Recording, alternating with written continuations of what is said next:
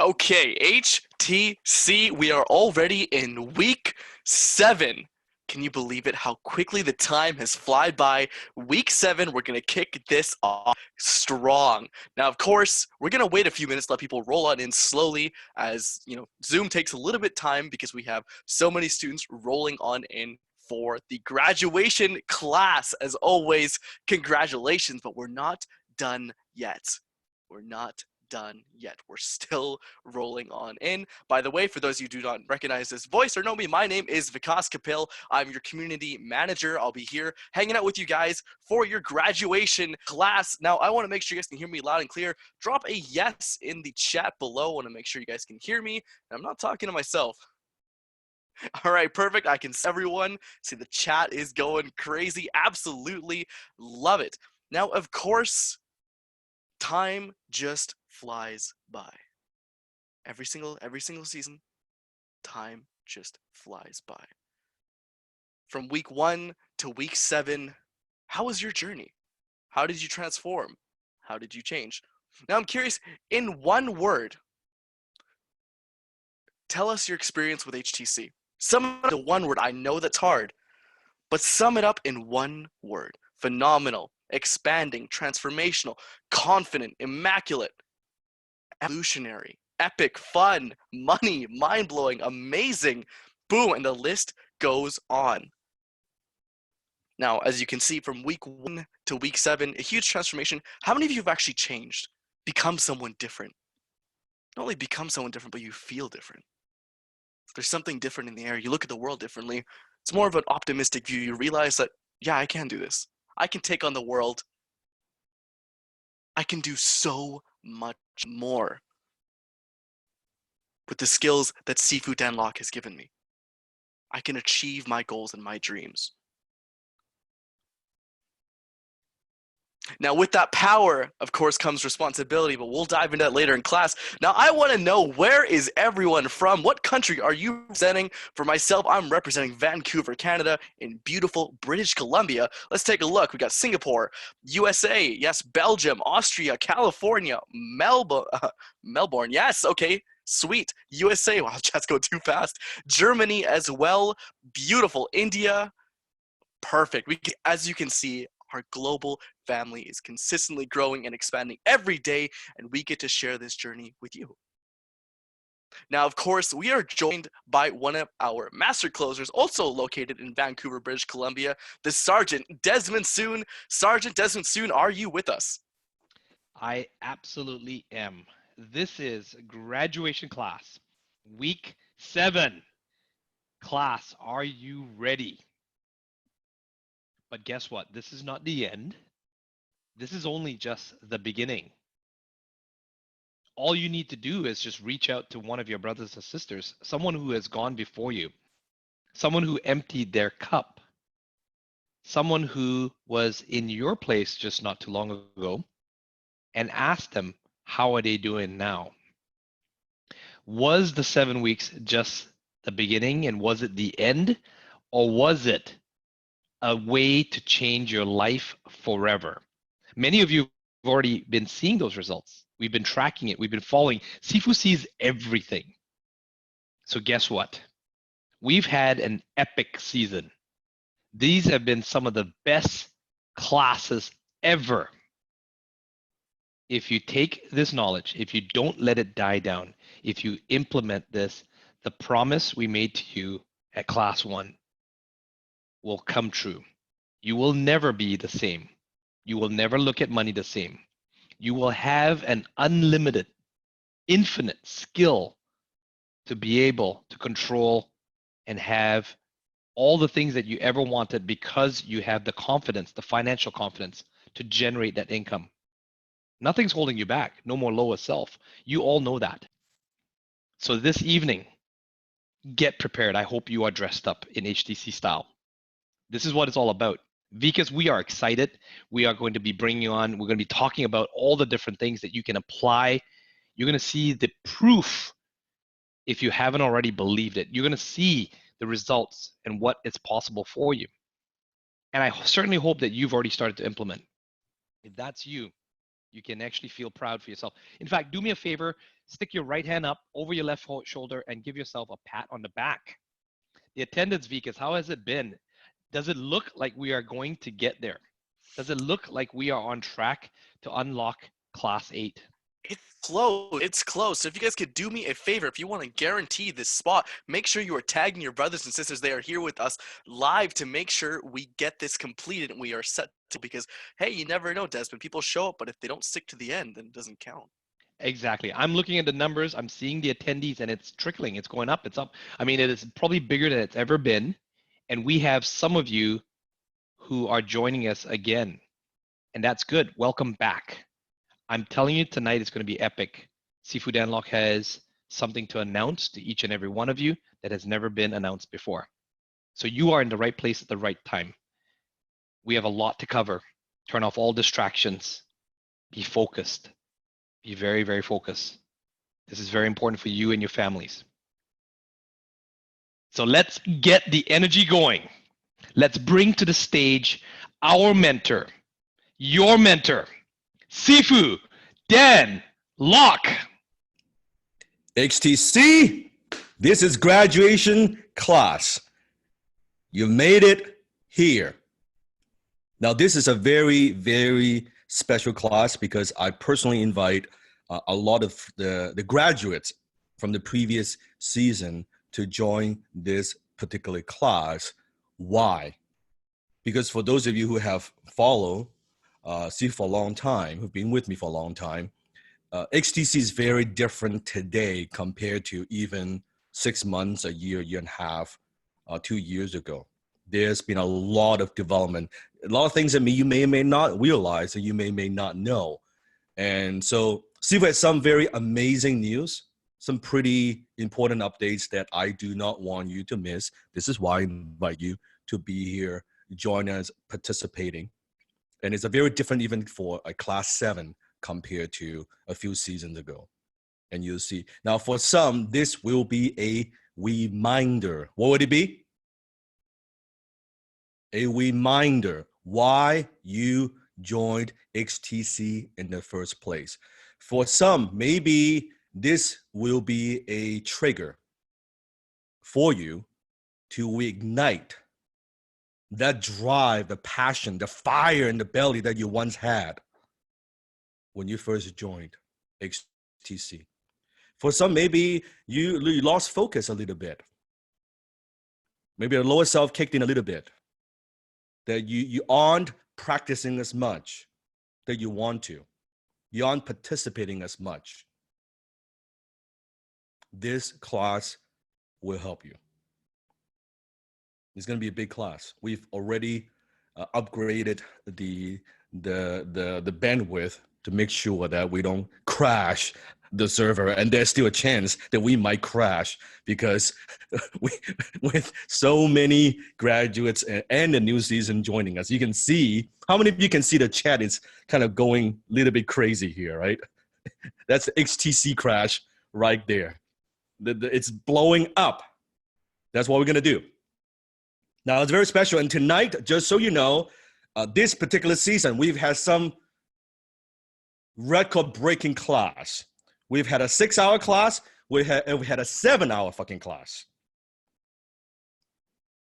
This is, I have to say, the best season we've ever done. It is on fire. It is on fire. We were doing role play. We were doing different types of role play. We were sharing new ideas. He was sharing some pretty powerful secrets that they just weren't covered in the previous season because of the new development. You'll see in just in a while, in a few hours, what some of those new developments are. So who is ready? Put in the chat. So graduation class, what are we going to talk about? We're going to talk about the fastest and easiest way to a 6-figure income and beyond as a high-ticket closer. I want to take a minute to thank the team behind HTC, our community behind Team Dan Locke.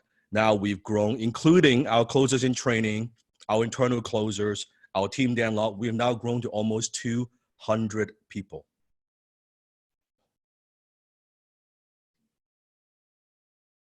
We are a global organization and we're still growing and we're just getting started. So I want to take a moment to just thank the team of making everything happen, because so that Sifu could do what I do best and what I love the most is to teach.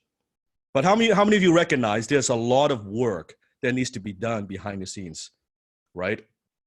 For support, a round of applause for support, right? Community, even little things like getting the certificate, getting the T-shirt to you, make sure that you get it. And there's just like, how many of you recognize there's a lot going on behind the scenes in order for us to teach you and equip you with the skill of high ticket closing. So without a team, there will be Sifu cannot do what we do, and there will be no HTC. So I want to thank them. I definitely want to very much show my appreciation, because really it's because the great people, although Sifu is the personal brand, is the personality, but it's my name on the door, but it's not one person. There's so many people to thank, and for them to contribute to our mission so that we could do this. So thank you, Team Downlock. Now, before you graduate, so you may be wondering, how many have some of these questions in mind, right? A new season. Does high ticket closing really work? Can I actually do this? Or would XTC work for me? Even though you are wearing that cape, you are declaring to the world, to the universe, I am a high ticket closer, but in the back of your mind, you still have a little bit of that doubt. Like, how many are a little bit scared? Now this is class 7. It's graduation. That, oh my goodness, now what's going to happen now, right? Would I be able to make it, right? And here's what I believe, that the sign of a great teacher is someone who brings out the best in every one of his students. He's absolutely committed to seeing each student surpass him in passion, dedication, and excellence.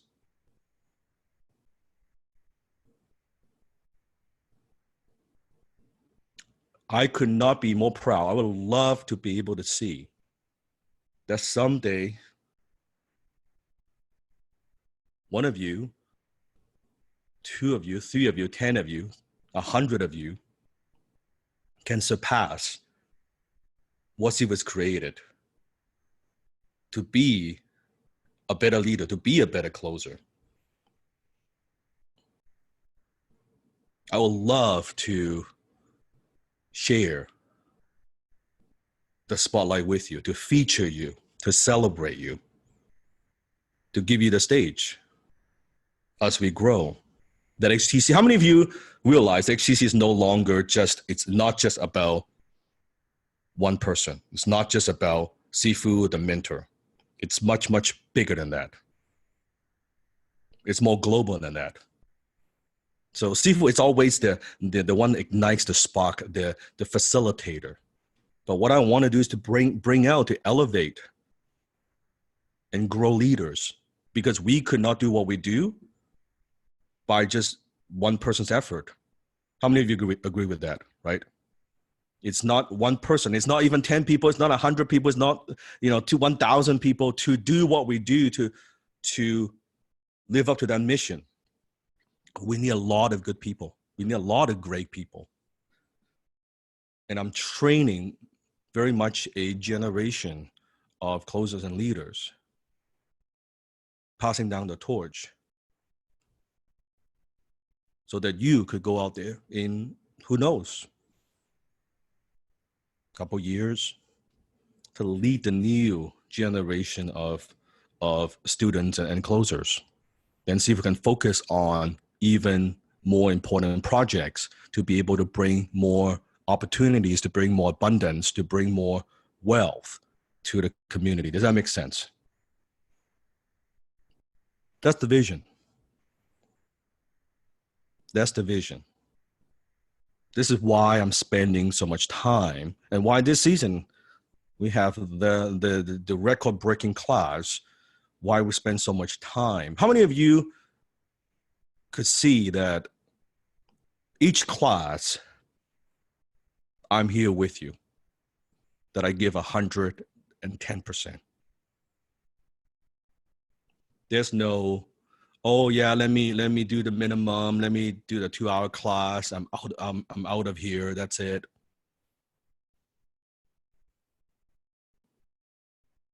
I'm very, very passionate about your success, and I'm here to support you. Team Unlock is here to support you. There's nothing makes me happier. When I see the boom in a Facebook group, when I hear your story, when I see your video, that gives what I do meaning.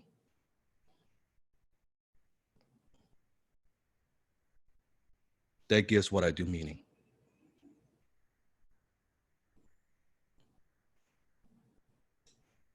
So I want to share some story with you from our students. Mike Merez. Boom! I'm from season 13, just started role playing this week, and today I closed a 2-call marketing consulting package at $3,500. This will be the most I've ever been paid for the 2 hours of my time. Role playing with my accountability group this week definitely had an impact, and I noticed myself diving deeper and letting the prospect do the work as I asked the questions. Thanks, everyone, and so stoked to be here. How many of you would love to make $3,500 in 2 hours? How many people out there work the entire month and don't make $3,500? And it's through role playing, through applying a skill. It's nothing magical. In fact, it's very mechanical. Follow the steps, do the assignments. Don't worry about getting it perfect. Progress inch by inch. 1 inch at a time. Don't compare. Don't compare. Maybe your first sale is $35 of commission. Is that okay? Maybe it's $350. Is that okay? There's no one to compete. Don't compete with anybody except yourself. The only person you need to compete with is yourself. The only question you need to ask yourself is, am I better today compared to last week? Am I better today compared to 2 weeks ago? Am I better today compared to 7 weeks ago? Am I better today compared to a year ago? That's it. No more than that. Tyler Moon. So guys, I have big news today. As many of you know, I'm a member of season 13. The course hasn't even begun yet. But about 4 hours ago, I got my first boom! Almost 3,000 boom closed in under 30 minutes. First call with about 4 emails beforehand. I wanted to say something very important. So listen up. I wanted to personally thank Seafood Danlock for creating this incredible platform. If the Facebook group is this good, I can't even imagine how life-changing the course is going to be. I wanted to thank Chris Gambro for helping me to have the clarity to see past my excuses and limiting beliefs. You've really helped show me that I deserve more and that now is always the time to change my life. And lastly, I wanted to thank all you wonderful people on the Facebook group for being so supportive and helpful. We truly are a family. So even if your real family doesn't support what you're doing, we always will, because we're going to do the same place: freedom and mastery. Bonus, when the client says, okay, I'm ready to buy, all of the time, work, struggle, and even pain it took to get there won't matter. In fact, it will be worth it. How many of you believe you deserve more? How many of you believe that this is the time to change your life? Is it going to be easy? No. Is it going to be smooth selling? No. It's just going to be worth it. Anything worthwhile in life, you got to work for it. It doesn't fall on your lap. It doesn't fall on your lap.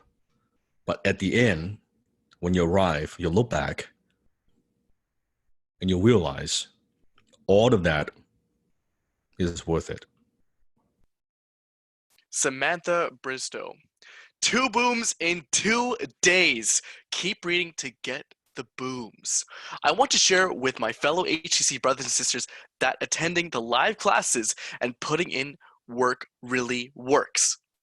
Even on Halloween, I was resourceful and grabbed my Bluetooth headset, logged onto my phone, and attended the class and gave my kids 30 minutes to do all the trick-or-treating they wanted. We were back home by 6:30 to take all my notes and all for all the role plays.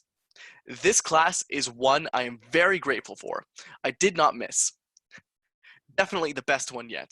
Yesterday, I got a $3,000 boom, followed by another $3,000 boom. I really want to thank all my HTC brothers and sisters for all their comments and likes. It really inspires me to keep going and keep sharing my booms. I also have to give a shout out to my family for being extremely supportive during my classes while I'm putting in all of my HTC work. It is so easy when you are getting booms, and then suddenly we stop doing what works. Do you recognize that that is a form of self-sabotage when things just get a little bit too good? It sounds too good to be true. It sounds too easy. It cannot be that easy, right? Oh no, I used to work all like work hard, making minimum wage. And suddenly I'd make a phone call and I make more money in an hour than I used to make in a week, in 2 weeks. It's just hard to compute. And then your lower self kicks in. Well, how long will this last? Will I be able to sustain this? Or is it just luck? Maybe I'm not that good. Maybe it's not who I am.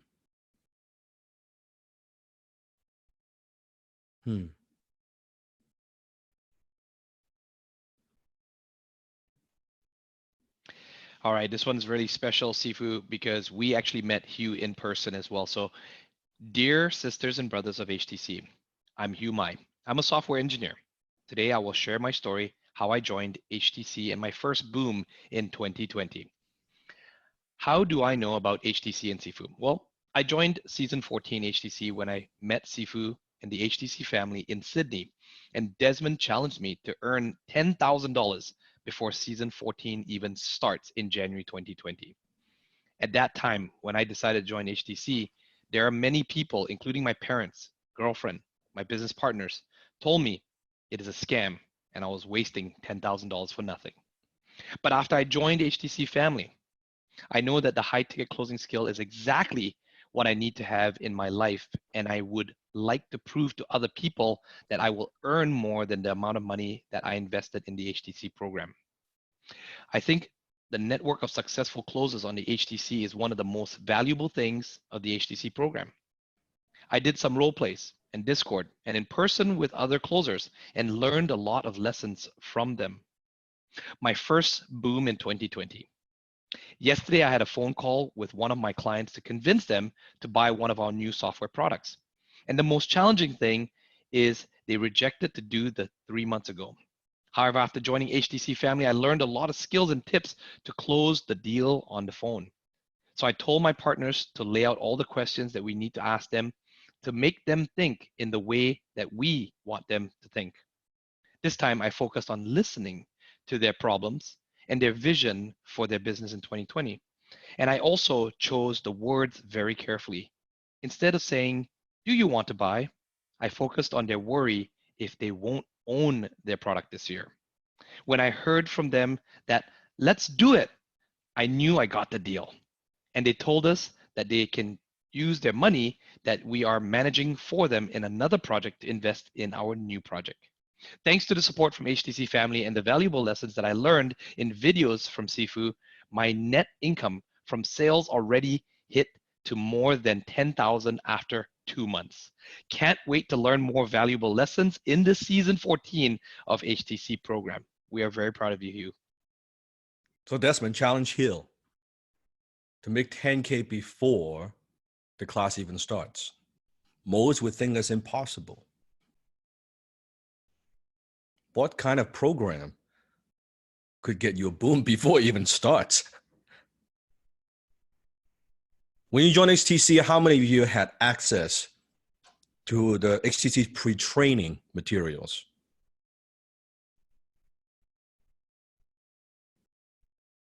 Is that just like a couple short lessons, or is it a huge amount of value, a lot of gifts to prepare you, to get you ready before you even start? And for some, without even before getting into the core HTC program, producing results, applying, taking action.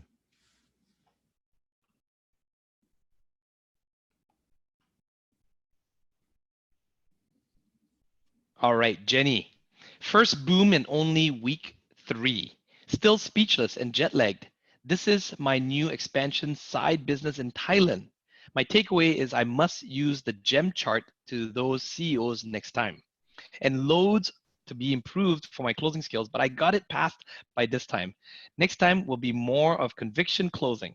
Question: how can I count the commission dollars as in my own business? Thank you, Sifu. So the question is, what other training programs, what other mentorship programs in the world produce such inspiring success stories every single fucking day? So the question again, let's circle back. Does HTC work? Does HTC work? The answer is it doesn't. HTC doesn't work if you don't role play. HTC doesn't work if you're not coachable. HTC doesn't work if you're not willing to empty your cup. HTC doesn't work if you're not willing to accept your new identity as a high-tier closer. And HTC doesn't work if you're not willing to give and contribute to the community. And HTC doesn't work if you're not applying what you learned.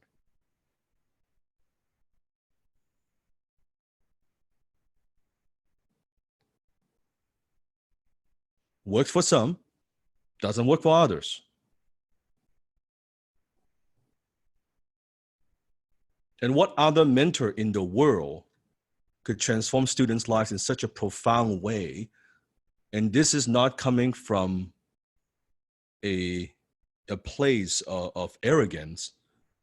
So if you're just saying, regardless of the race, regardless of the age, regardless of background, regardless of where they're from, regardless of their upbringing.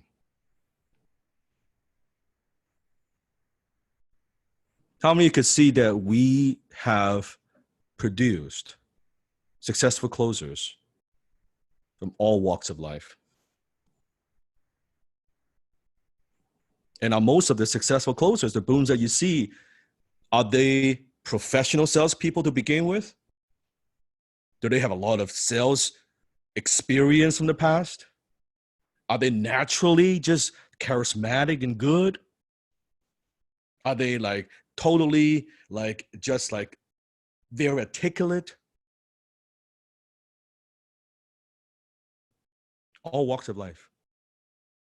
We now have graduates, HTC family, in over 151 countries. It's a big part of the planet. 151 countries. So if someone says to me, oh, Sifu, it doesn't, I don't know if it works for my country. It probably doesn't. You're probably one of the exceptions outside 151 countries. It must be. It must be. Oh, see, I'm only 20 years old. Right. Yes. We don't have any 20 years old that are closing sales. Siva, I'm 65. Yeah, we don't have any 65 closing sales. I don't care about your background. I don't care if your upbringing. I don't care where you're from. None of that matters.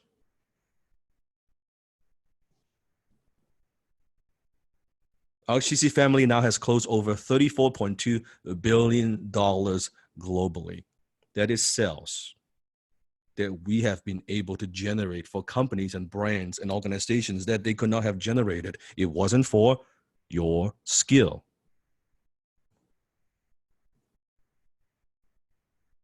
If it wasn't for your skill.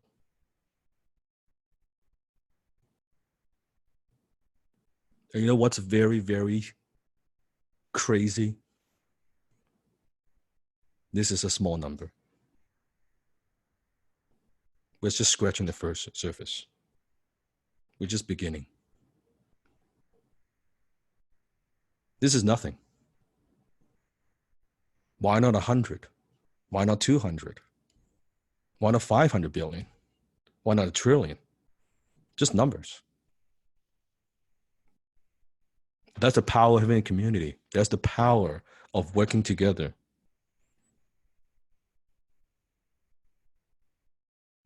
One plus one equals 10. Write this down.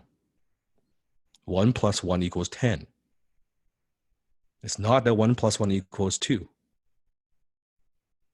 When we have the power of the community, the compound effect, the share intelligence, and you'll see some of these things that Steve's going to share with you. So, how many of you joined HTC in the beginning and you thought that you're going to learn some sales techniques? You're going to learn how to handle some objections and close. And how many even now in class 7, you recognize, for those who are getting it, that HTC is much more than that.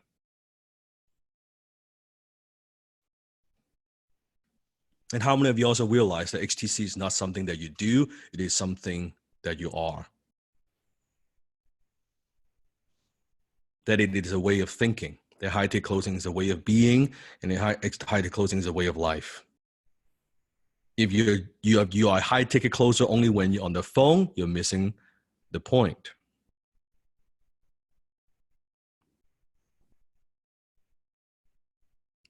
When you are talking with other people, when you're interacting with other people, when you're talking with your spouse, your partner, your boyfriend, your girlfriend, your parents, your kids, your grandparents,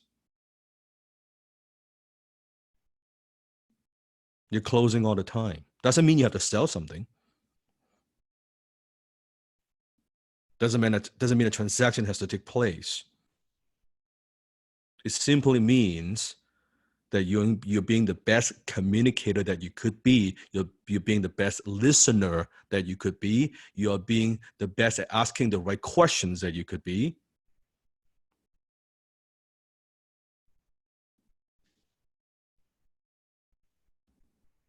You're becoming a better version of yourself.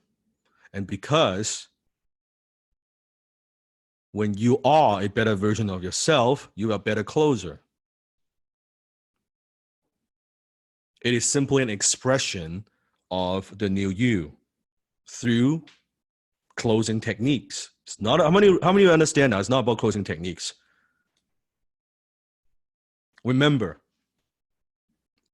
in the beginning, you thought, oh, week 1, week 2, Sifu, give me the script. Just give me the script, see if I'm ready to go. Please give me the script. How many of you now recognize the script is kind of pretty fucking useless? Now, when you role play, right? It's like going in a chess game with a predetermined plan with a script. Forget it. You can't flow. You don't flow like water when you're with a script. And everybody in the sales world is talking about, oh, it's all about the script. They're fucking idiots. is such a low level way of closing. Give me the script. If it is a script, just photocopy some. Just photocopy a whole bunch, give everybody a few pages. Everybody is a closer then. Then we would have so many great closers in the world. But do we? No. No. It's a rare commodity. It's a very rare talent. And it will continue to be a rare talent. This is why we're in demand. Because in order to do high ticket closing, it requires you to become that better version of yourself. And it's not easy. How many of you in the last few weeks, it wasn't so easy for you? Role playing, doing assignments, following through. It wasn't easy.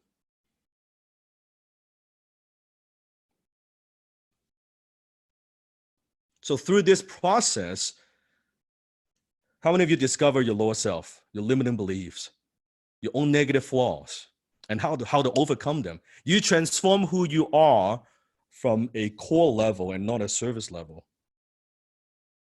This is why the booms that you see, the stories that you see, it is never about the closing.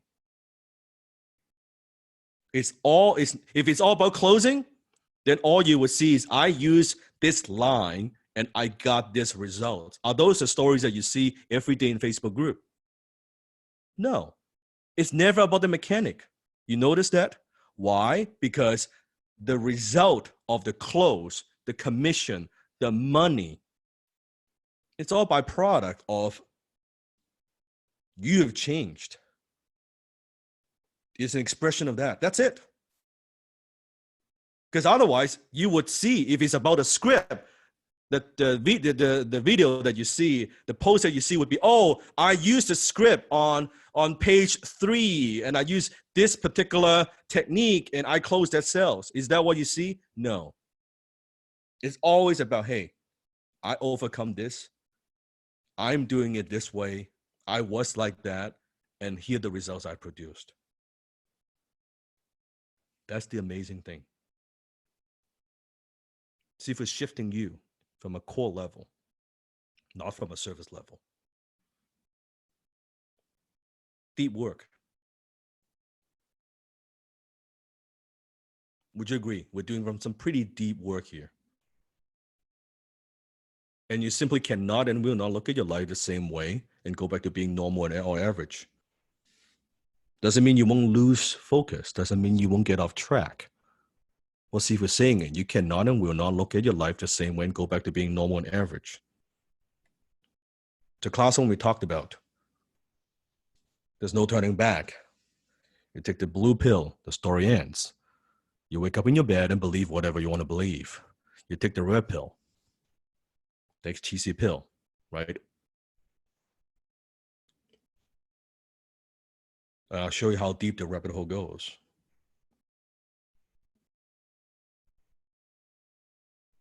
How many of you are shocked how deep the rabbit hole is? And you thought, yeah, I'm ready. See if I'm ready. And holy shit, hang on to my head. This is I know it's deep, but this is not what I expected here. I thought you were going to give me some script. Just a few more pages of script.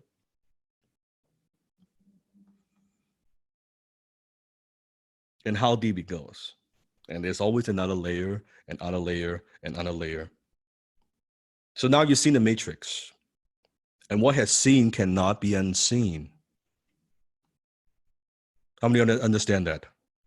What has seen, once you've seen the green code, once you see how the world actually works, not how you perceive it to work in the past, or how other people want you to believe it works, how it actually works. Once you see it,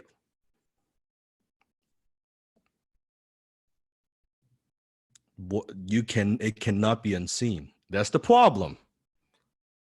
It's the good news, it's the bad news. Because before you could kind of not pay attention, you didn't know. Just like people in the system, in the matrix, that they think that, yeah, this is just life. What they didn't know, they're in a system. Didn't seem to be a problem before. It was okay. Once they recognized all this thing is an illusion, then they're like, damn.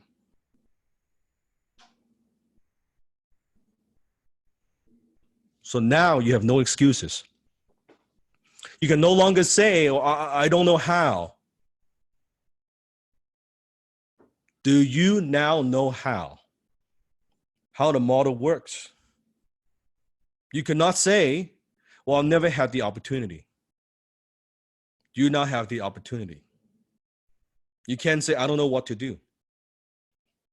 Do you know what to do? You can't say, oh, I never had the support. Do you now have the support of a global community? Oh, I never had a mentor. I never had the right mentor. Can you say that anymore? You can no longer use these excuses. The question is, what are you going to do? What are you going to do? Go back to the matrix?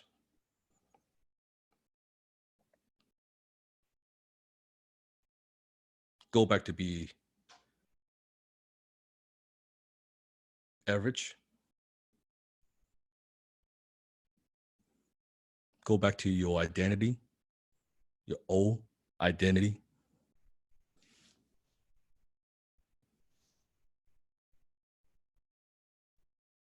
So this class, we are going to talk about the 7 money secrets from the highest pay closers in the world.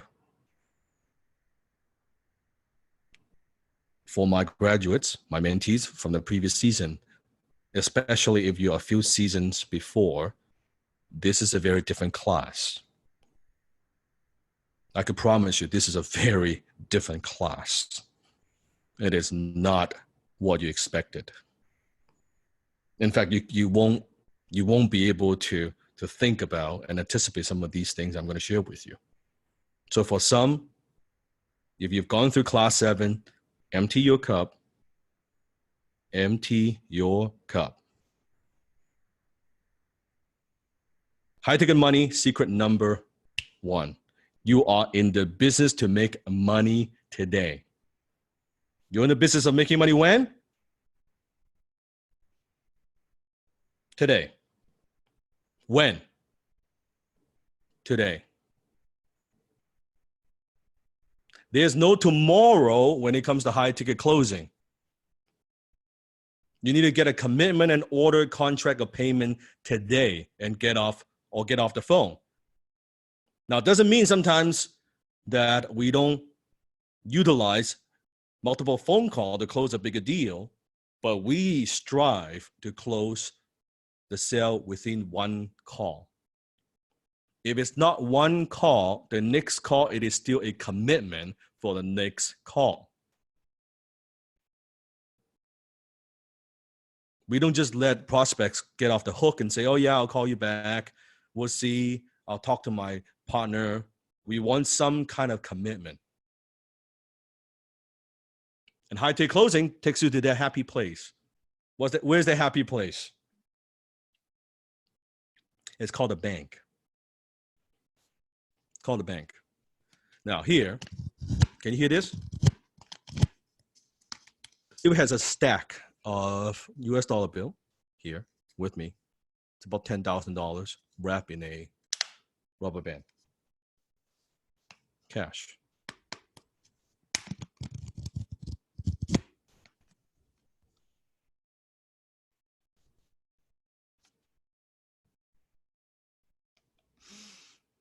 Smells good. It smells good.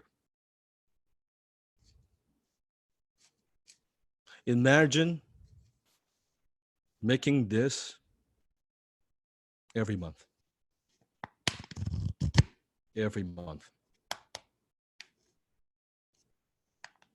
10K.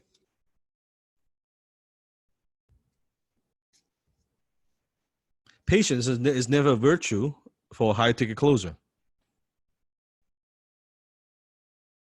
It's not a virtue for high ticket closer. We need to close that sale. Tamer Shahar, my first boom. Had to try it out. Had to try out what Sifu teaches in real life and ended up closing $1,000 in 10 minutes of calls. Wanted to express my gratitude. Just trying it out. Just try out some stuff. $1,000, 10 minutes. $1,000 in 10 minutes. If that's not superpower, I don't know what is.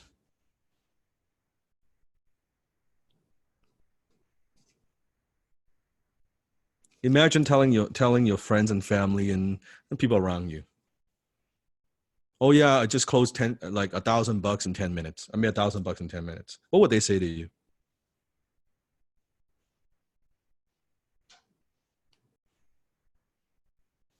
You're lying, you're bullshitting, you're selling drugs, right? Are you scamming people? What are you doing?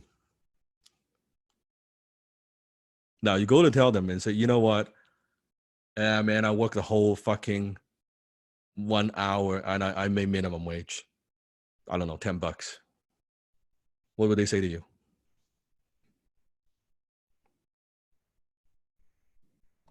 Same here. Oh my God.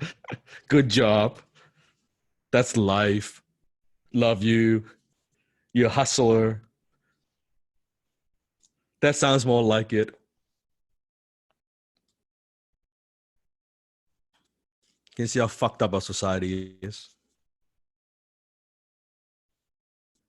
It's unbelievable. So don't let your prospects get away with excuses, and don't let your prospects rob themselves of a better future and bigger possibility. When you hear objections such as, I need to think about it, I need to talk to my spouse, do you have any referrals, call me back next month, send me more information in an email, I'll start later. All these things are the lower self talking. It's not true.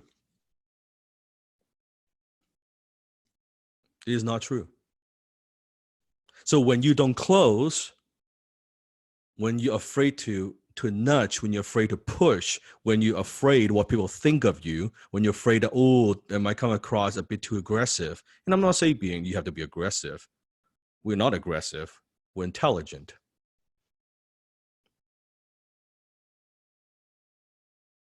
But you cannot have fear hold you back. So you have to understand, to help them, you have to sell them. You are not helping nobody. Do you understand? You are not helping nobody when you don't sell them.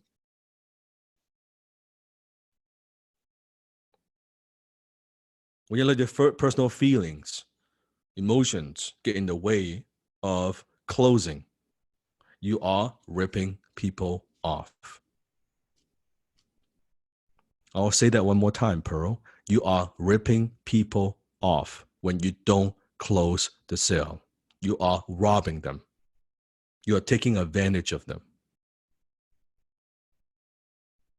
You are ripping them off. You are ripping their family off. You are robbing them of a better future and a bigger possibility because you project your insecurities onto them. Because you and I both know, if they don't take action now, chances are, guess what? They'll never take action. How many of you agree with that? They will give you the most logical, beautiful reasons why they can't do it.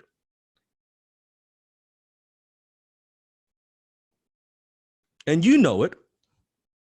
They don't take action. Where are they going to be a year from now? Where are they going to be 2 years from now? You think anything would change? You think they won't struggle anymore? You think they think they won't have this problem anymore? So can we not be so selfish? Can we be more selfless and actually close the sale? You're being selfish when you don't close the sale. Closing is not something you do to a prospect. It is always something you do for a prospect because they don't know any better.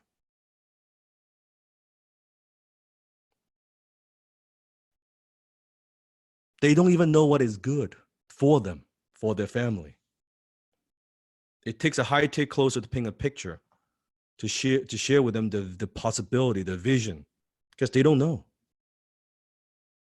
They just don't. We got to help them see it.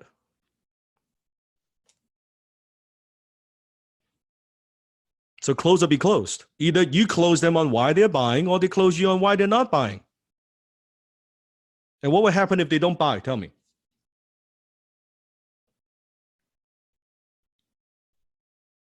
Nothing.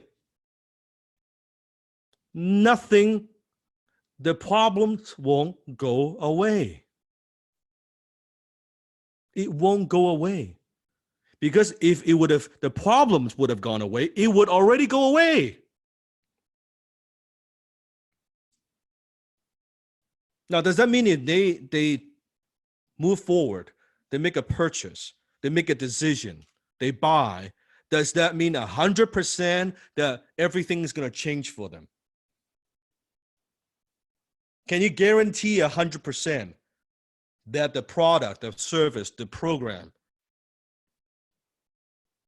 will 100% without fail work for them? No. But there's a chance it will. There is a chance. Then why don't we give people that chance? Let them choose.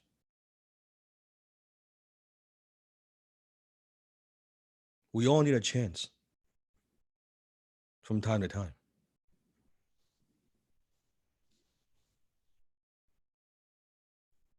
So as a high-tech closer, the best way to help someone is to close them on something. Because when there's no skin in the game, there's no game. The more they pay attention. If they're financially committed, there's just a chance they will do something about it. Unless there's some money on the line, they will never do anything.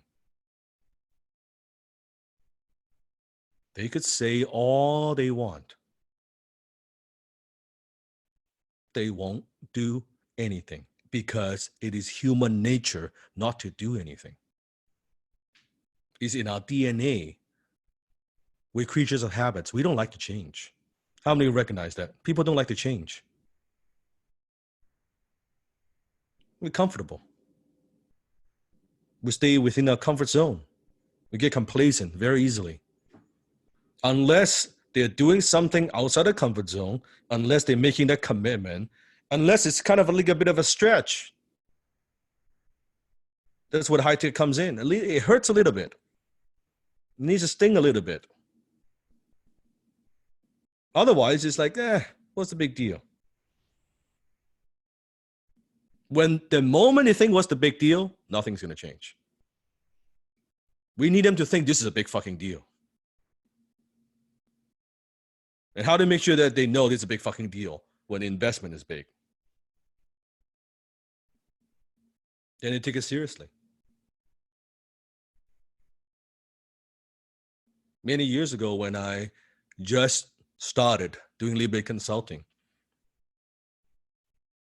and people would ring me up and I would go meet with them. And I would spend hours with them, not charge anything. Fuck, I'll even buy the lunch. Because I thought maybe I'll impress them with how smart I am, how great my ideas are. Then maybe they'll hire me. Nobody ever hired me. Ever. When I did that. And guess what? Not only they didn't hire me, they didn't do shit. they didn't do anything that suggested. There's no skin in the game. And now seafood charges $10,000 US per hour. Do you think if someone invests, and I don't need the fucking money, if someone invests $10,000 an hour with seafood, let's say pretend you invest $10,000 with seafood. You sit down with me, one-on-one. Let me guess. Do you think you will have your notebook out? Do you think you'll be taking good notes? Do you think you will possibly record the time that we have together? Is there any doubt that you wouldn't do your very best the minute we finish? You're thinking about massive implementation? Why? Because skin in the game. Because it's human nature. When you invest at that kind of level, your brain goes into a different mode. When it's like free, it's like, nah, what's the big deal? When it's 10K, I need to get the most value out of this. When your brain goes, I need to get the most value out of this, guess what? You think of implementation. You think of how do I maximize the value? How do I get the return? Good. That's a very healthy thing. That's exactly how you should think. That's the difference.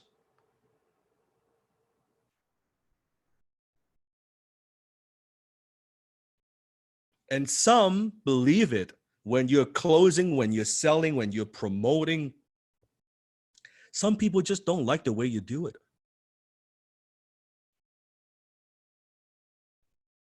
They don't like the way you do it. Is that going to happen? They don't like the way, oh, you're promoting too much. You're selling too much, right? You're closing too much. That's okay, because you're not doing it for those people. Who are you doing it for? You're doing it for the people who swim towards you.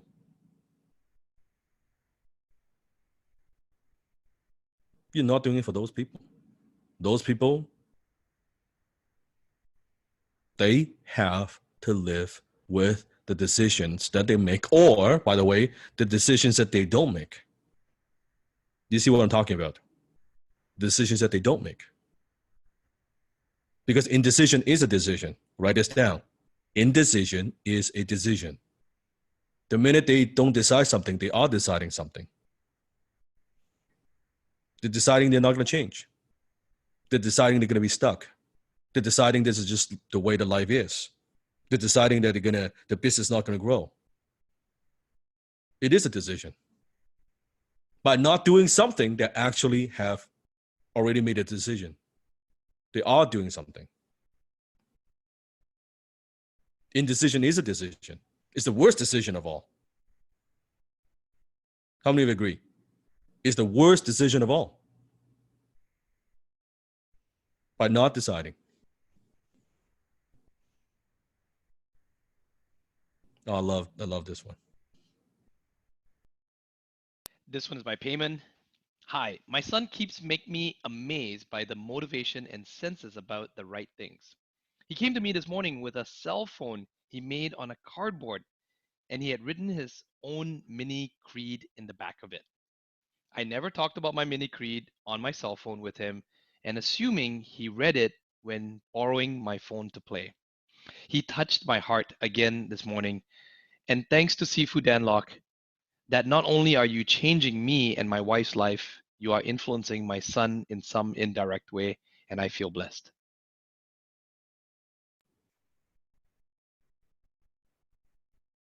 Can you see why closing is not something that you do to someone, it's something you do for someone? The impact that you could have on somebody, the impact you could have on the family. How many want to be a role model? How many have kids? How many want to be a role model to your kids? How many want your kids to pursue their dreams, to live up to the full potential? You encourage You encourage them to pursue their dreams. Do you know what is the best way for you to encourage them to pursue their dreams?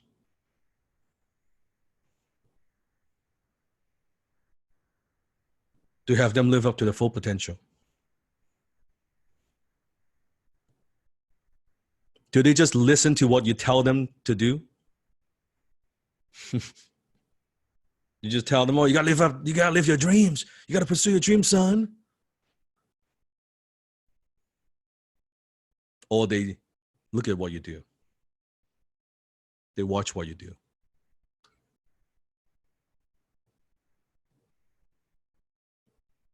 You want them to be better? Guess what do you have to do? You want them to be successful? Guess what do you have to do? You want them to be happy? Guess what do you have to do?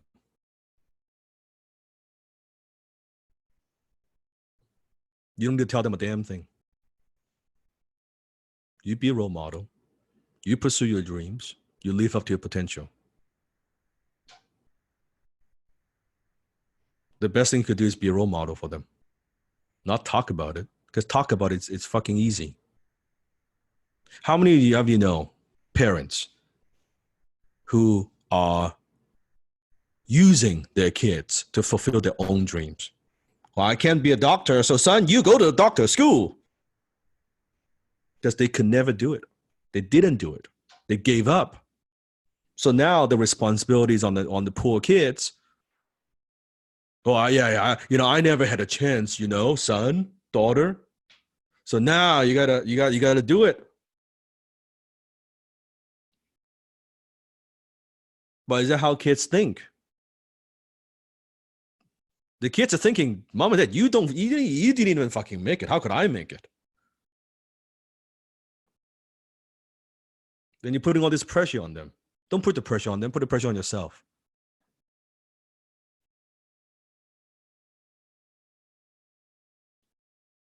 You want them to be financially successful? You become financially successful. You don't want them to worry about money? You better get to a place where money is not a concern. Not because you leave something to them. You don't need to. But you walk the talk.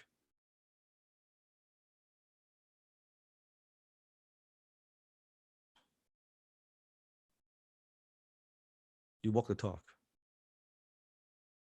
And by the way, for those of you who are younger, who have parents, tell them,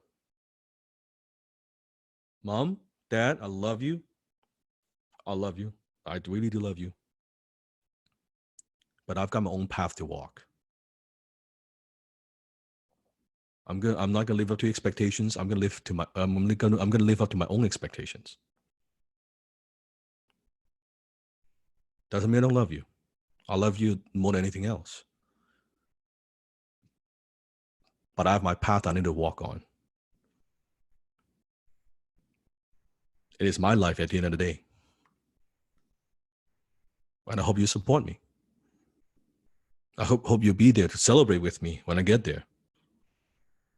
But I want to let you know, with or without your support, I'm doing it. It would be nice to have your support, but it's not going to stop me. It is not going to stop me.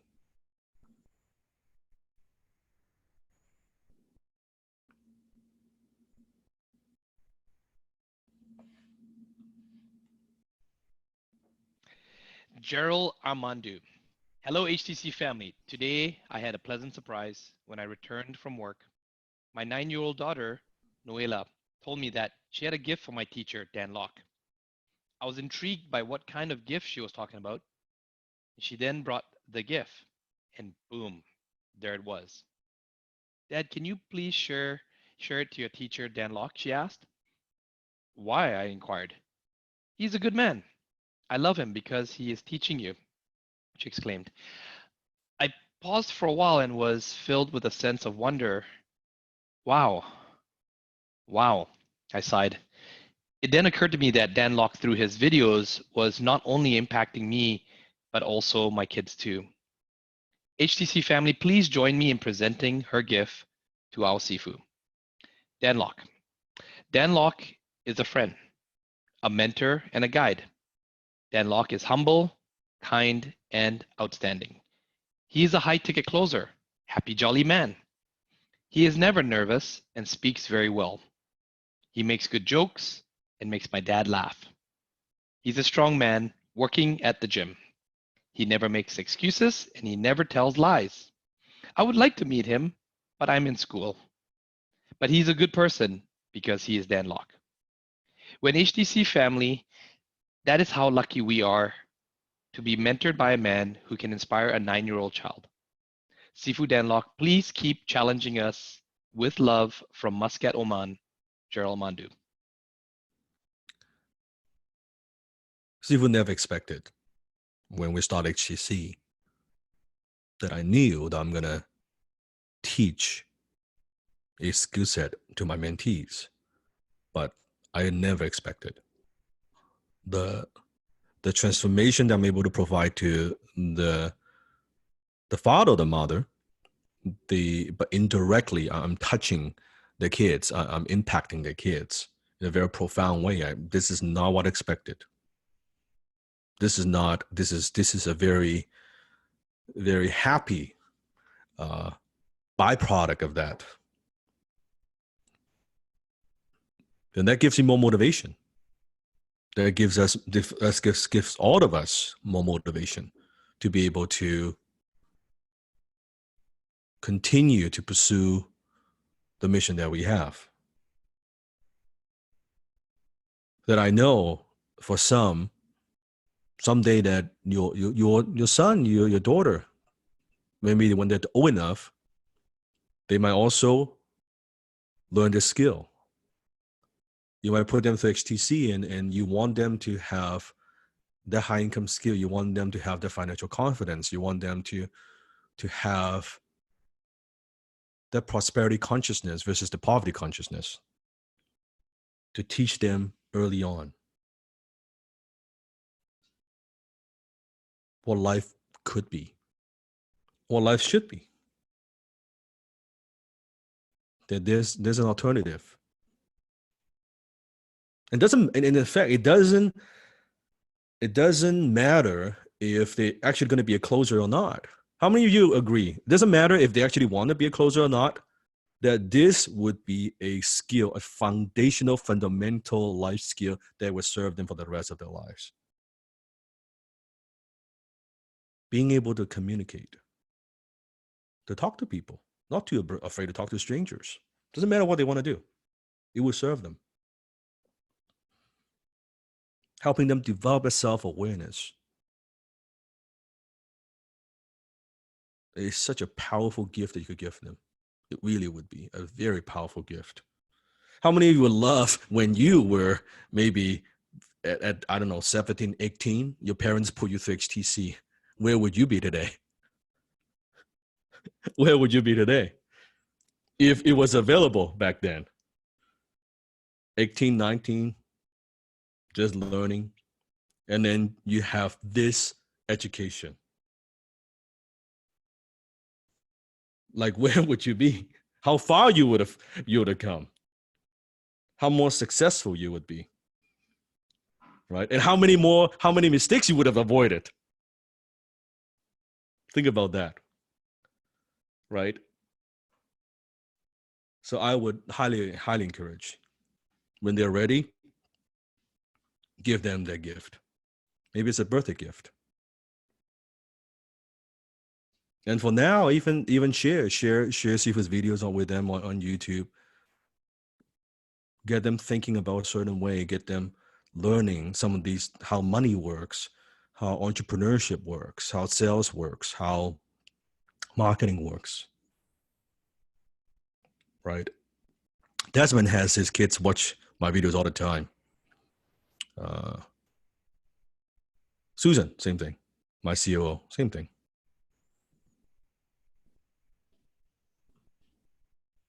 High ticket money secret number 2, the power of transaction size. The power of transaction size. This is a lesson worth reminding and mentioning again and again and again. Repetition is part of our skill set. So how many of you recognize the math, right? Assuming, let's say your income goal is $10,000 a month, $120,000 a year. Now, if your goal is higher than that, 240, 480, doesn't matter. It's the same math. You can just divide different numbers. You're selling a $2,500 package at 10% commission. To make $120,000 a year, it means you have to make 480 sales a year, average about 1.3 sales a day. How many follow what the math so far? Right? So if you're closing a $5,000 offer at 10% commission, that equals 240 sales a year. Average about 0.65 sales a day. So basically a sale a couple of days, right? One sale a couple of days. How many of you could do that? Not even a sale a day, a sale a couple of days. If you're selling a $10,000 package offer at 10% commission, it means you only have to make 120 sales a year. That means almost a sale every 3 days. That means a couple of sales a week, 2 sales a week. Is that doable? You tell me. So can you see how the transaction size, the price, the ticket price of whatever we're closing has a huge effect on your income?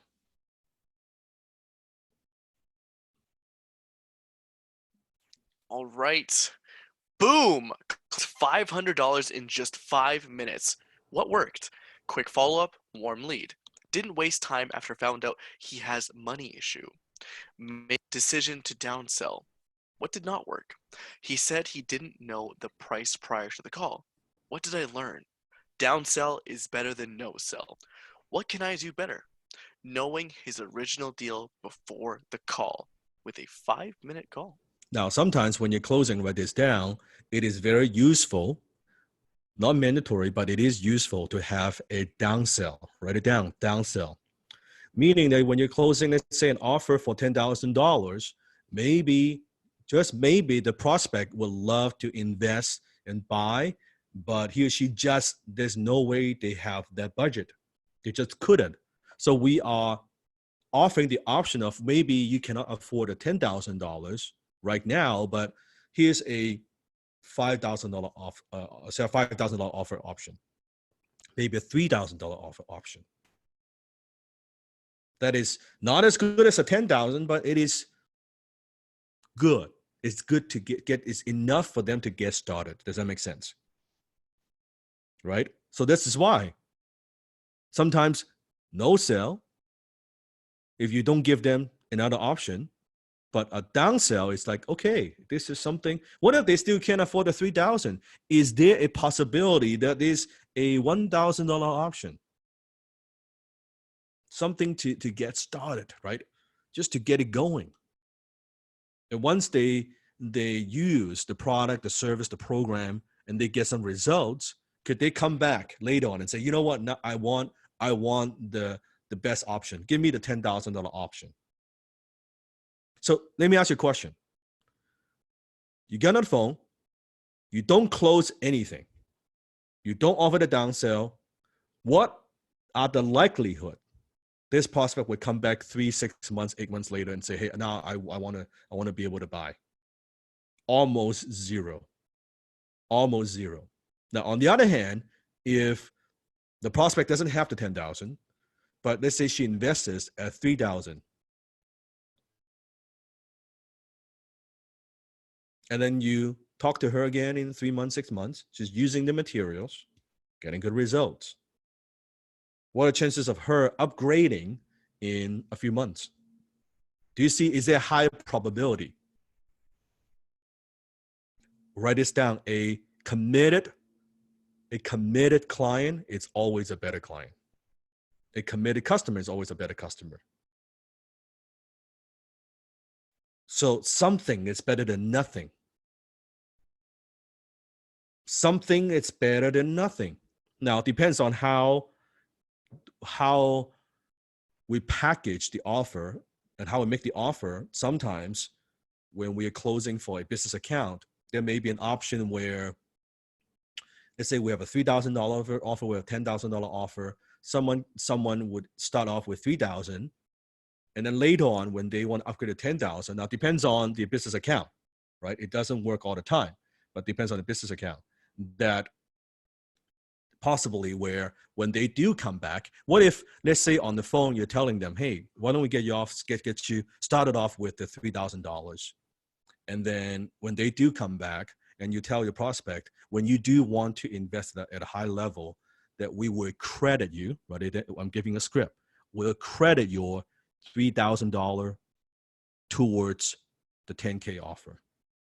Write this down, credit towards.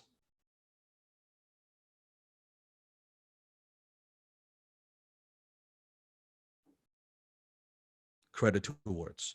Now, if you're the prospect, how would you feel about it?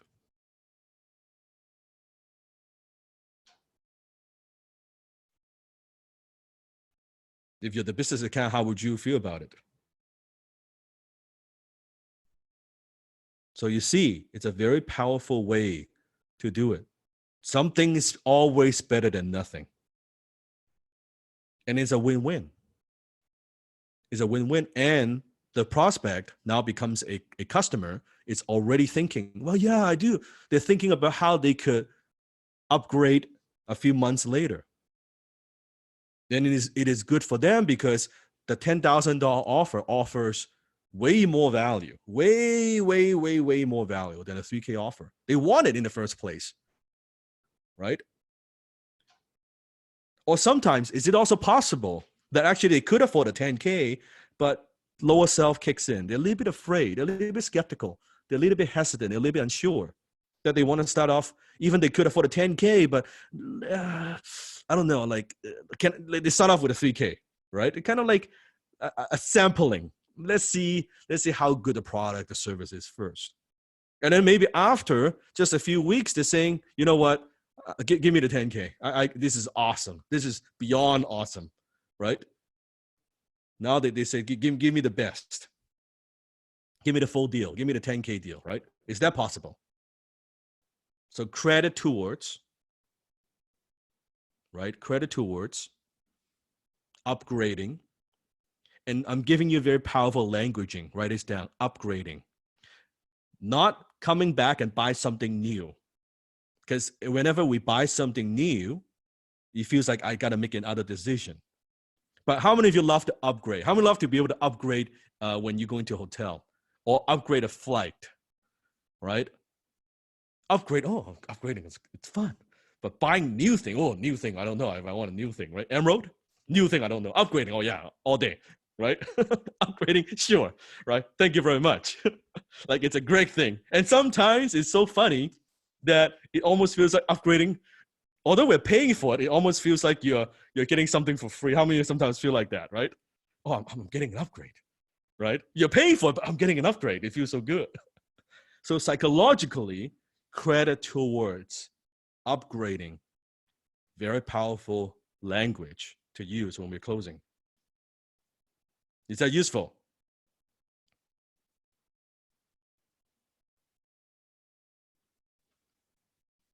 So now you know, in this case, right? It doesn't take more time. It doesn't take more effort. $500 in 5 minutes. It doesn't take more effort to sell something for 5 times the price. It doesn't. It's about who you sell to. What it takes is comfort. What does it take? Tell me. What does it take? Say it out loud. It takes comfort. It takes your comfort. So the reason for a lot of my students is not that they don't have the ability to close at higher ticket, is they're not comfortable closing at higher ticket. Can you see that? Not that they don't know or they can't, they're just not comfortable with it. Like when you're selling something for such a high ticket amount, when you're closing, and suddenly you feel like, wow, I can't afford that. How can I close something I can't afford? I can't afford the $35,000. I can't afford the $50,000, right? And from time to time, right, what do? We project our own discomfort. So we're afraid to ask for that kind of money that you've never seen. That kind of like, whoa, it's like, that's just so uncomfortable. Never done that before. When your family is talking about what kind of, think about your family conversation at dinner table. What is the amount of money they're talking about? $10. Give me a number. $20. $100. $30. Right? How many of you have heard of conversation? How many of you have participated in conversations? How to save $3, $5, $10, right? Coupon, whatever it is. Funny things, one time I was watching a YouTube video by Warren Buffett. He's very educational. So he was doing the Berkshire Hathaway shareholder meeting that Warren is testing the mic, right? Now, most people, when they test the mic, they will say, check, check, 1, 2, 1, 2, 3, 4, right? How many heard that before? Right? Check, check, 1, 2. You know what Warren said? Check, check, 1 million, 2 million, 3 million, 5 million. That to him, that's the 1, 2. That's his comfort. I love that. That's Warren Buffett right there. It's awesome. That's his mind. He's thinking about millions. He's not thinking about $10, $1. It's very, very. It's good observation. I pay attention to that. I'm like, that's interesting. It's very, very interesting. So nowadays, I have the team, and I'm very grateful for the team to be able to close 5-figure deal, 6-figure deal. See if it doesn't personally get on the phone to close someone unless I know 7-figure minimum. If it's not a 7-figure deal, it's not worth my time. Now that's my comfort. That's my current comfort.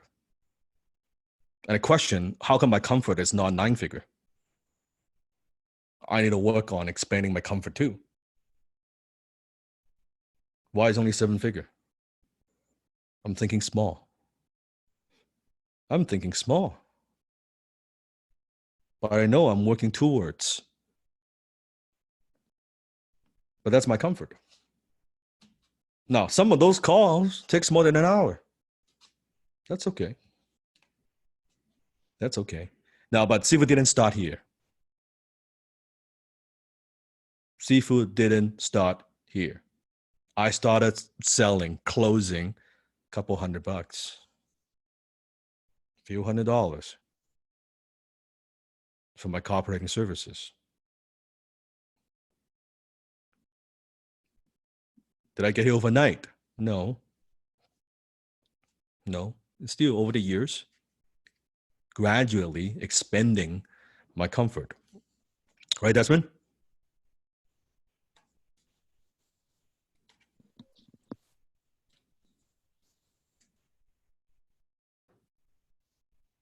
Expanding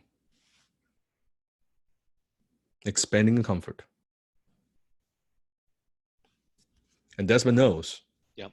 Because he closes most of those 5-6-figure deal, right? Yep. See, you don't even, these days, I can't even bring anything to you if it's definitely not a 7 or even 8-figure. Yeah. And it has to be very concise. It has to be very well thought through already. And then, of course, you've been challenging me to work on the 6 and 7-figure deals. Yeah. In fact, just on Monday, we were talking about one that potentially could go through, but how to structure it. Yeah, that's right. That's cool. Like high ticket. So what is high ticket? There's no, for now, maybe for you it's a few $1,000s. For some it's tens of thousands, right? For some it's going to be hundreds of thousands. There's no limit. There's no limit. We got to all start somewhere. Yes, you have to start somewhere. There's no limit. This is why Sifu says progress inch by inch. At first, maybe start off with $1,000 offer, $2,000 offer. Then later on, $3,000, $4,000, $5,000, $10,000, $15,000, $20,000, and forward. So all it takes is your comfort.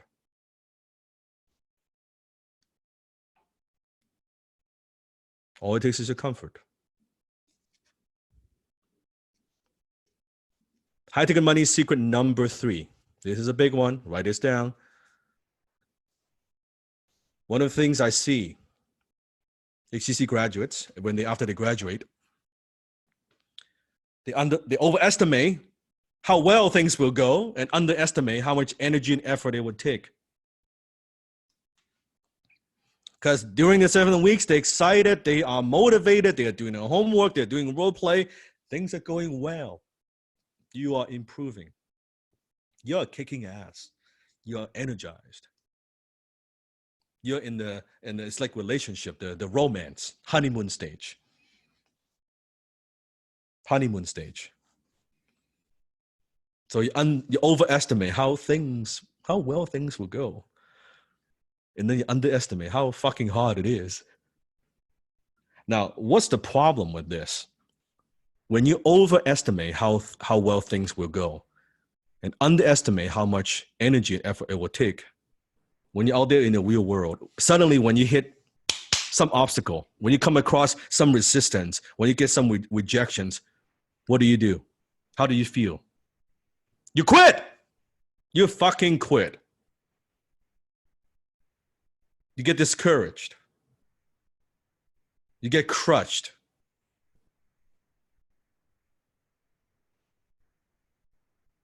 Has nothing to do with what happened. It has everything to do with your expectation.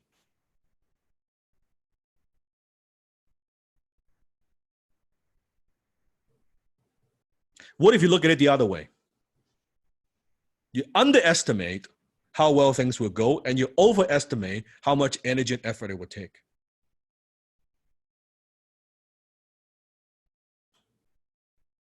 So maybe you think it's going to take you 5 calls to make the first boom, the first sale.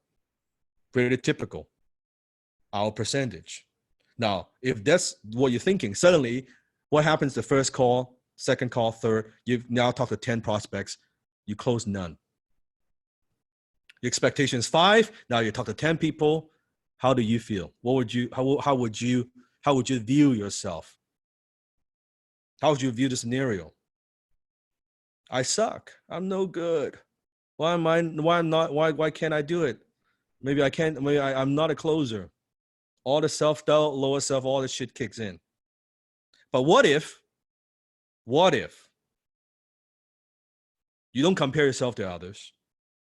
Oh yeah, she closed a $10,000 sale. I'm trying to close my first $1,000 sale, and I talked to 10 people, and I can't close anything. I can't close anything. Fuck.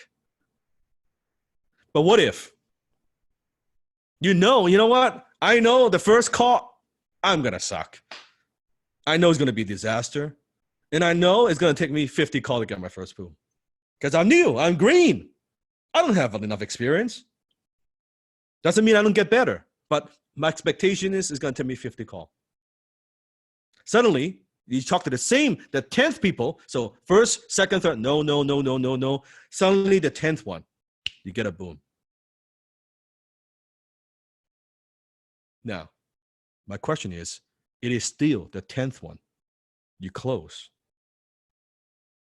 One scenario, you give up, you get discouraged, and you doubt yourself. Another scenario, fuck, I got it done. 20% of the time, man. I thought it was going to take me 50.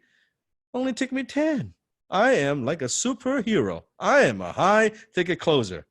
And he posts a boom in a Facebook group like, come on, celebration. Same fucking scenario, same result. One scenario, you are a loser. Another scenario, you're a closer. The only thing that changed, pay attention, is your expectation.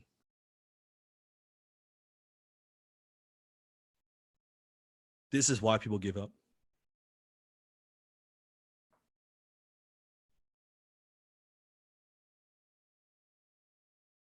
You can have high expectations when you have skills. Write it down. You have high expectations when you have skills. Don't set too high expectations when you're fucking brand new. Sifu has unrealistic, crazy, outrageous expectations because I've got mad skills. Do you understand? Anything less, I would be underestimating my own potential because of my track record. I have my skill sets. So I could set these unrealistic goals to some. They're like, how do you do that? Because I know, I'm aware of my capabilities. So I need to push myself. But you're just getting started. See, here's the sad truth. Most people would spend 10 years working at a minimum wage job and yet won't spend a year learning a high income skill. Do you agree? Most people would spend 10 years working at a minimum wage job and yet won't spend a year learning a high income skill. And they think, Jennifer, I spent 6 months learning role playing. I don't know. It is 6 months. Relax. Trust the process. It is 6 months. It is like going to a karate school and you want to be a black belt, and it takes practice and many, many hours. You go in, you're a white belt, you're hitting the bag, you're doing the training in 6 months. You go to your master, I feel stuck, I'm not a black belt. And the master's like, you've been only 6 months.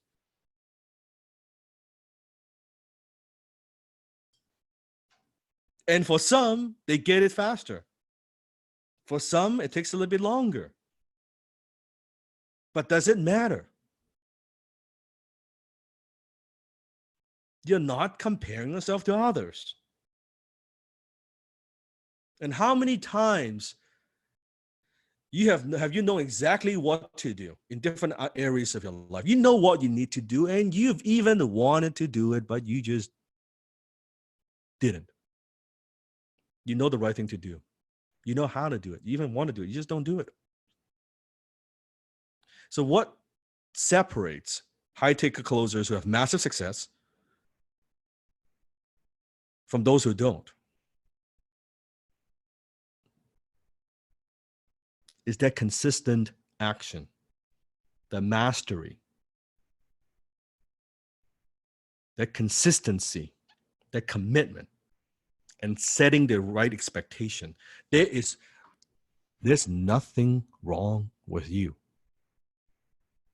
There's nothing wrong with you when you close that sale, the 10th call, the 12th call, the 15th call. That's the process.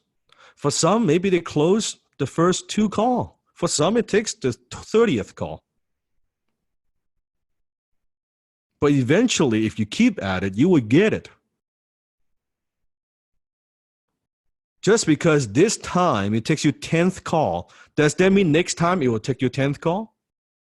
Does that mean you're always going to have to take 10 calls to get 1 boom? No. Not if you practice. And most of us, what we do is on autopilot. We are creatures of habit. And we don't live up to our full potential because we are in the habit of not living up to our full potential. Does that make sense? So if you don't automate, you don't systemize the right processes, you are going to live a very mediocre life because that's where the 97% are set.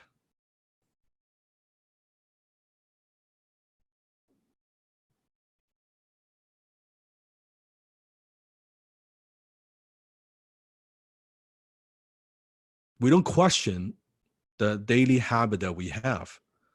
And a commitment, say with me, a commitment, it is a commitment with a formal structure. So again, a commitment, it is a commitment with a formal structure. So when you say, yeah, I want to do it, let's say you want to lose weight, you want to get fit. Someone who says to you, yeah, I want to get fit. So when are you going to the gym? Just whenever I could find time. Yeah, I'm kind of busy. I try to go whenever I have time off work.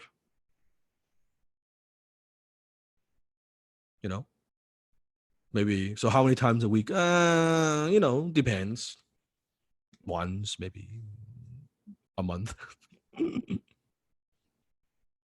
Right? Is that a commitment with a formal structure? No. Versus, hey, I want to get fit. I want to lose weight. What's the plan? Well, I go to work at 5. So what I'm going to do is I'm going to get up early in the morning. I'm going to get up at 6. And I'm going to go to the gym from 6 a.m. to 7 a.m. Monday, Wednesday, and Friday. I'm going to do that 3 times a week. Every week. 6 to 7. Then I come back. I'm going to shower. Then I'm going to go to work. There's a gym nearby. And on Sunday, I book a time. Every Sunday morning, I am going to go play badminton with my friends for 3 hours. You block that out. So I'm going to go to the gym 3 times a week. And then Sunday, I'm going to play badminton for a few hours. Can you see how there's a commitment with a formal structure? The problem is most people have no formal structure that leads them to success. Actually, they have a structure that leads them to poverty.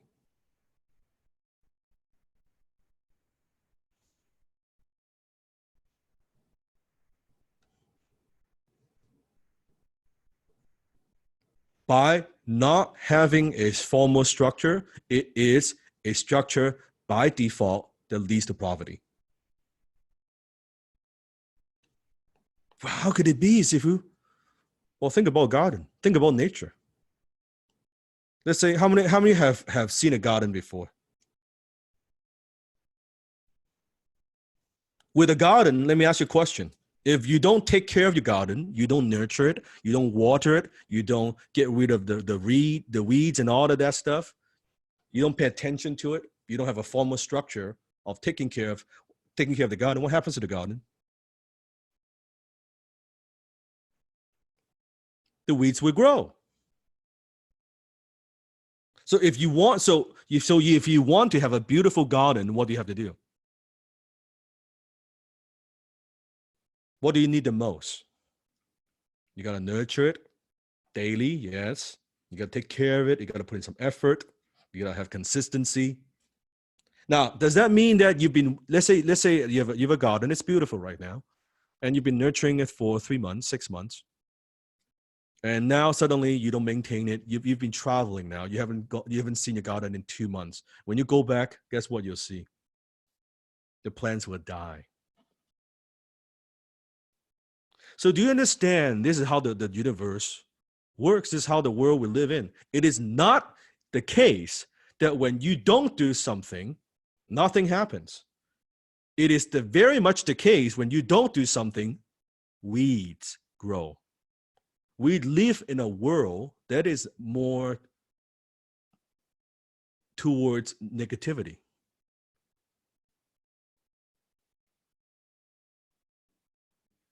So you don't do something, automatically by default, poverty, failure, struggles. That's by not doing anything. By default. Default is a bitch. As my mentor, Big Dan, taught me. Default is a bitch.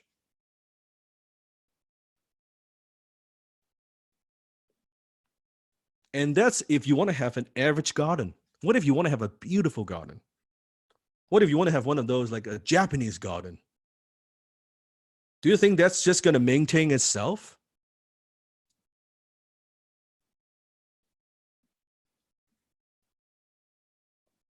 The nicer garden you want, The bigger prize you want in life, the more tension you need, the more structure you need.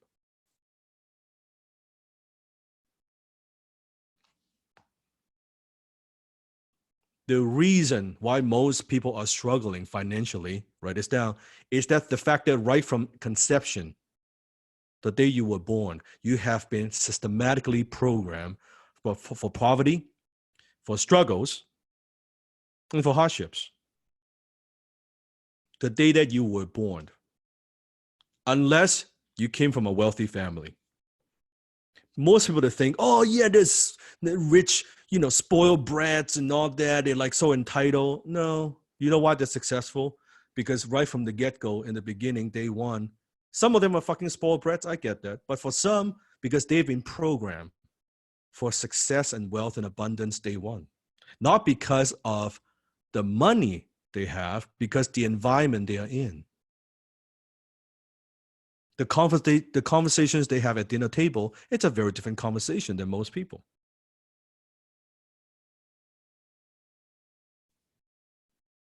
So the day that you were born, and most of our beliefs, most of our behaviors are formed the first 7 years of our lives, from zero, the day you were born, to 7 years old. Once that first 7 years, you're pretty much locked in. Pretty much locked in. You don't think about it.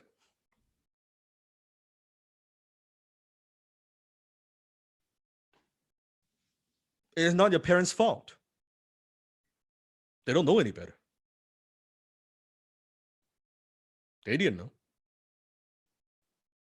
They didn't know. They thought that's just how they live and how the world works.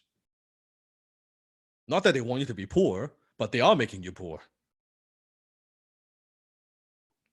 By teaching you early on about those $5, $6 coupon and all those scarcity thinking and poverty thinking and those languaging and all those things they're programming when you were a baby to your teenage years.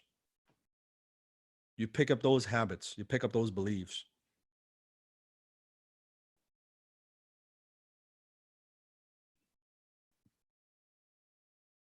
That's the struggle.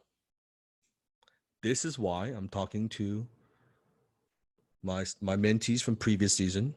This is why you fall back to your default.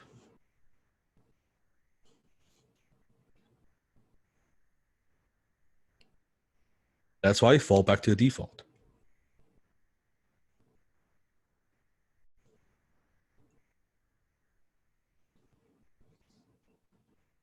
Not the skill.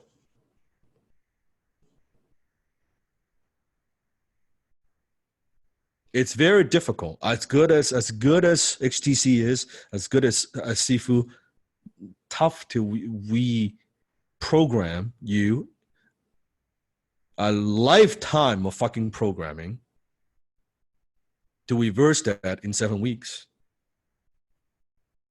When your beliefs are formed the first 7 years. It's like these are deep rooted mindset, deep rooted.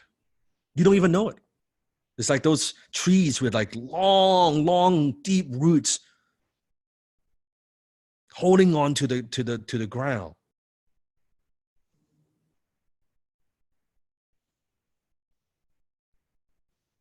This is one of the Instagram posts that I have. I think this summarizes it very well. This is you.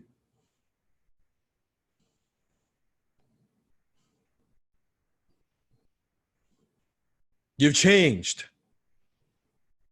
Honey, you should be happy with what you have. Play safe, daughter. Choking you to death. A chain around your neck.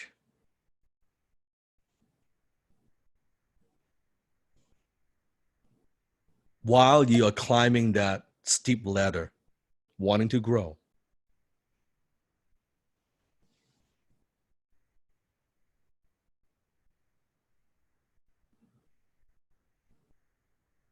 That's what happens. So you take one, you try to reach one step, you've got a whole big fucking group of people behind you. By the way, do you think the law of gravity is working for you or against you?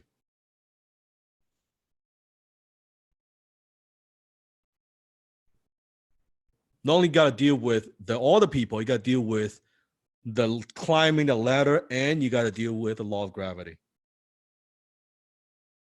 which is called just life.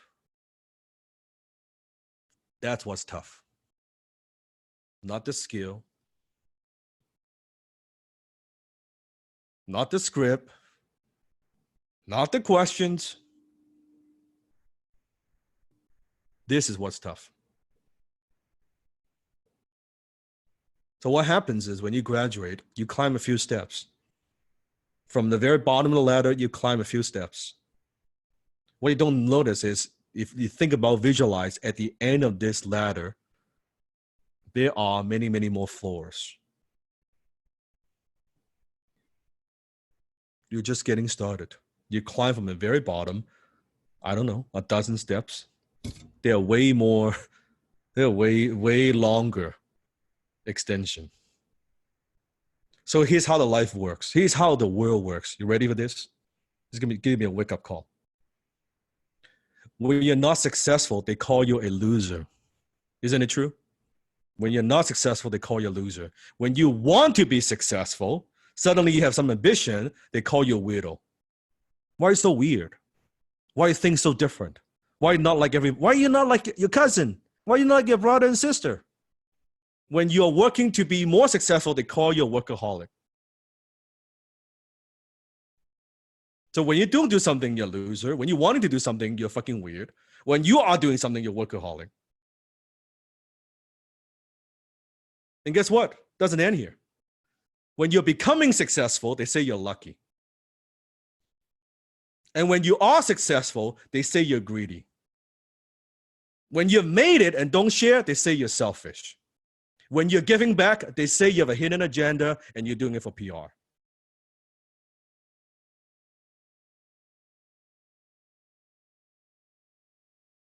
Every step of the way.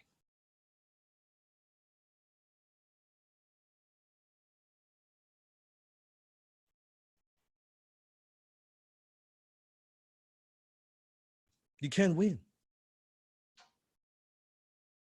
You cannot fucking win.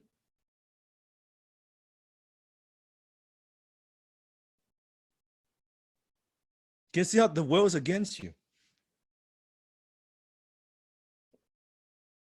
It's not a nice world. I hate to tell you. I hate to burst the bubble. It's not a nice world. They always have something to say at every stage of your journey. Every stage of your journey, they have something to say.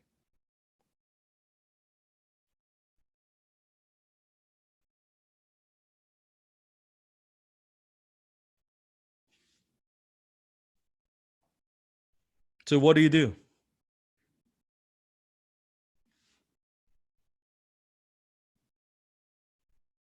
I say, fuck them. Fuck the matrix.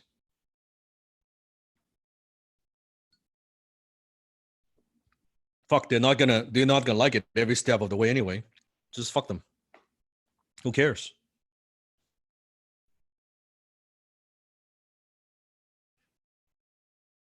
Let them say whatever they want to say.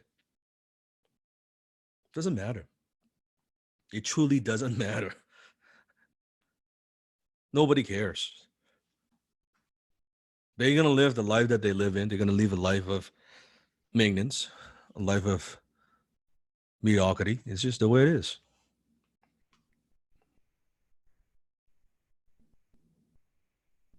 So do you see what you're up against? You hear these things? Loser, workaholic. How many have heard that before? You're a loser. They say you're no good. You're not good enough. Right? How many have heard that you're weird, you're strange? Why do you think that way? Right? Why are you not just like everybody else? Play safe. Be content. Then when you're working, you're in class, role playing a lot, staying up late. Oh, you're workaholic. What's wrong with you? You're no fun. You're not the same guy, same girl I used to hang out with. You've changed. And you close a few sales, you share the success stories. Oh, man, you're just lucky. It's not gonna last. It's not gonna last. And then after you have enough, now you have a better lifestyle, and they say you're greedy. Why are you so greedy?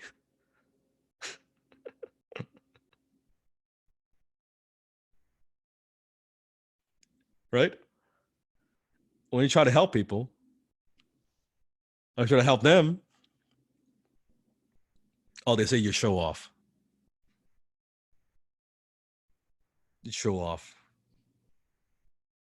You're boasting.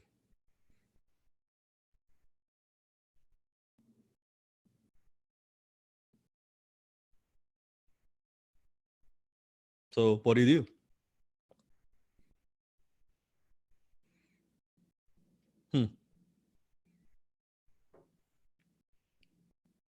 High ticket money secret number 4. Don't listen to yourself.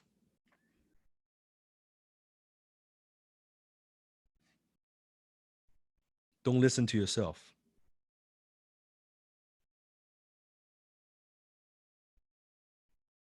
That's right. That's the question mark. Don't listen to yourself. Okay. How many heard of these things before? Hard-earned dollars. Get rich quick scheme. Sounds good to be true. Why you rip people off? Is that how I raise you? You need to go back to school if you want to earn more money, you know. Go get another diploma.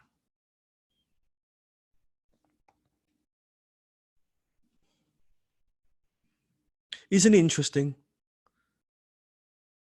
One of the things you could teach your kids, here's something that I could, like a little quick parenting tip. Who wants a quick parenting tip? Never, ever, ever, ever use these words, hard-earned dollars in front of your kids. Ever.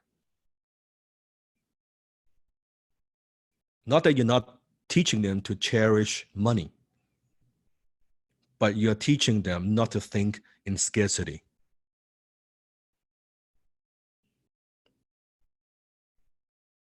So don't use hard-earned dollars. Here's what you're going to use. Easy money. Easy money. So at a young age, they understand, oh, it's easy to make money. Oh, it's hard. Every dollar, it's blood and sweat and tears, hard-earned dollars, right? No, it's easy money. It's easy to make money. So tell them. So, we're going to make some, you sell lemonade, let's make some easy money. You want to buy a toy? Let's go get some easy money here. Not hard-earned dollars. You know how hard, I have to work to get you that toy. No. Be very careful what you are programming them, what you're putting into their little minds.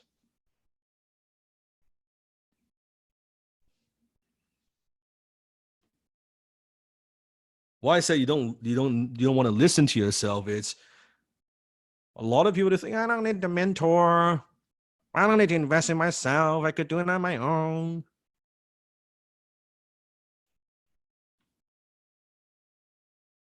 You are not your thoughts.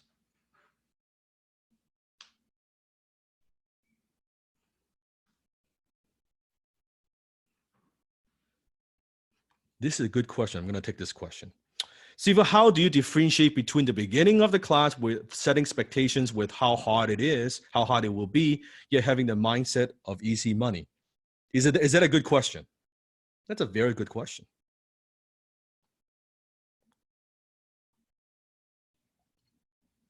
Here's the answer.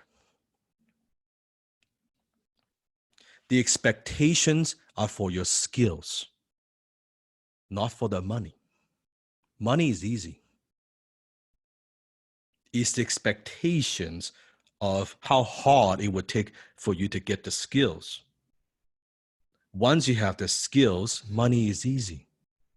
In fact, when you have the skills, you cannot not make money. It is very, very difficult to not make money when you've got the skills. So skill is hard. Set expectation. It's going to take longer than necessary because of fucking programming to get the skill. But knowing when you get the skill, money is a piece of cake. Money is easy. Skills are hard. Money is easy.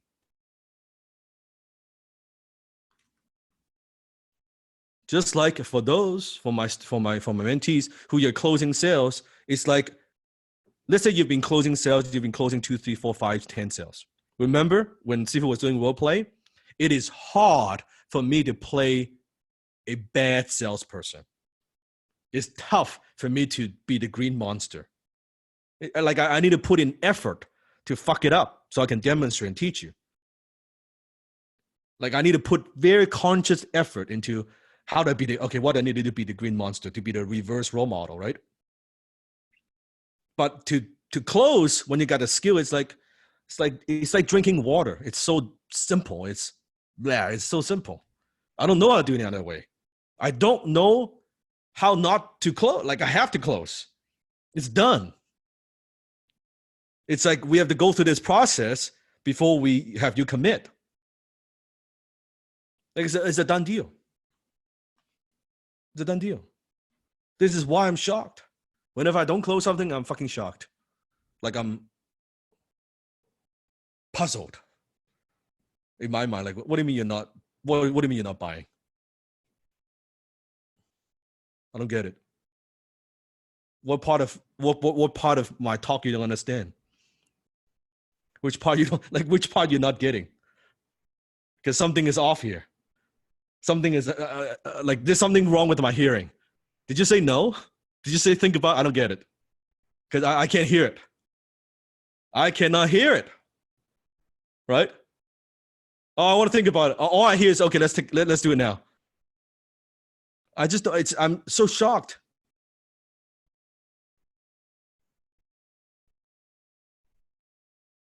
Well, I'll get back to you. Okay, so what's your credit card number? Huh? Yeah, what's your credit card number? 4520. Okay. They're shocked. Yeah, maybe I should buy. Like it's just they puzzle too. Like, do you not hear what I said? No, I didn't hear what you say. It's expectations. So skills are hard. It's hard not because the skill is hard, because I got to deal with your lower self. The skill is actually not hard. It's the overcoming the lower self so you get the fucking skill. If you role play every day, you put in the hours, are you going to get the skills? Yes or no? The problem is, how do I get you to keep fucking role playing after week 7? That's the fucking problem.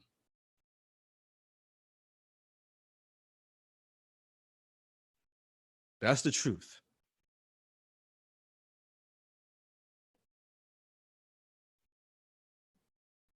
That's the hard part. How do you get yourself to keep role playing? If you have the same drive, the same determination, the same dedication after 7 weeks, and especially graduates from previous season, if you have the same focus, where would you be today, right now? If you devote the same amount of the fucking time.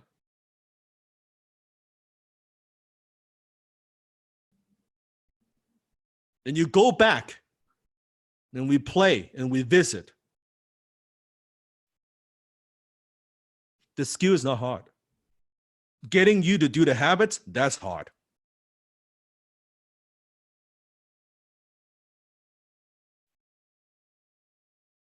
So let's talk about your lower self has 4 voices. Now, if you have gone through this, don't spoil it for your brothers and sisters. Shh.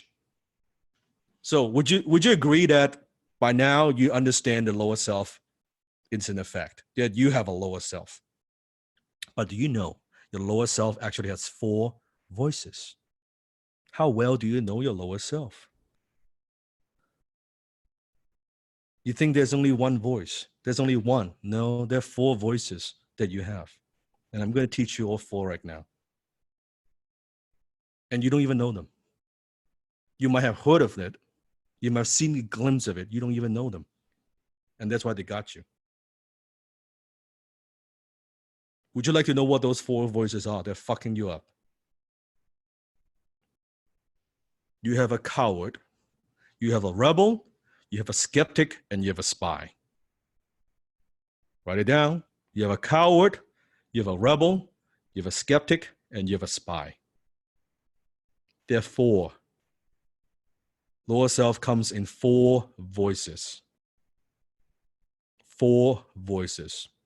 Did you write it down? First one, it's called coward. Here's what coward sounds like.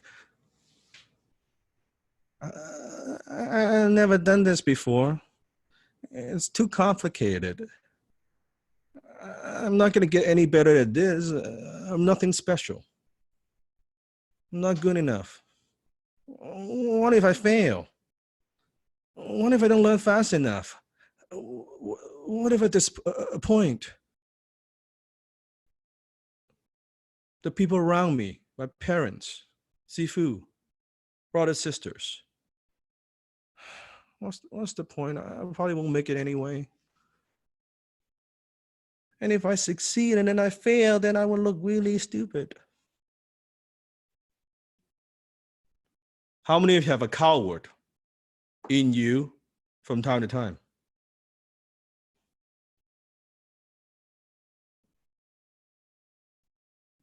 That's your lower self. This guy's is a coward. That's what a coward sounds like. Can you see how that's how a coward would sound like in the real world? Full of fear, full of doubts, lack of self-esteem. If you ever said any of these things or remotely close to these things, that's your lower self. And it's not you. You are not your own thoughts. Do you understand?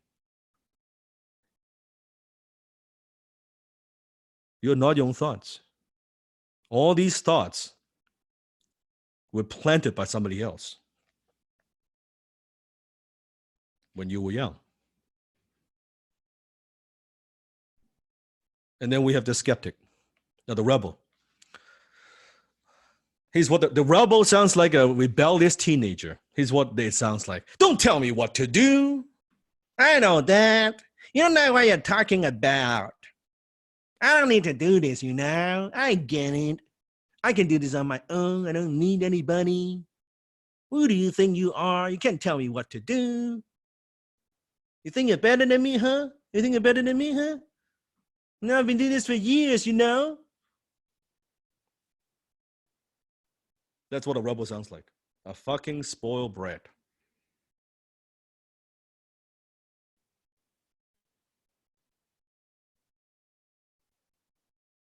How many of you have a rebel voice from time to time?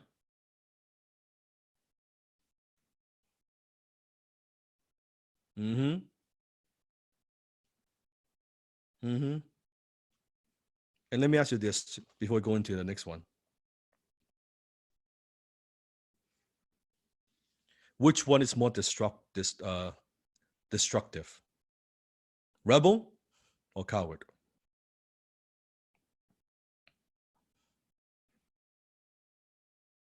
For you. And it's different from everybody, for everybody. Just asking for you.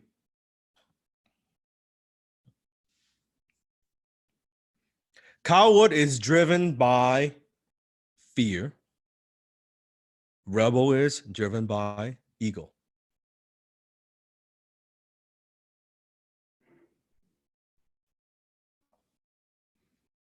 then you have skeptic.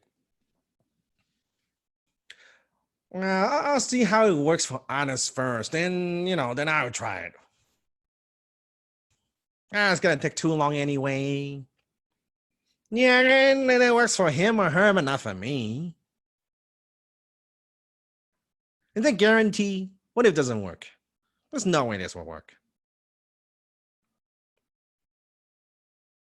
Yeah, I try this on my own, and if it doesn't work, then I'll do it your way. I don't need the role play. I get it. I don't need to do the assignment. I get it. That's silly. I don't need to do the money game. I'm not a kid, And I can save some money if I don't have to do this. Yeah, I'm not gonna buy Think and Grow Rich hardcover. I'm gonna buy the soft cover because it saves $3 fucking.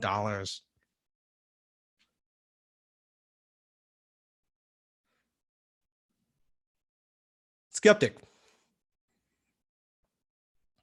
How many of you have a skeptic in you from time to time?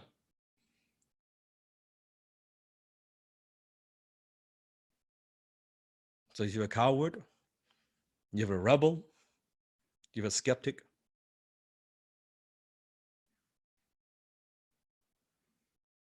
Then the most dangerous, the most hidden is a spy. Now, first of all, with a spy, what's the spy sounds like. The spy is a double-faced bastard, two-faced. So your spy will sound like it has your best interest at heart, but it's two-faced bastard.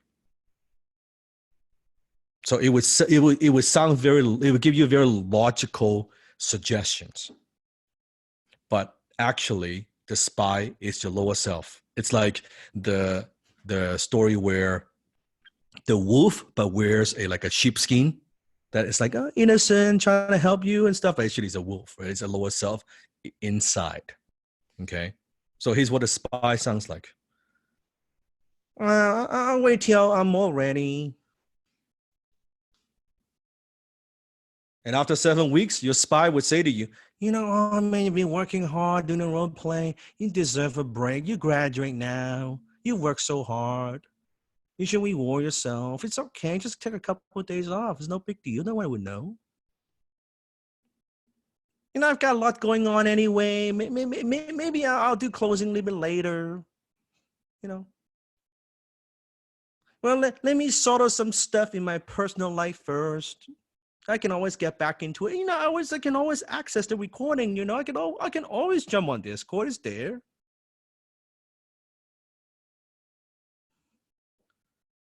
You should be happy with what you have. Why are you trying to do all these things? You don't need more. There are people with a lot less. You shouldn't be ambitious anyway because you are what? Fill in the blank.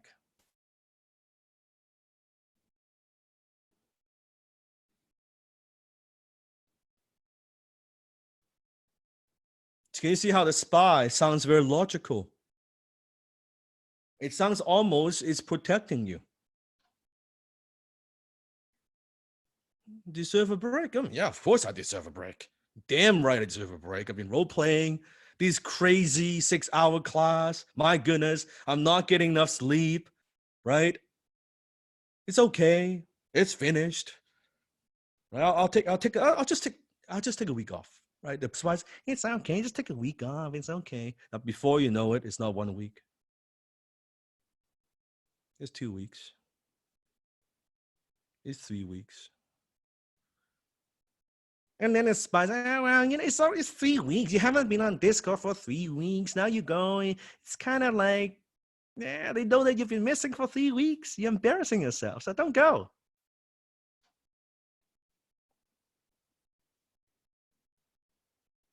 Now the guilt kicks in.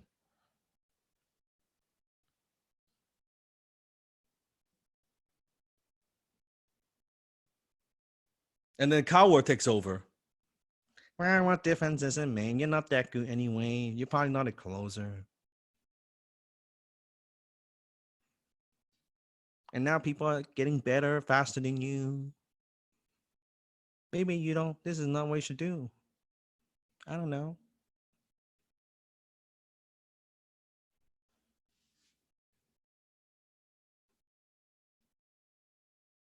And then the rebel kicks in. Well, you know, actually, I don't need a role play. It's okay. I can just close. I don't need a role play at all.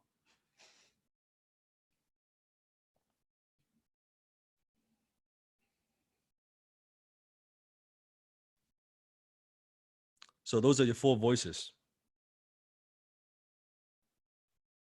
The challenge is not learning a skill. The challenge for Sifu is to teach you the fucking skill while battling these four voices you have in your head. That's my challenge. I so wish I don't have to. Just give you the skill. But that's not the world that we live in. That's not realistic. That's being naive. I need to deal with the world as it is, not as I wish to be.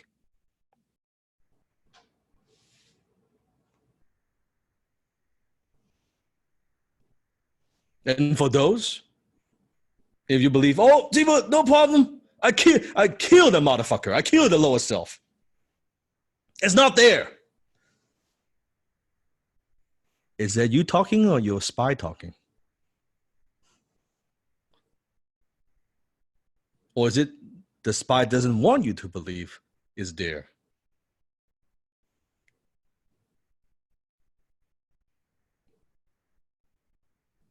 Is it really dead? Or is the spy trying to get you lower your guard, get your guards down?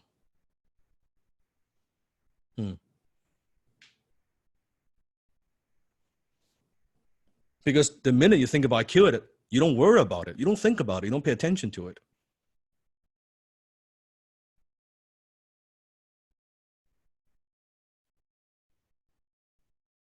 That's when the spy gets sneaky.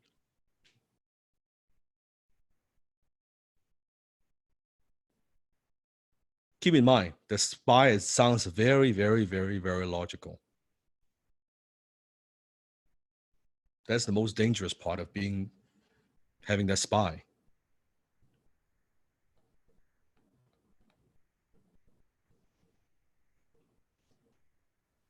Melvin Lormia.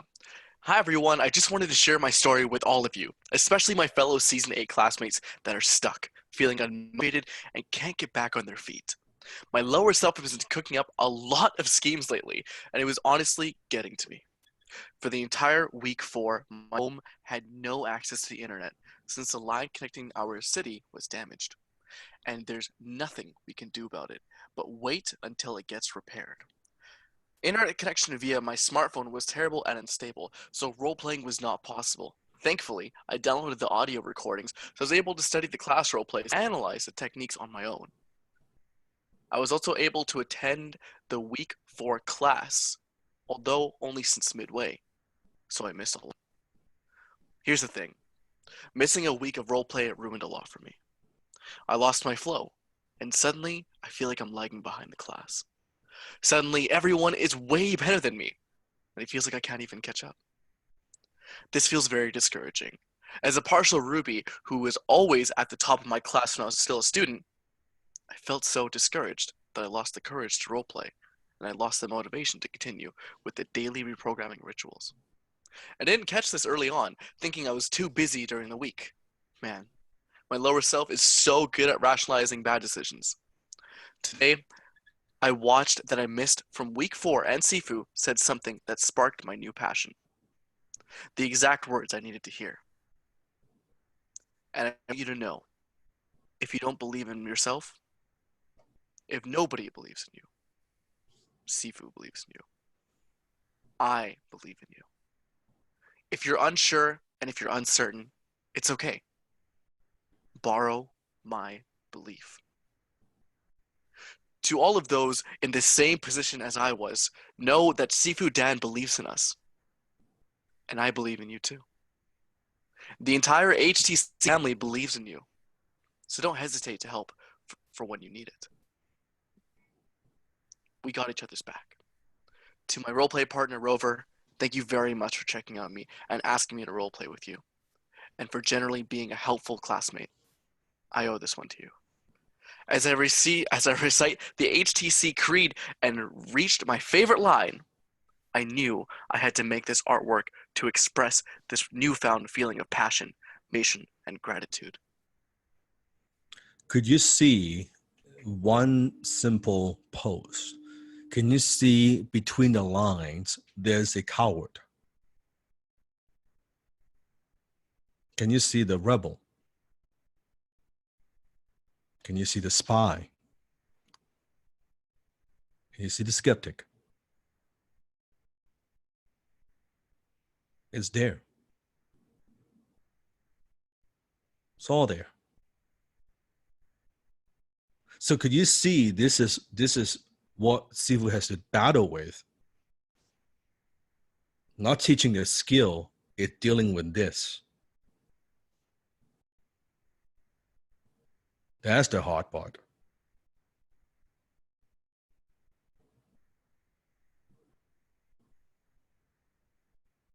Write this down.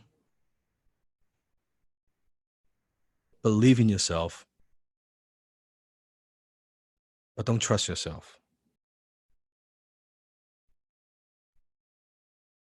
Believe in yourself.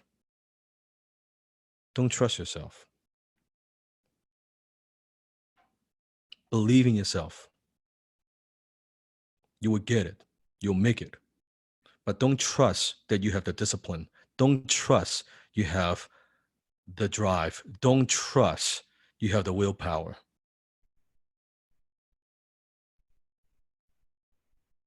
Don't trust. Problem is, for most, you trust yourself too much. You trust your own discipline too much. You trust your drive too much. You trust your willpower too much, but then you don't actually fucking believe yourself. You trust that you're going to be on track.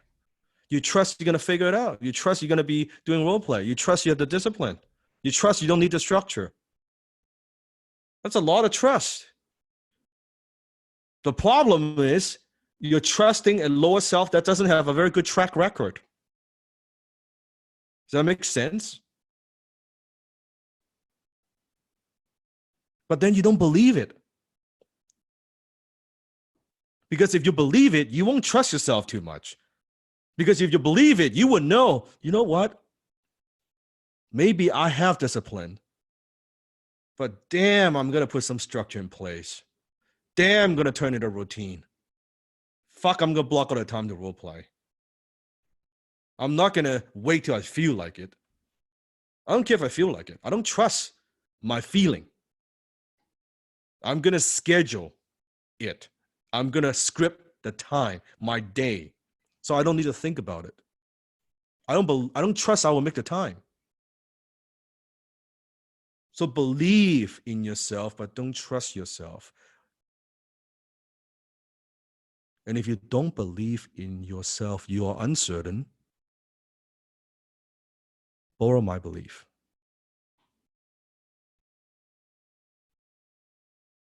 I wouldn't be here if Siva doesn't believe in you.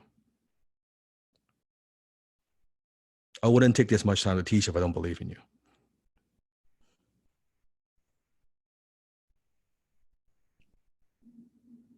If you don't have that belief yet, just borrow my belief. Just believe my belief, but don't trust yourself too much. And don't listen to that thoughts. You're not your thoughts. Your thoughts is like a CD. It's just programming, conditioning from the past. It's not you. You are not your thoughts. Just like a computer, you put in a software, the software is running. That's not the computer. It's just the software that's running the computer. But that's not the computer itself. You are you. So what we need to do, so if it's like going slow, it's lagging the computer, we set install a later version, more up-to-date version, more modern version of software, then the thing would run. But don't look at the computer. Something wrong. You're hitting the computer. There's nothing wrong with the computer. There's something wrong with the software. You with me? It's the software that needs updated. All right. Hello, guys. This is my introduction video. It's been a constant battle with myself, getting rid of the old programming I've held on to for so long. It's still a struggle day to day, but with this video, I'm taking a stand to say no more and work towards my goals. Thank you guys for just being here. We are high ticket closers. And how many have seen sometimes the stories within the community that you could see where your brother, sister, they're battling with the lower selves. And sometimes you'll hear stories of where they kind of get away from the community for a few months. And then they say, oh, I'm so sorry. I didn't mean to. I'm coming back stronger than ever, right?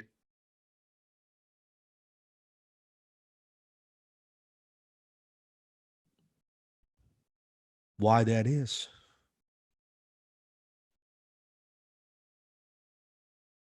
We never left. I never left. I'm here.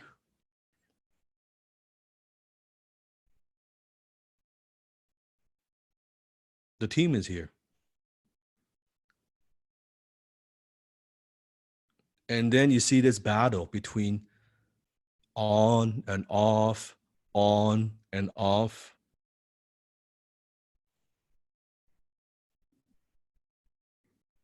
That's what happens.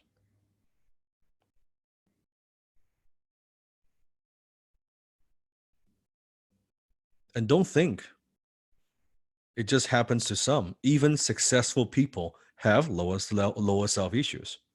Very successful people have lower self issues. Don't think, oh, only people who are getting started, only people who are struggling. No, not true. Not true. Sifu is I'm both in young person organization, entrepreneur organization. So I mingle, hang out with some of the most successful CEOs in the world. Major companies, Fortune 500 companies. Big banks, president of banks, national companies, entrepreneurs. And guess what? They all have lower self issues. In fact, I wrote some of them down. Would you like to see some of their lower self issues? Different from yours, but they have them. Why do I carry not knowing? This is the exact language, by the way. This is not from me, this is from them. Why do I feel lack of control? Why do I doubt myself? These are CEOs and millionaire, multi-millionaire entrepreneurs. Why do I struggle to trust my employees?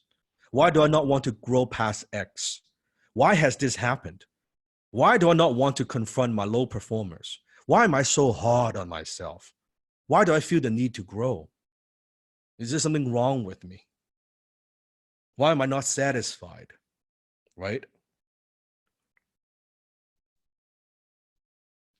Different forms of lower self. Very common, by the way. And I'm talking about big companies. I can't name. But if I name the name, I name the brand, you would know the brand. And these are CEOs with tens of thousands of employees as a company. And this is what's going through their head. So don't think it only applies to you and not applies to other people. It applies to other people. It's just different level, different kinds of lower self. Still fall under the four voices though.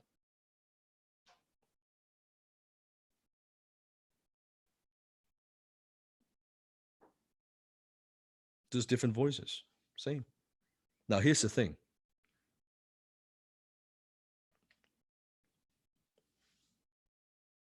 Sifu has conditioned myself, and this is not again, this, please, I'm not saying that I'm this superhuman, anything like that at all. I'm just saying that I have, when it comes to this, I have very, very, very little lower self issues. Because the list that I just showed you, when I hear these things, why do I carry not knowing? Why do I feel lack of control? Why do I doubt myself? Why do I feel the need to grow? I don't feel any of those things. I'm actually surprised that they feel these things.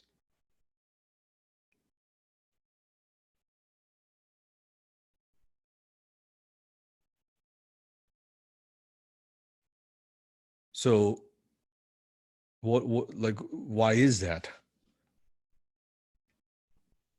And it is not magic. It is not magic. It's actually a very simple thing that you can do. I'm going to teach it to you right now. Remember what I said. You're not your own thoughts. Yes? You're not your own thoughts. Can we agree on that?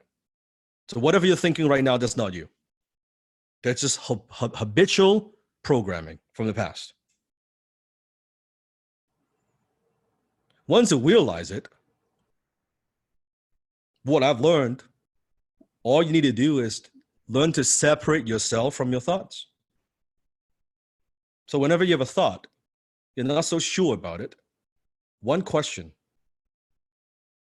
is this coming from my higher self or lower self?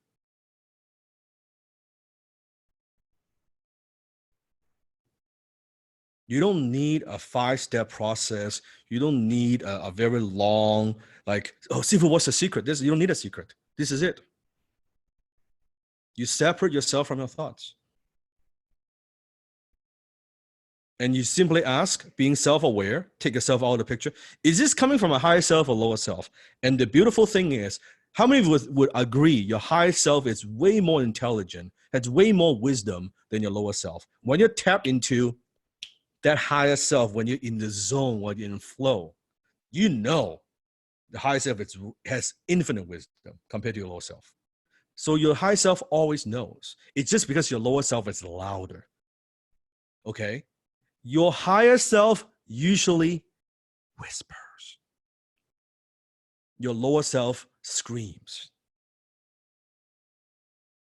You notice that some of the best idea you have, it's always a whisper.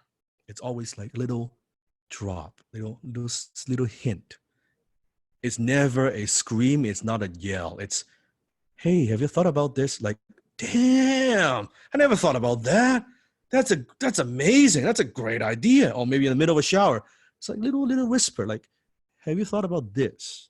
It's a very calm, not loud. It's a whisper. It's whispered in wisdom in your ears, in your mind.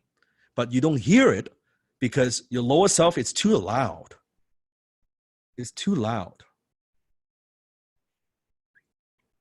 So recognize, just because my lower self is talking, it doesn't mean I have to listen. It's all made up anyway. But you take it literally. You actually, not only you don't believe in yourself, you actually fucking listen to your lower self. And you think it's you. And you make all your decisions based on what your lower self says. That's the problem. So when your lower self says, well, I don't know, I'm nothing special anyway, you take it literally. You say, oh yeah, I guess you're right. I'm nothing special. You're not good enough anyway. Yeah, I guess you're right. I'm not good enough. You take that as the truth. You take that's the way it is. And you agree with it and you act accordingly. Do you understand? Do you understand? And it's all made up. It's all made up.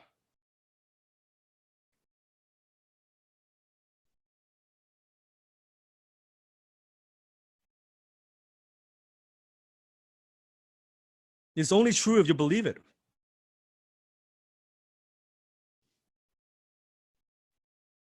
So then, whenever you have any one of those thoughts, you just kind of, you're questioning about it.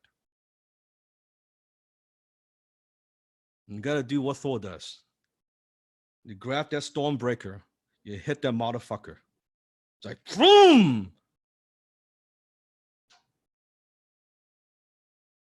Coming down, Avengers, boom! Exactly like that.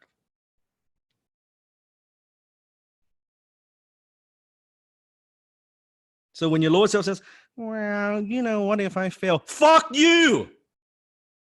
Shut the fuck up!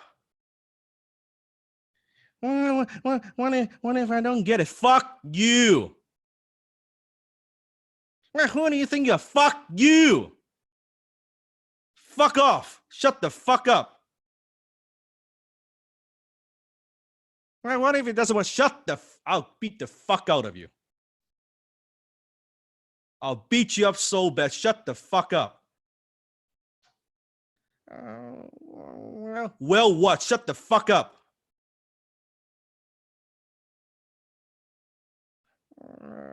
What? You got something to say? You got something to say?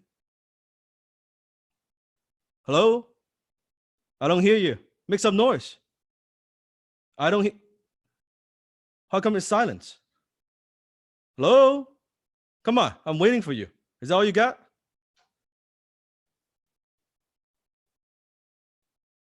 You notice when you're louder than your lower self, it becomes real quiet, it becomes a mouse. So without realizing it, your lower self is so loud, it's got so much control and power over you because you've been feeding it. You've been saying yes to it all your fucking life. It's telling you, well, don't do that. Yeah, I guess I won't. You're not that good. Yeah, I guess I'm not that good. Yeah, it's risky. Yeah, I guess it's risky. You've been listening to it like a little bitch. You've been feeding that lower self. Of course, its lower self is strong. You've been giving all that energy. All the energy you've been giving it. So action is your stormbreaker. Action drives out lower self thoughts. It's that simple. It's not complicated. It's like you want to get in the morning. It's like, oh, I don't feel like going to the gym. It's like fucking early. I don't feel like getting up. Just put on the fucking shoes and go. While you're thinking about, just put on the fucking shoes and go. Get the key. Go out the door. The minute you go out the door, it becomes easier. The minute you get into your car, it gets easier. You've been thinking, you're rolling around in your bed, like, I don't know, I don't feel like it's kind of cold, and I got to put on my shoes. What shirt should I wear? I don't know, man. You know, I worked out 2 days ago. My back's. Why are you thinking all this shit? Just get up, brush, wash your faces, go. Just go.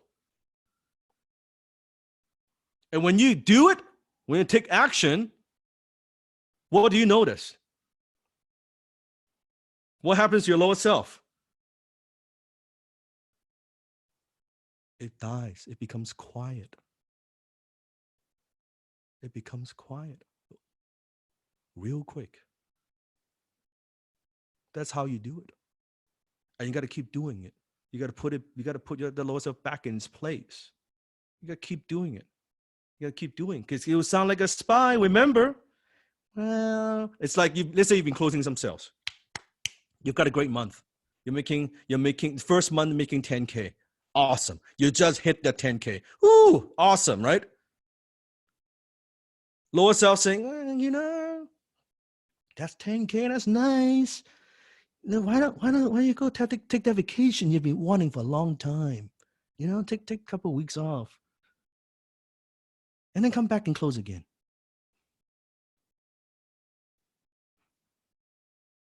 Yeah, I should. Yeah, you deserve it. Yeah, I do deserve it. Fuck you! Shut the fuck up. I gotta get back on the phone. Let me get back on the phone. I need to get that 6-figure award. Get out of my way. I need 10 of these months, not one, motherfucker. Shut the fuck up. I'll beat the crap out of you.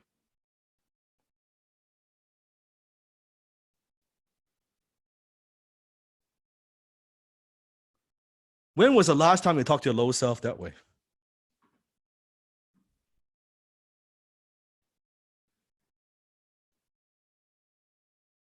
Giving your lower self some attitude.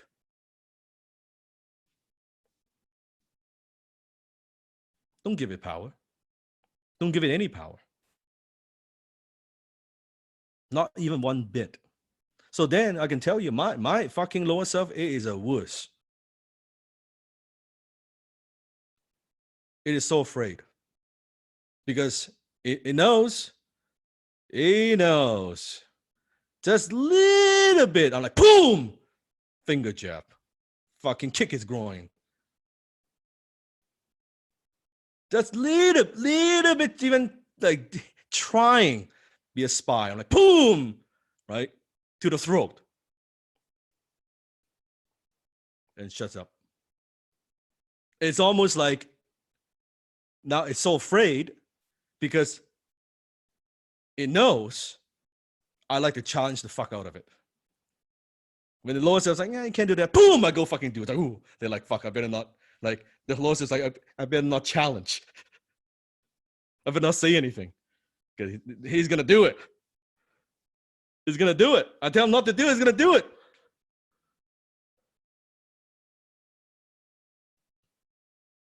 So it doesn't say anything. Very, very quiet. Very quiet.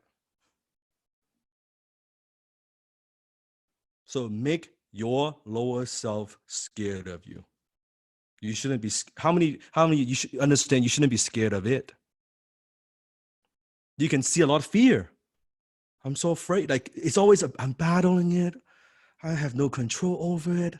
It takes control over me. It comes back and forth. I don't know. Right. And we're scared. It's there. We're scared that it comes up. We're scared. Don't need to be scared. There's nothing to be scared about. Just tell them to shut up. If you want to be a bit pearlish, you don't want to be too ruby, just like, thank you for sharing, but I'm not going to listen. If you want to be pearl about it, that's okay. Just say, thank you. Thank you for talking about it, but I'm just not going to listen. Or ruby, fuck off. It's okay. Either way. Take your pick. Or you can say, fuck off very nicely. Well, thank you for sharing, but fuck off. That's okay too. Okay. We're going to take a 2-minute break. Actually, make it 3-minute break. Go stretch. Go to the bathroom. We are 2 hours and 40 minutes in.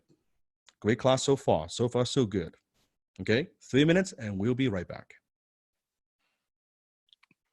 Boom! Using the Stormbreaker as your action piece to kill the lower self. What better tool do you need than that? Really, that is the most powerful tool you can use so far. Now, I'm curious. I'd love to see your takeaways so far from Class 7, the graduation class. All right. Yes. I'm not my thoughts. You're not your thoughts. This class is so deep. 100%. Yep. Desmond, what are some effective tools that you use when you're making a decision or you want to get past your lower self? What are some of the effective tools you use for yourself to really make a decision and do something maybe you don't want to do? Wow. Okay. We all go through low self issues. I myself have gone through some very recently. It's always good. Don't leave it. Don't pent it up inside. Some of us we suffer in silence. So a couple of things that have worked always has been naturally gratitude. It's really hard to go and try to do gratitude when you're spiraling out of control and you're feeling very negative, angry, all kinds of different things. So first of all, just be aware, right? When you're in a good mood, when things are going good, know that this planet, the world that we live in, is a yin and yang type planet. It's full of balances. It's full of different things. So when times are good and they're great, it may not always last. So expect that you're going to encounter negative times. The best thing that I've always done is being aware, mature, prepared for those times. I'm human. I will encounter those times. How I deal with those times sometimes depends on experience. I think a lot of people get caught off guard. You've lived such a mundane life that when you get hit with something really bad, because you maybe don't have the experience of dealing with really traumatic, hard situations, you crumble. Now, on the other hand, I'm not saying you have to have a very bad, tough life and watch people die or see some traumatic things before you actually can toughen up. But what you can do is when you're going through it, be aware. I have accountability partners, I have mentors, I have very trusted inner circle type friends, people that I can be vulnerable to. And if I'm going through a lower self moment, I can talk to them and I give them permission to call me out. I give them permission to say, no, Desmond, you're just being lower self. Give yourself a slap. Like even someone like of your level, like, no, you're going through a lower self. Not the nicest thing to hear. Sometimes we just want a shoulder to cry on. Sometimes we just don't want that sympathy. I don't want sympathy. I want someone who can empathize with me, who understands what I'm going through, call me out on my bullshit, and then give me something to think about, give me something to do. So things that I've done to get out of lower self, you write things out. When you write things out, it's cathartic. If you think you're overwhelmed, write it out. Believe it or not, you'll find that actually it's not that many things that you need to get done. If you're overwhelmed with debt, if you're going through like a divorce, if you've been betrayed, someone betrayed you, write it out. Write it out, and you can even burn the piece of paper and let it go. And then last but not least, take action. Usually what happens is you will feel a lot better when you have a plan of action. You normally go into a lower self when the future is unknown, when there's uncertainty, when there's no purpose, when you don't have meaning in your life. I think on the dinner with Dan, when we were having it just recently, Sifu was talking about, happiness is just like sort of a moment in time. You go through moments in time when you feel happy. But true meaning in life, right, is that having that meaning, where he talked about having a purpose and having a meaning in life. So many times we go through lower self when you don't have meaning in your life. So then get clear of that. Go for long walks, take a look long distances. I like to go down to the beach. Some of you like to go hiking in the mountains. Maybe you're in a desert, a flat area. Go for a long walk where you can look long distance and actually be quiet for a bit. Bring a journal with you. Write out, when are you most happy? When did you feel meaning in your life? And by doing some actions, even small wins, tidying up your room, getting things tidied up, throw away some stuff that we talk about, cleaning up the mess in your life, you will actually start to feel some progress. And that's the tiny little bit of spark that you just need to swing it back the other way. You'll find that a lot of things will actually come around, and then you'll come clear. You'll clear the storm. And they always say it is darkest just before the dawn. Boom. And with that, you've been equipped with even more tools and resources to really fight the lower self. So can we all agree? Drop a yes below if you are ready to fight that lower self whenever it comes, whether you're going through your best time or whether you're going through your worst time. You're ready to fight that lower self no matter what comes your way. So, with Sifu coming back in just a few moments, let's drop Sifu's name in the chat. Bring up the energy, bring up the hype for your mentor, Sifu Dan Locke. All right, we are back. How are you doing so far?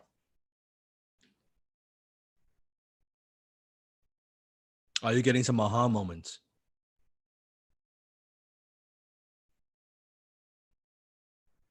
Are you now more aware of what your lower self actually sounds like? And what's very funny is once you get it, you don't need to, there's no battle. There is no battle. Your lower self is actually very weak.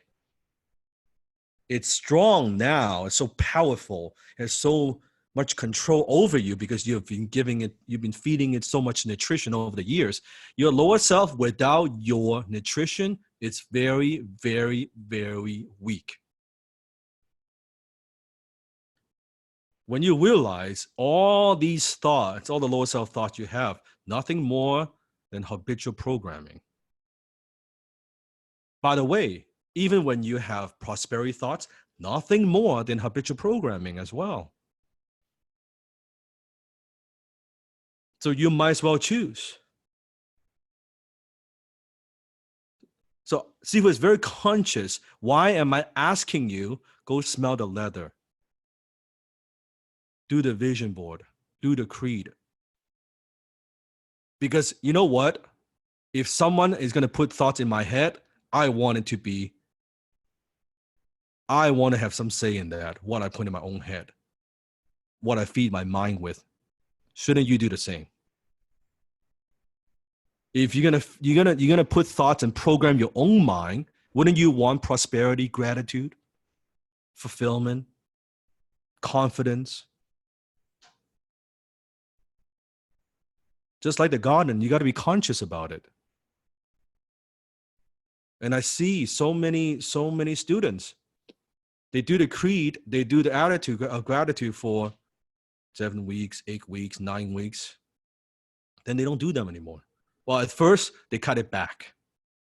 The spy. Then before you know it, it's once a week. Before you know it, it's once every few weeks. Before you know it, they don't need to do it. They think they don't need to do it. Always remember, believe in yourself, but don't trust yourself. You are reprogramming your mind.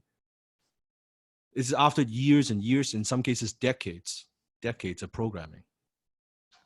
You're trying to reprogram that in days, in weeks.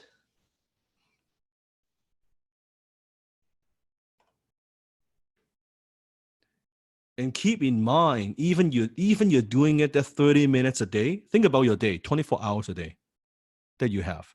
You do your morning ritual. You are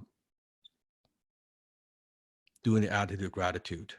You're doing the programming. You're doing the creed. You're doing all that. Let's say it takes you, let's say, a full hour a day, 1 hour a day. Tell me, the rest of that 23 hours, are they mostly your environment, mostly positive or negative?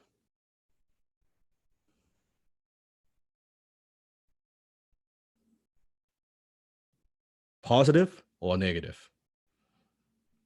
So not only you're reprogramming, but you're still in the environment. We still have to deal with that.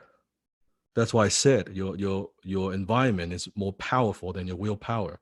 You want to ensure that your environment, at the very least, if it's not positive, it needs to be neutral.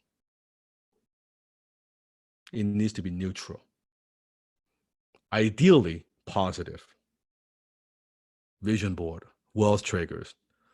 I'm not just talking about your physical environment, I'm also talking about the people around you. For most people that you hang out with, you cannot afford to hang out with them. Do you understand? What Steve is saying, you cannot afford to hang out with them.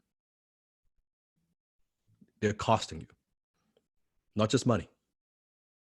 They are costing you a lot.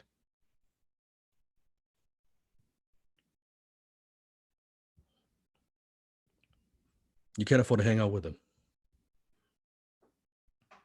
And that's hard. For Sapphire, for Pearl, I know it's hard. But you gotta get some new friends. You gotta hang out with some new people. You can't, it's just the influence they have on you is too destructive. Way too destructive. What if you live with someone that drains your energy? Make enough money so you move.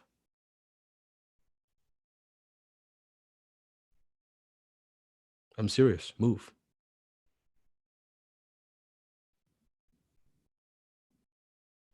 Move.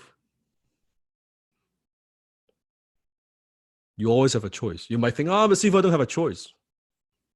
No, you always have a choice. You believe you don't have a choice, but you do have a choice. You don't have to be there. No one point a gun to your head to be there.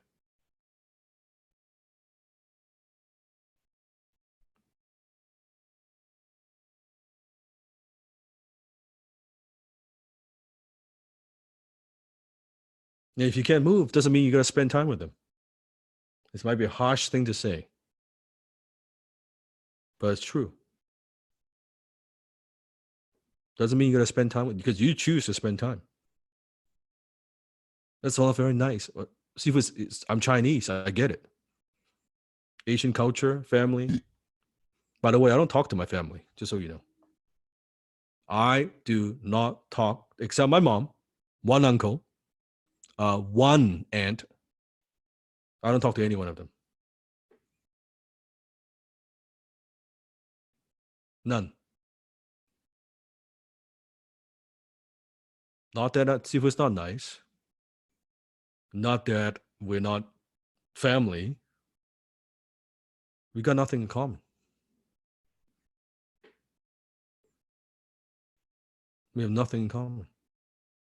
And I do not trust their negativity won't rub off on me. So I stay away.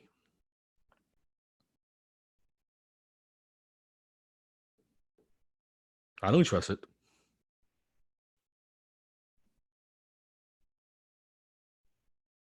We cannot choose our blood family. It's true. But it doesn't mean you cannot have a new family. You can choose who you spend time with your new family. You can meet new friends. You can meet new people. This is why we have the family that we have. With HCC families, hang out with different people. Hang out with people who are going somewhere. Hang out with people who are growing. Hang out with people who share the same values. Don't hang out with people who drag you down, who don't understand you. Why? Oh, because they're my sisters. Who gives a fuck?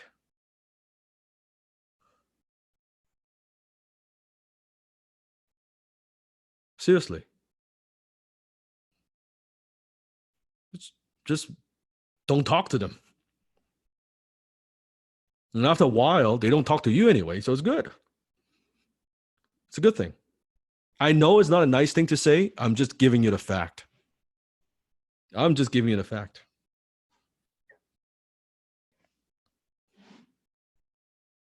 That's how life works. High ticket money secret number 5. It is not who you learn. It's not what you learn, it's who you learn from. I learned this from my martial art Sifu instructor. He taught me this. It's not what you learn, it's who you learn from. First, when I learned from him, he shared this with me. And at first, I don't quite get what he means. I really don't like what he means. Like I learn a certain martial art style. I learn Wing Chun. I learn boxing, whatever it is. I learn a martial art. I'm learning the style. And he said, it's not about the style. It's always about the Sifu. And I said, really? Yeah. Because the same style, you could have someone who's very skillful, who have a lot of experience, another instructor who is kind of in the same style, but the quality could vary tremendously. It's always who you learn from.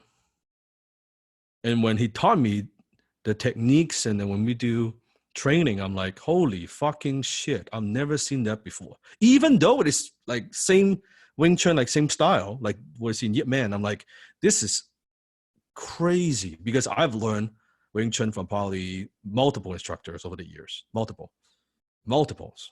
Some of them, quite 2 of them are Yip Man student. And I've never seen anything like this, right? I've never seen, like, it's kind of the same, but it's not the same. It is not even close to be the same.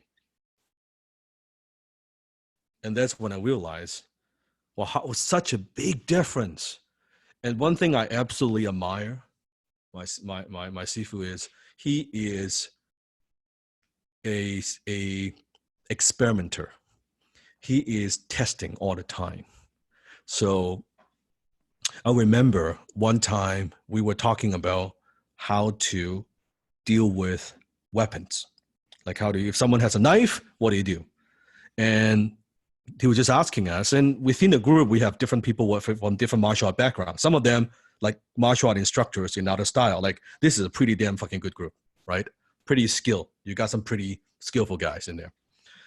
So they were talking about different techniques, how to deal with a knife and all that. And then my Sifu was like, well, how do you know that's going to work?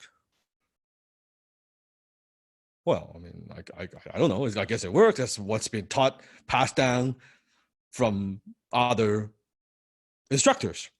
That's what we learned. He said, okay. So he grabbed a marker, right? A marker. And so he asked us to wear a white shirt. And he said, okay, imagine this is a knife, like a red marker. So I want you to attack any way that you want to the other party. And you use your technique that you were using before and see what happens. Okay. Okay. Before you know it, the shirt has got like cut everywhere. Neck, arm, the shirt. It's like it's a bloodbath. You would have been dead 50 times. Right? And then he showed us a technique. And then he's like, well, how do you know that my technique works? Then out of respect, of course, if you taught it, it must work. But he was like, how do you know?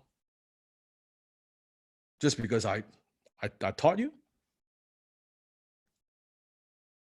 Why don't we test it? So then we put on the headgears, because it's not protect. We got to protect ourselves from my seafood. It's too strong. So we put on a headgear, everything. Okay, you do the same thing. You can attack me any distance, any angle, any way, shape, or form. Right? You get one cut, I'm dead. Right? So let's try that. We do a move, boom. He counter, and then he turns back and run away. And we were shocked. And then he came back 5 minutes later. He said, how did that work? I said, yeah, it works. And he said, well, it works this time, but maybe you do a different angle, it might not work. So what he's teaching us is we want to challenge our own assumptions. Write this down. We want to challenge our own assumptions. So it's amazing because when I see his evolution, he would teach something, and then 6 months later, he would teach us a improved version of that. He would say, that worked okay, but tweak this. And he's been kind of experimenting like a mad scientist. That's all he does. Okay, he's obsessive. He's a fanatic when it comes to martial art. That's all he does. Training, thinking about thing, and that's all he does. He doesn't do anything else. Okay, and we show something, and we're like, holy fucking shit! Like, this is amazing, and it was already amazing. But that's how he is. And now I realize, yeah, truly, if the same technique, but I learned it from someone like that, someone who is evolving, changing, improving, pivoting, testing, experimenting. Now that's an amazing mentor. That's amazing Sifu, as if I'm concerned, right? So I take a lot of those philosophies and apply in when I'm teaching you skills. How many of you noticed XTC today is very different from XTC a year ago, 6 months ago? So whatever was there, I do not just, here's what it is and this is it. I don't like put on a shelf and I don't touch it. I'm always kind of tinkering with it. I'm like changing it up, adding new things, taking out things, and I'm testing. I'm growing. So I take a lot of that from my martial art Sifu, because I owe that to him, because that attitude, it's great. I have no attachment. I would test something, it doesn't work, I would say, forget it, let's try something else. I do not care if I came up with the idea. I have no problem to be the one that kill it and come up with something better. Because if I don't do it, nobody else will. Because everybody around me would be, no one would challenge my idea, but I need to challenge my own idea. So I have no problem. I don't even care if it makes me lose. Like if in front of all of you, if like, oh, Sifu, I thought you said that's good, and I'm changing it. So because I want what's best for the family. That's the only thing I care about. I don't care. It doesn't work. I'll tell you, it doesn't work. I tried. Here's something better. I will have no hesitation. No, I said, yeah, that was good 6 months ago. Forget it. Here's something else that's better. I just keep improving it. And I guarantee you, a year from now, HCC is very different from what we are today. Same thing.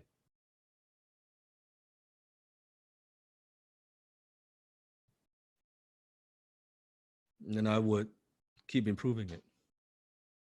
Keep improving it. So many years ago, if you heard the story, don't spoil the story. Enjoy the story. So many years ago, when I was getting a little bit of success, kind of growing a little bit, and I hit a plateau. Okay, I hit a plateau. And one day I was searching on the internet. And I was on eBay. I came across a book. And it's called Your First 100 Million. And I thought to myself, that's a pretty bossy title. That's a pretty outrageous title. Like, oh, your first 100 million, right? And I look at the price, right? It was like $400 or $500. I think it was $500 US, if I remember correctly. $400 US. And I thought to myself, come on, what kind of idiot would spend like $400 or $500 on a book? Come on, right? Because a book is typically $20. And I click on the listing because just out of curiosity, it has the first chapter of the book in the listing. So I read through the first chapter kind of halfway. Before you know it, Seafood bought it. I clicked bought, right? And I bought it. And then I got the book. And I read the book within a very short period of time. And that book changed my life. How many of you ever read a book that you felt the author, like the person who wrote it, just not understands you, but like speaks to your soul? Like, it's like this person has been hiding under your bed and know all your thoughts and just describing it in a book, right? It's like incredible, right? Oh, thank you. Thank you. A lot of you put FU money. Tifu appreciates it. And it was just incredible. And after I read through the book, I'm like, I got to get in touch with this person. I don't care how, I don't care what way, I'm going to do it. Okay. So I found out that this person, his name is Dan Pena, and he lives in Scotland and lives in a 15th century castle, like a fairy tale, almost larger than life, unreal. So Sifu at the time, 20-somewhat years old, didn't know any better. So I called up the castle. Now, what happens when you call the castle? When you try to get through to this person?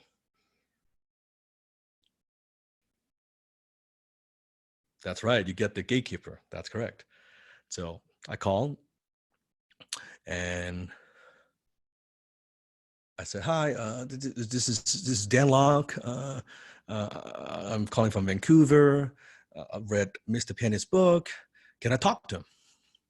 Now the gatekeeper was, of course, like, no. Who the hell are you, right? And trying to, like, some salesman or something like that. No. Mr. Pena doesn't have time. He doesn't take calls from strangers. So she hung up on me. I called back the next day. Hi, this is Dan Locke. I'm calling from Vancouver. Didn't you call yesterday? Yes, I did. I did. No, he doesn't have time. Like, stop calling us. She hung up on me. Okay.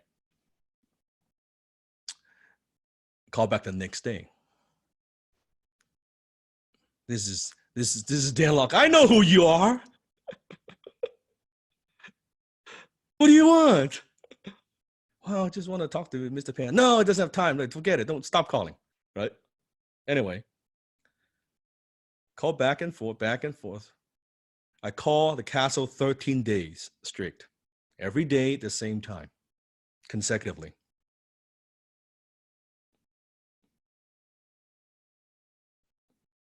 And by the 13th time, now this time I know the assistant's name. The name is Linda. I said, Linda. It's just like, don't Linda me. Oh, I said, come on, Linda. I've been calling 13 days. Just let me talk to him 5 minutes. I promise you I won't bother you again. How's your day, by the way? Right? It's lovely, isn't it? Right? And he's like, oh my God, you're so annoying, right? Just Linda, just let me talk to him. I'll promise you I will not call back. You will never hear, I'll be out of your hair. I will not call you back. She's like, fine. And she put me through. And now, Sifu is shitting my pants. I'm like, holy shit. I'm not ready for this. I am not ready for this. Because I wasn't expecting I would go through. I thought I would call back the next day. Like, you got to give me some time to prepare. I don't know what the fuck to say. Right? I thought I'm going to try like 30, 40 times or something. I didn't expect anything, right? So, Mr. Pena, I call him Big Dan, my mentor. Big Dan calls, picks up the phone. He said, this is Dan Pena. And I was studying. I was like, hi, Pena, right? This is, my name is Dan Locke. Right? I'm from Vancouver. And he's like, what the fuck do you want? This is opening. It's greeting. What the fuck do you want? And I was like, you know, and now I'm really, really nervous. And yeah, of course, Sifu didn't know XTC back then. Otherwise, I would be smooth. You know, I'm not lucky like you having a Sifu that taught me this fucking skill. I got to figure this shit out on my own, right? Didn't know what to do. So I was like, oh, well,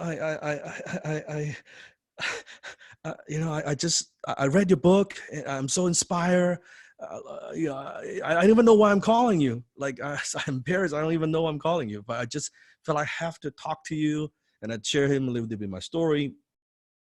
He said, and he'll tell you what, kid, next week I'll be in Los Angeles. Why don't we have breakfast? Settle time with my assistant. Goodbye. And he hung up on me. That was it. He hung up on me. And I was like, holy fuck. Should I go? Should I not go? What should I do? My lower self is talking now. The fucking spy, huh? Right? Should I go? Should I not go? I'm in Vancouver. I got to get a flight. And then I got to buy the plane ticket. I got to rearrange things. And then, oh my God, I got to get a hotel room. How's that going to work? What's going to happen? All these thoughts are going through my head. But then I knew I had to listen to my own gut instinct. How many of you had moments in your life that you were scared to death to make a decision? But then you listen to your gut instinct, you're like, I gotta do it. I don't know how, I don't know why. I just gotta do it. It's the right thing to do. And I did. So I flew to Los Angeles. I met him in the hotel. Mr. Pena coming down the elevator. And I was in my oversized, unfit suits with my spiky hair, pimple on my face, with my glasses, and my cheap shoes, by the way. And we talked, and we had breakfast. We talked for an hour. We talked for probably 2 hours, 3 hours, something like that. He gave me that time. I was nobody. I had nothing to offer, but he spent that time with me. And at the end of that breakfast, I asked him the question, Mr. Pena, thank you for your time. And by the way, here's a quick tip. If you're having lunch, dinner with a successful person, pick up the tab. Okay? Don't be asking them to pay. They're already giving you the time. So I pay for it. So I pick up the tab and I ask him, Mr. Panic, can you be my mentor? I asked him the question. I was so scared. And he said, no fucking way. No fucking way. That's his reply. 3 words. And I was shocked because I thought he liked me. I thought like we connected. Well, I just had breakfast. It's great. Everything's going great. And I said, well, you know, why? And he said, you're not ready. And I was like, okay, then when would I be ready? And he said, you're not ready.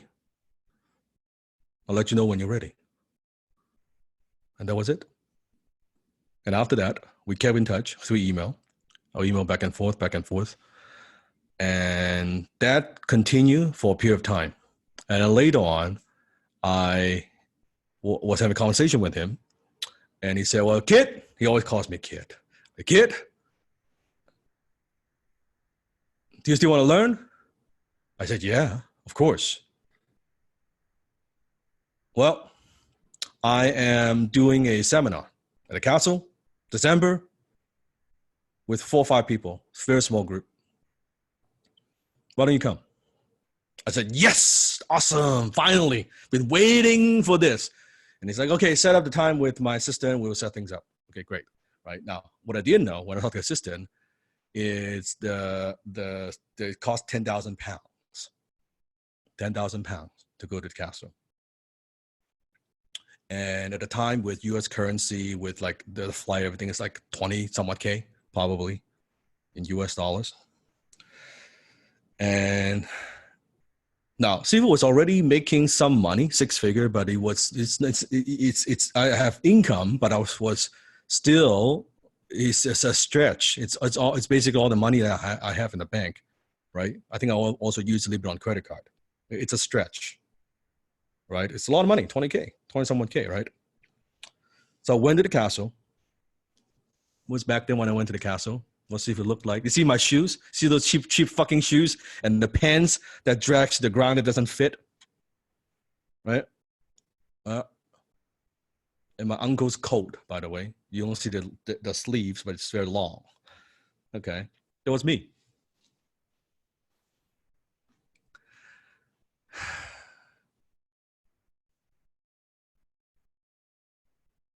And when I went to the castle, there were a few other guys.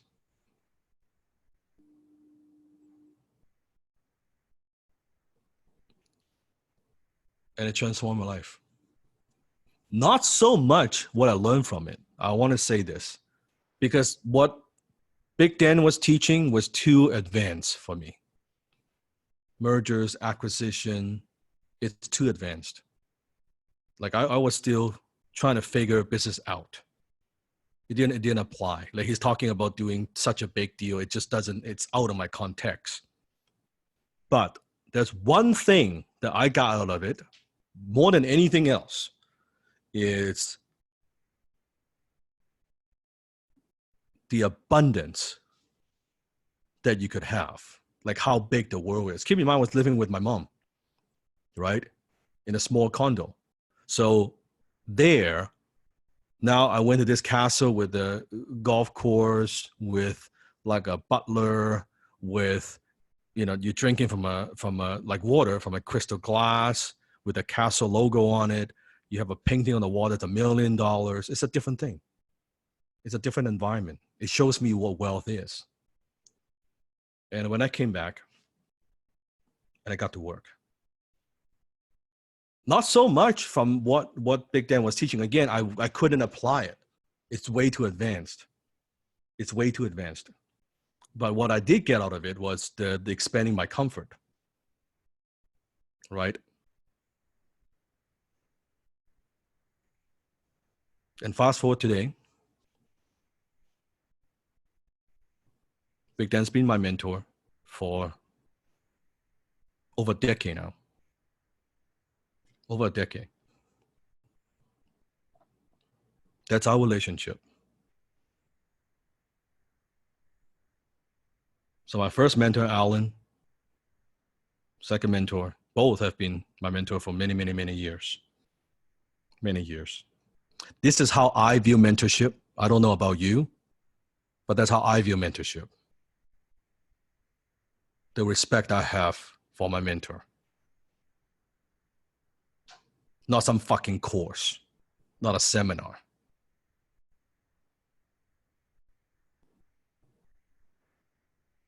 All these years.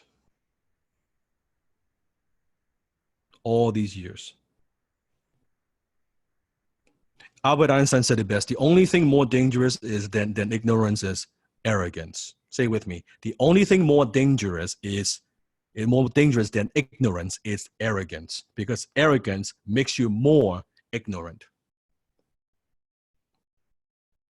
He taught me there's a much bigger world out there. Much bigger world. And that's why it's very dangerous to believe, oh, I know it all. Well, it's what you learn after you know it all that counts. Desmond, I taught all my team Dan Locke. 3 phases. Not getting it, and got it. Not getting it, and got it. And I would challenge the idea of got it, because chances are you're always between kind of not getting it, if you're learning new things, getting it, and then you empty your cup, empty your mind again, and then not getting it. I think the moment when we say we got it, that's a slippery slope. Because that's when you let your guard down. That's when your spy telling, hey, you got it, you know it. I'm not so sure about that. So question is, have you experienced tremendous growth in the last 7 weeks? Since you're in HTC, have you grown more personally and professionally in the last 7 weeks than, tell me, how many years? Put in the chat. How many years? 2 years, 5 years, 30 years, 20 years,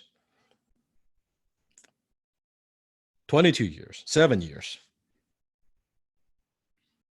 So in the past 7 weeks, you've learned a ton. How many of you agree you've learned a lot? You're still processing it with all the role play, all the techniques, all the 3 steps, the agenda, right?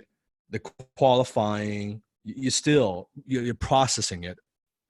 You do understand that now you know more than 99% of the unconscious masses who are stuck in the matrix. Because when you go out there and you talk to people, you notice, think about since you're in HTC, you go out there and you see some salespeople in the mall somewhere on the phone, and you see how they sell. How many of you cringe? How many of you couldn't stand the way they're doing it? How many of you recognize it? Fuck, they don't ask one single question. They're not finding out the needs. They don't dig up the pain. They don't know the gems. They don't know who the fuck they're talking to. They don't know what they're doing. Right? So you know more, way more than they do. At the same time, I want you to realize you also don't know shit. And this is not to disrespect you, not to put you down. I'm just stating a fact. You learn a lot, you've been overwhelmed, but you actually don't know shit.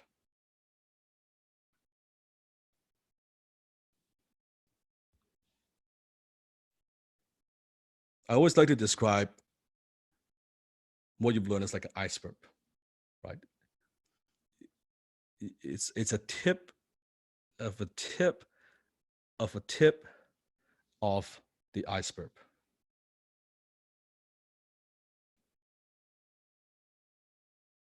Especially with some of the new things that we're doing now. I would be At this stage, I think it'll be generous if I say 1%. Maybe. Maybe. 1% in HTC. Now, by the way, don't take my word for it. Ask my students. For those who have been studying with me for some time now, 6 months, a year, 2 years, right? Is in any way, shape, or form, is Sifu exaggerating? Am I saying that, oh, Sifu that's just exaggerating a bit? There's no way it's not even 1%.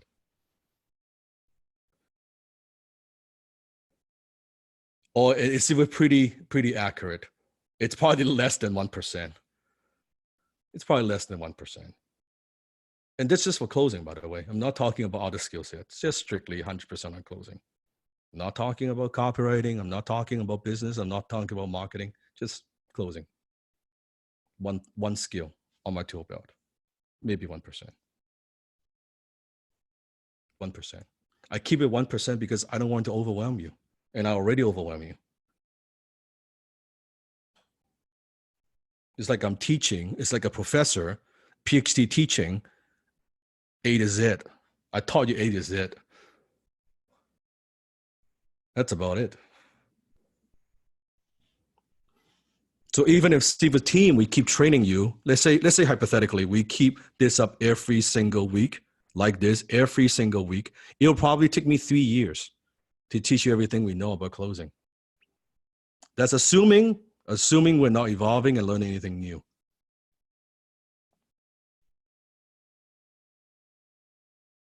There's no exaggeration. There's no exaggeration. So you've grown a lot. At the same time, there's so much more potential. There's so much you could grow if you want to, right? At the same time, you have to recognize also it's not necessary for you to know everything there is to know about closing to make a great income. Does that make sense?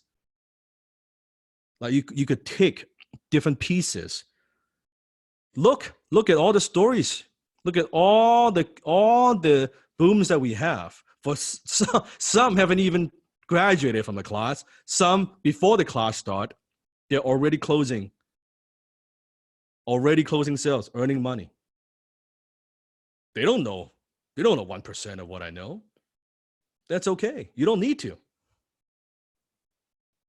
Does it make sense? Like you don't need to know everything there is to know about high ticket closing under the sun in order to make a great income. I'm simply saying that there's a lot to learn if you want to learn. But at the same time, you don't need to learn. You don't need to know everything because it's a blue ocean. There's no competition out there. What is a blue ocean? Think about an ocean out there. If it's a red ocean, meaning it's full of sharks, a lot of blood, very, very, very, very competitive, right? When it's a blue ocean, it's like there's no competition. You have no competition. The fact is, look at other closers out there in the world, unless they're trained by me. But look at the day-to-day salespeople that you meet on the phone, in person. They all suck. They have no closing skills. Does that make sense? They have no closing skills. So you don't need to know everything, and I don't want that to be an excuse. I don't want that to be something that holds you back and say, oh, I got to know everything. You don't. You could use simply a tiny percentage. Apply what Steve is teaching you. You will get results as long as you apply it. You with me? So after the castle, I went back to my business, making some drastic changes, implementing. Not from what I learned from the castle, by the way. It's very interesting. It's not what I learned from the castle. It's more the new comfort that I have, right? Doing what I could do better. I wasn't applying. I couldn't apply. I wasn't good enough to apply. I didn't have enough experience to apply. It was way too advanced. Way too advanced. but apply in my own business in some way, like some of the philosophies, especially when it comes to performing at a high level. And I grew my business to $500,000 a year. And I thought I was so proud of myself. I was so happy. And I thought, I'm making my mentor proud. So I had an opportunity to talk to Big Dan again. And he was asking me, well, so how's business? Right? I was like, I was waiting. I was been waiting for this moment. He's going to be proud. He's going to say, awesome, good job. And I said, well, Dan, I'm, doing kind of $500,000 a year right now. Now, keep in mind, I was 20 some odd years old, right? Pretty damn good. $500,000, right? And he said, so what the fuck are you? A half fucking millionaire?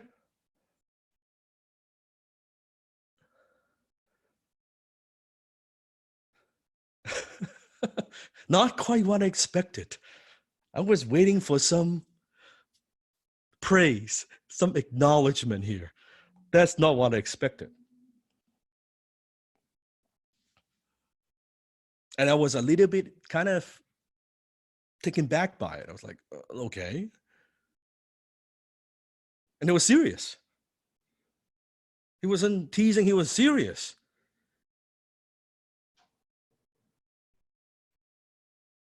Because my standard for myself was too low.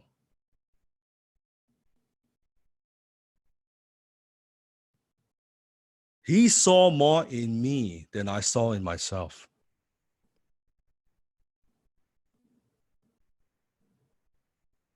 Next year, I doubled.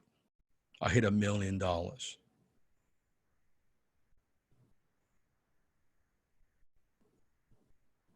Simply because of one thing that he said.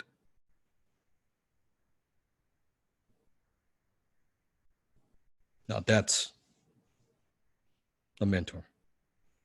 I believe a true mentor is the person who makes you do what you don't want to do so you can be who you say you want to be. Someone who makes you do what you don't want to do, what you're not comfortable with, who challenges you, who doesn't buy into your lower self bullshit so you can say who you say you want to be. That's a true mentor. And recently I had the opportunity, go back to the castle, and you saw it on YouTube, number of videos that we did. You can search for it. And Big Dan shared a story, how I called the castle 13 times and how we met in LA, how I looked poor, and I was poor. I don't think I was poor, but by his standard, I was poor.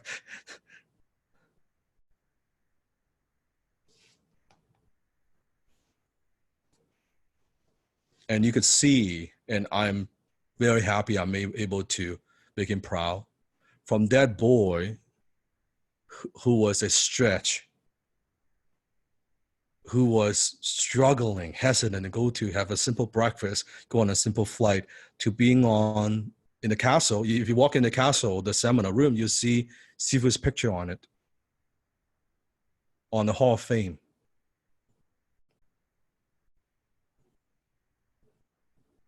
Right? On the Wall of Fame. Outside the hallway, you see a drawing that I bought for Big Dan's birthday. He hanged right at the door, the front. It's a Chinese character writing Quantum Leap.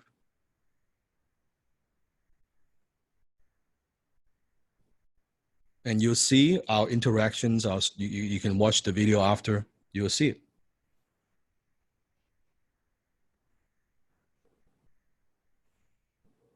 That's the difference of having the right mentor can make.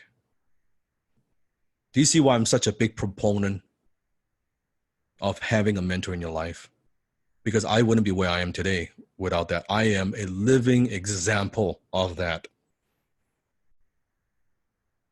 From who I was. You saw it. I showed you the picture, who I was when I went to the castle.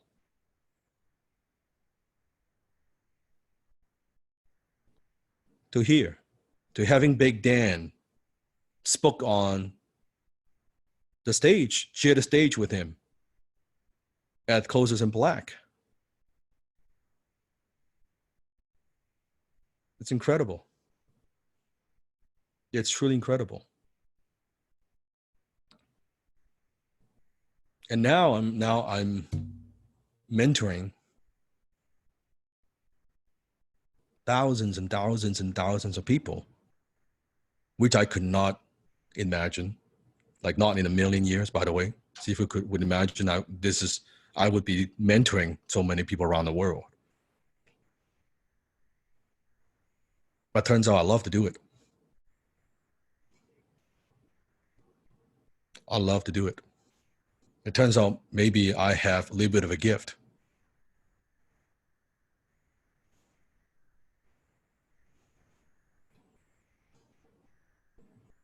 That I could teach, I have a knack for taking very complex concepts and teaching it in a way that you would get it. That's how we transform. Taking someone who don't know anything about closing, have no idea, no experience, and turn them into a high-ticket closer. It's a story from Danny. Danny Lin. So Danny Lin goes, "Hi, IC family. What is up? Wait, who am I? My name is Danny Lin. I'm from season 5. I'm here to share my boom. I don't remember my 8, 9, 10 booms, but it's my boom time. Boom! Wow, time flies. It's 2019. I've been really busy on my big projects. Small boom, closed a real estate deal, just connected a deal to realtor. Realtor paid me $6,750. This is good money. Boom! Do you want to hear my crazy deal? So crazy deal? Another real estate deal. People paid me cash. Big bag of cash. That is insane. I was like, man, what should I do with the cash? Anyway, tax benefit.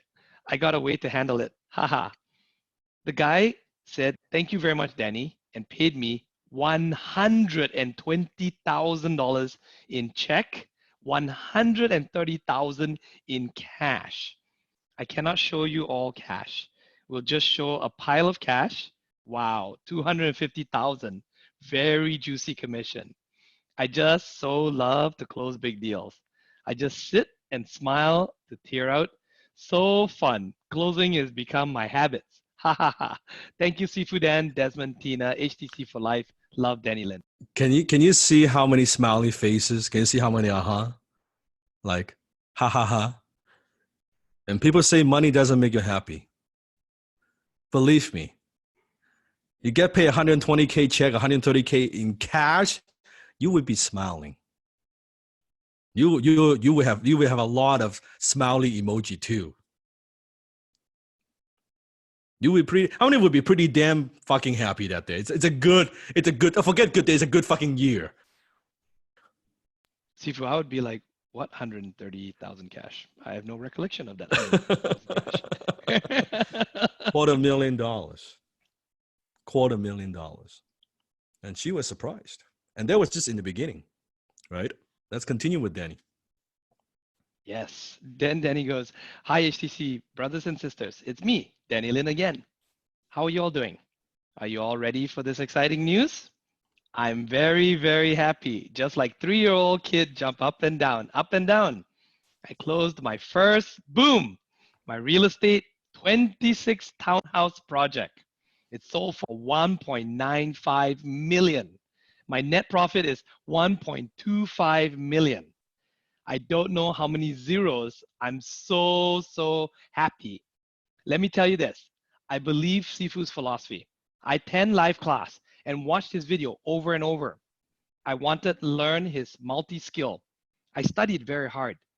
After study Sifu's 6-figure formula, pick up those skills called JV partner. Oh my God, so powerful. With JV partner skill, I also closed 2 people who quit their job and come to work for me. I feel myself is so strange and full of those ideas from Sifu. I keep applying those ideas into my business that I learned from the class. My business benefited a lot, and my business is growing to next level. I've been in business for over 17 years. This is the first time I taste something so differently. The more I study, the more sweeter it tastes. Sifu, you are amazing. I really appreciate it. Sifu said, once I see the matrix and the green code, I will never be myself again. So the brand new Danny Lin already born.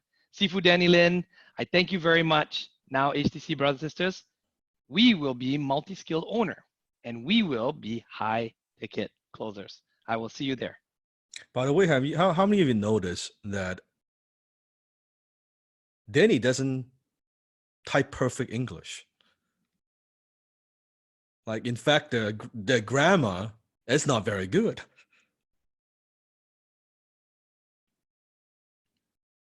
So is she applying everything I teach her? Or is she just applying some of it? Didn't stop her from closing some deals. Some pretty big deals. And it closes in black. How many have seen Danny's video when she shared her story? Isn't she amazing? And that closes in black. See if we handed her the award, the 7-figure closer award. And it goes to someone who's made, not close, made net, put in her pocket over $1 million in order to get one of these awards. And Danny Lin made $2.2 million. $2.2 million. To stack on top of that, for all of you out there, she is a single parent. Single parent, no excuses. Oh, but I guess this only works for single parent. If you're like married, that probably won't work for you, right? Oh yeah, that's right. It won't work for you at all. No, you got to be single parent to make this work. That's right. Maybe she had more freedom, she can do whatever she wanted. All that. Yeah, you need the kids, the motivation, spouse, support, all that stuff in order to make it work, right? Yeah. So you're not single parent and no hope. There's no hope for sure, right? $2.2 million. So the question is how much you could make. It's all up to you. You can use it to make $22. You can use it to make $2,200. You can use it for 2.2. Same, by the way, same Sifu. It is not like Danny is getting a access to. In fact, you are getting way more training than what she used to get. We didn't have the pre-training in the past. We didn't have the CIB videos from the past. You're getting way more than what she got. But again, maybe it's too much. You're spoiled. I don't know. Maybe I should give you less. I should take out some of the classes. Let's make it just 2 classes instead of 7.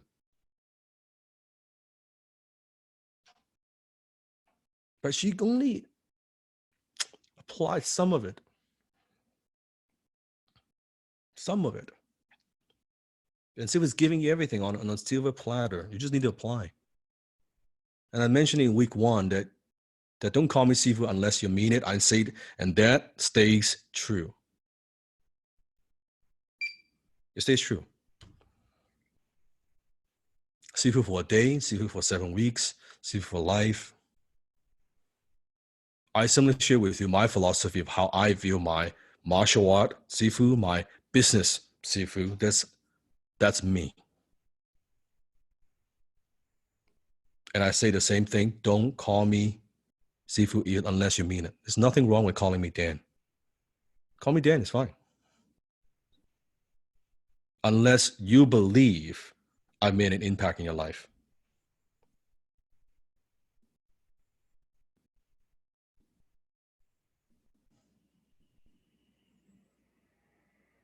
Unless you mean it. High ticket money secret number 6, multiple ways to learn. Now, this is very, very critical. And this is also so now I'm going into some of the new development that we have within HTC. So pay attention. Pay attention. Especially from, I know you're joining all the graduates, you're joining Sifu for this particular class. Okay. And I know you have some questions. So go ahead as I go through some of these steps that ask away. Okay. I'm here. So number one. So there are multiple ways you could use your high ticket closing skill. And what Sifu doesn't want is, I don't want you to feel restricted and you feel like, oh, I can only apply it for one way, not the other. So I'm going to open your mind. What am I going to do? Open your mind, the possibilities, different ways you could use this skill. Because essentially, at the end of the day, what it boils down to, HTC is not just a sales skill. It's a life skill. You could use it however you want. Makes sense. So number one, closing for your own products and services. How many of you right now are selling your own products and services right now, this moment? Put in the chat. So if you're closing for your own products and services, does that mean it doesn't count? Does that mean, oh, I guess that's not HTC if I'm closing for myself? Of course it counts. And it is the fastest and easiest way to earn because you are tapping into something that you already do. You prosper where you're planted. Write this down. Prosper where you're planted. So don't discredit yourself. Oh, I'm not doing exactly. You're closing. It's a spy that's talking. You recognize that? Well, it doesn't count if you're closing your own products. Fuck you. It counts. Should be proud. That's exactly how you should implement it. Low-hanging fruit, right? A close is a close, a close. A boom is a boom is a boom. There's nothing wrong with that. Boom. Mohammed Kwasama. Boom! Here is my first boom. Today, I'm excited I closed 10,000 seed investments in my business into a business competition where I became the first winner of the competition. Although it was an outbound closing, and I did it in the HTC way with confidence and conviction. Do you remember the other day when Sifu Danlock was at StarCon event? He showed us that the entrepreneurs may have a good idea, but they don't know how to sell. And today, I borrowed Sifu's strategy. I would like to share with you the strategies implemented that allow me to close $10,000 within 8 minutes. I went to the venue a night before the event to get comfortable. I did my homework to understand the audience and the other startups and who are pitching before me in the competition. I practiced over and over again. Happy birthday to you, Sifu. So could you see how you can close for your own products and services? In this case, right, closing for investment, raising capital, funding for the ventures. You could use your closing skill to raise money to fund your business. It is still closing, isn't it? A close is a close is a close. So that's the first way that you could use HTC. Number two, you can close for a company. There's nothing wrong closing for a company. And it's also a great way to earn while you learn. Maybe you need to get some experience. You want to take some of the experience you've gained in role play, you want to apply it in the real world. Get some experience, what it's like. So you earn while you learn. Doesn't mean you have to close for a company forever. Does that make sense? Doesn't mean you don't. And maybe I saw the comment where maybe even though you don't get paid now to close for that company, that's okay. Because what you learned, the experience you have, you are using the leads to get better. No one could take that away from you, right? And then you can go back and close them on giving you a commission. You become so damn good. And you say, you know, I've brought in all this revenue. I'd like to talk about a new compensation structure. You could close them on that as well. If you're bringing all these sales, and if they say no, they say, well, then I'm going to go and knock on your competitor's door and close for them instead.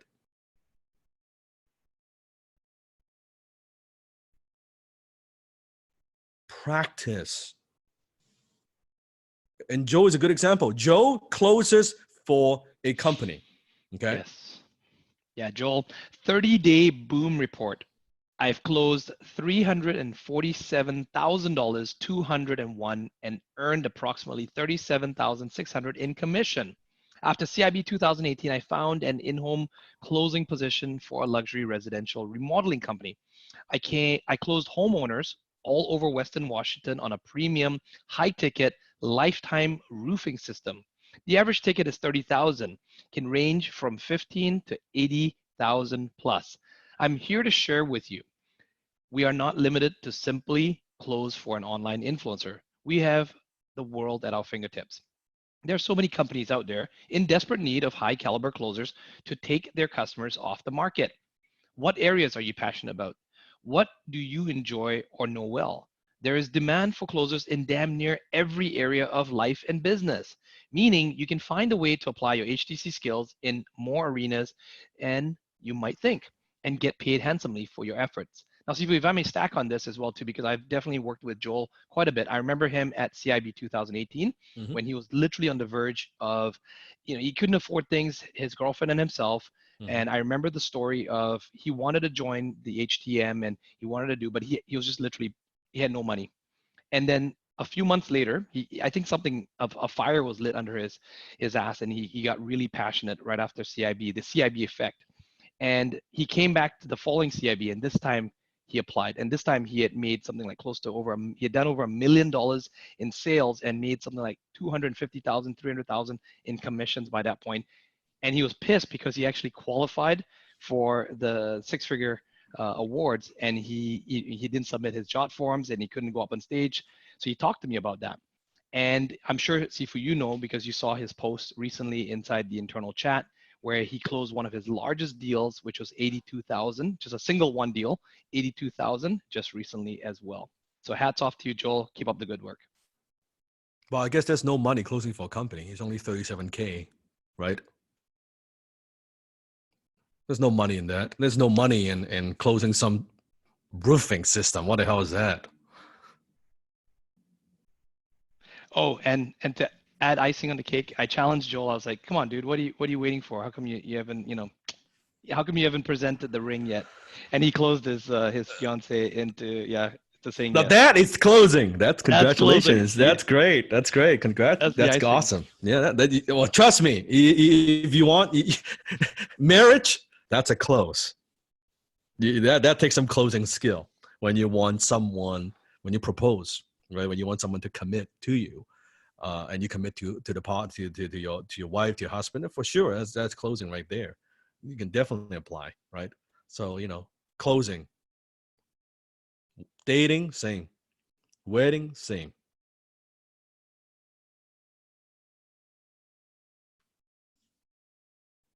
And this is a great little quote I saw from Jacob the other day, and I love it. And that's, don't quit your job to become a closer so you can quit your job. Because one of the questions, yeah, that's right, Jacob. Great quote, by the way. I saw that. I love it. So is, because I do get this question, Sifu, should I quit my job? Well, don't quit your job to become a closer. Become a closer, make the money so you can quit your job. In the beginning, you might have to juggle a little bit of both while you're developing your skill. Don't try to get away from something while you're learning. Still have the income coming in. There's nothing wrong with that. I don't even care if the job you're doing, maybe you don't enjoy it at the moment. That's okay. But some way, shape, or form, you could apply your closing skill, even as little as communicating with people at your work. Does that make sense? So don't feel restrict. Oh, I'm not closing for influencer, then I'm not closing. It's not true at all. You can use it for so many ways. And look at Joe, very successful, 6-figure income, working for a company. It's okay. Nothing wrong with that. Number 3, you can close for an influencer. And that's the very kind of the one of the models that we teach, a very core models that we teach within HTC. You choose an influencer, and see, we taught you this already, with a high ticket offer, maybe multiple high ticket offers, right?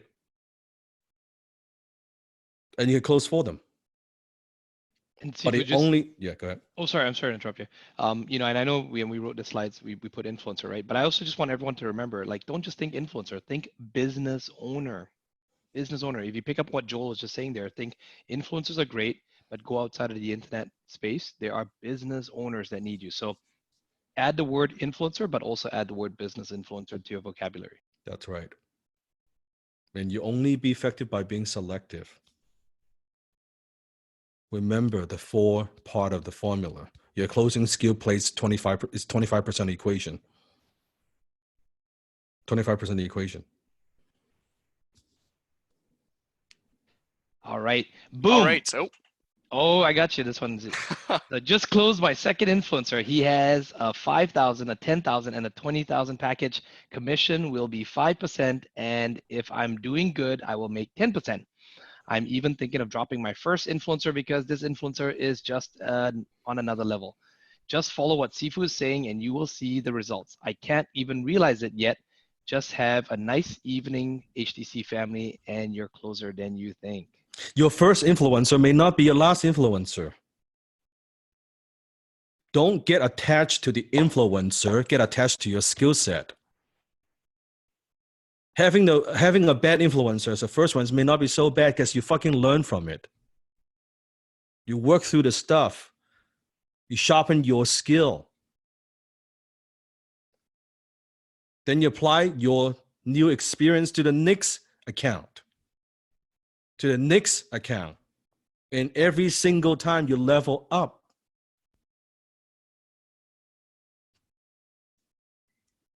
Closing is a team. So we talked about closing in a company, closing for yourself. Now let's talk about closing for a team. And for some of my students from the past, you may not know this.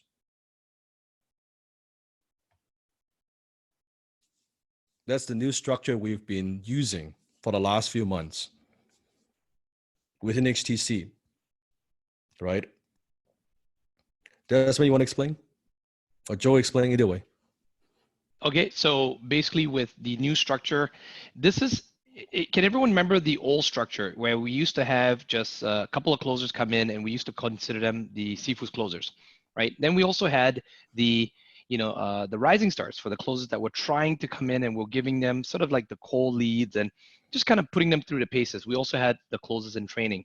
Well, what happened to the like the prospects that maybe they watched the webinar, but they never booked a call?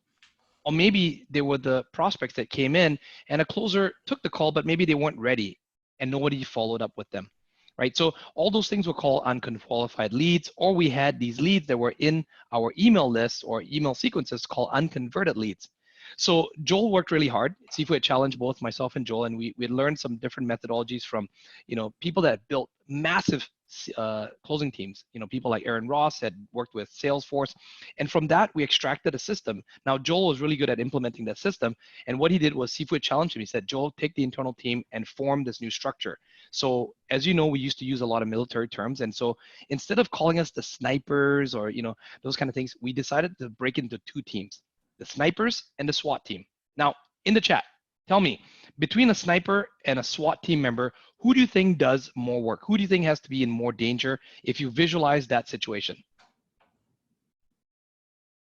The SWAT team. Yeah, because you see, the sniper gets to sit on the perch.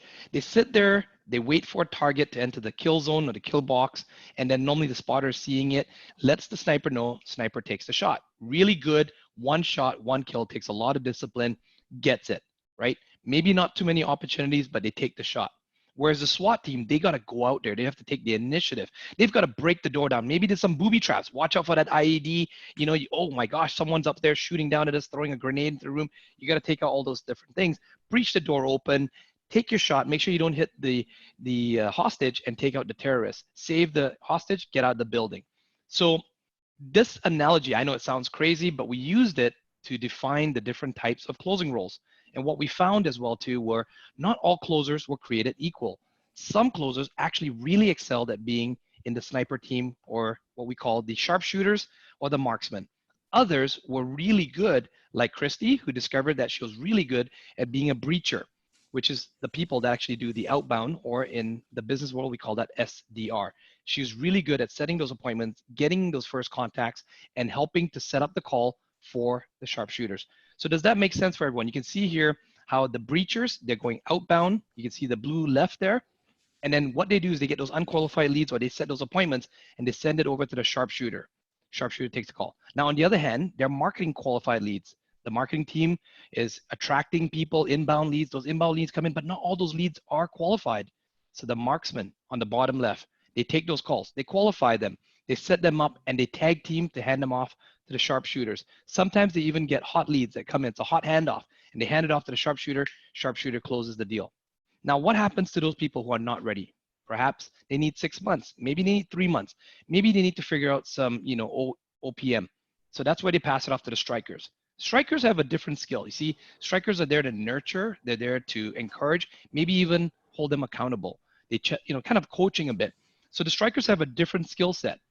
And once the strikers get them warmed up and ready again, they send them back to the sharpshooters. Sharpshooters help to close the deal. So it's a team effort here. Inbound, outbound, team effort. Is everyone getting this? So think about a scenario, right?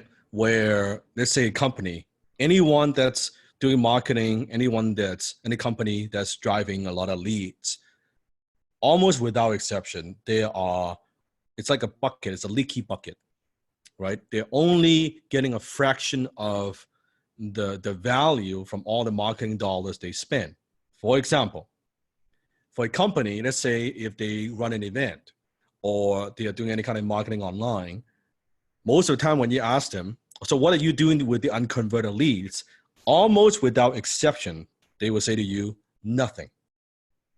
Because they all spend their time on just the converted leads, maybe just inbound. So what happens is, write this down, inbound leads cost a lot of marketing dollars because you are driving traffic to it from the top of the funnel to filter it down at the end when they book a call. From 100 people at the end booking a call, maybe it's only 2 or 3. What happens to that 97? Because each step filters them out. The answer is nothing. Most business owners are not paying attention to that. So calling unconverted leads is like picking up free money. Picking up what? Free money. They've already spent the money on driving those prospects, leads into the funnel. So what happens is when we approach the client, the business account, not as an individual closer, but with a team, and we say, so what are you doing with those unconverted leads? Or nothing. You've already spent the money. Well, do you mind if we call them? Do you mind if we close some sales for them, for you? It builds confidence, establishes trust with the business client immediately, because in unconverted leads, at least it didn't cost them money because they've already spent the money. You with me? They've already spent the money. And business clients, like, gladly they pay us a bigger percentage upfront because those are money they would never have made if it wasn't for us closing anyway. So then what happens is they could take the profits now to invest back to marketing and bring in more leads from top of the funnel. That means more income for you and more income for your family. So as part of a closing team, then we're not saying that, oh, hey, we're not approaching the scenario as, oh, here are a couple closers. We're approaching as a fucking team. We're here to scale a company's revenue. It's a very different proposition. Do you see it? It's a very different proposition. All right. Warning, long post. Hi, HTIC family. It's been a while since I post here. It has been busy for me since CIB, but today I want to share my story and an update, hoping to give you some hope of what is possible. Here's my story. I joined HTC in January, which 10 months ago, hoping to transition out from my corporate America job. Today, I'm still doing this full-time job, as you've probably seen in some of my posts. I'm not where I want to be yet, but I'm making progress. That's what matters. I used to make excuses that I cannot do HTC while having a full-time job. I couldn't do HTC because my English is not perfect. I couldn't do HTC because I have no time. I couldn't do HTC because I haven't done enough roleplay. I couldn't do HTC because I haven't rewatched the lesson enough times. I couldn't make HTC work because I don't have opportunities to fit my schedule. I was frustrated and was angry at myself. Then one day, I realized that I was the one holding myself back from progress. I was holding myself back from the progress towards my goal. I was telling myself with all of these excuses. From that moment, I was determined to make HTC work for me. I would do whatever it takes. I put myself out there. I applied whatever opportunities I saw within IC family and outside IC. Then boom, I got selected to be part of SWAT. I've been part of SWAT for almost 5 weeks now. I've set 6 qualified appointments and 5 of them got closed. Total amount 1,985 in revenue. I wish I could tell you it's easy, but it's not easy, but it is possible. Once you're focused on why you can do it, then it's possible that you can. Can you see how it's possible? That's all Steve wants you to say. It's possible. When you believe in the possibility, you'll take the action accordingly. It's possible. Boom! Number 1.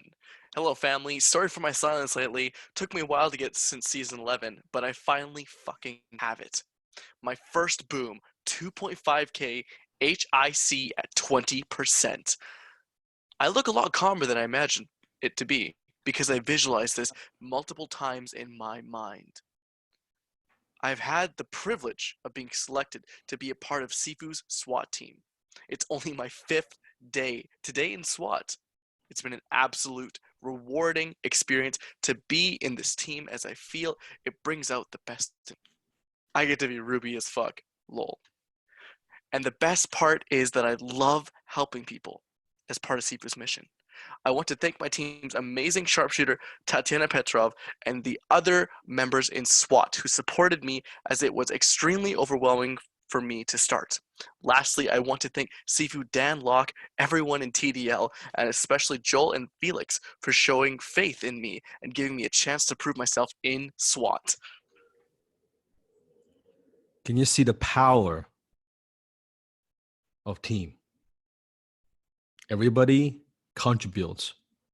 Everybody work together as a team. $3,000 boom.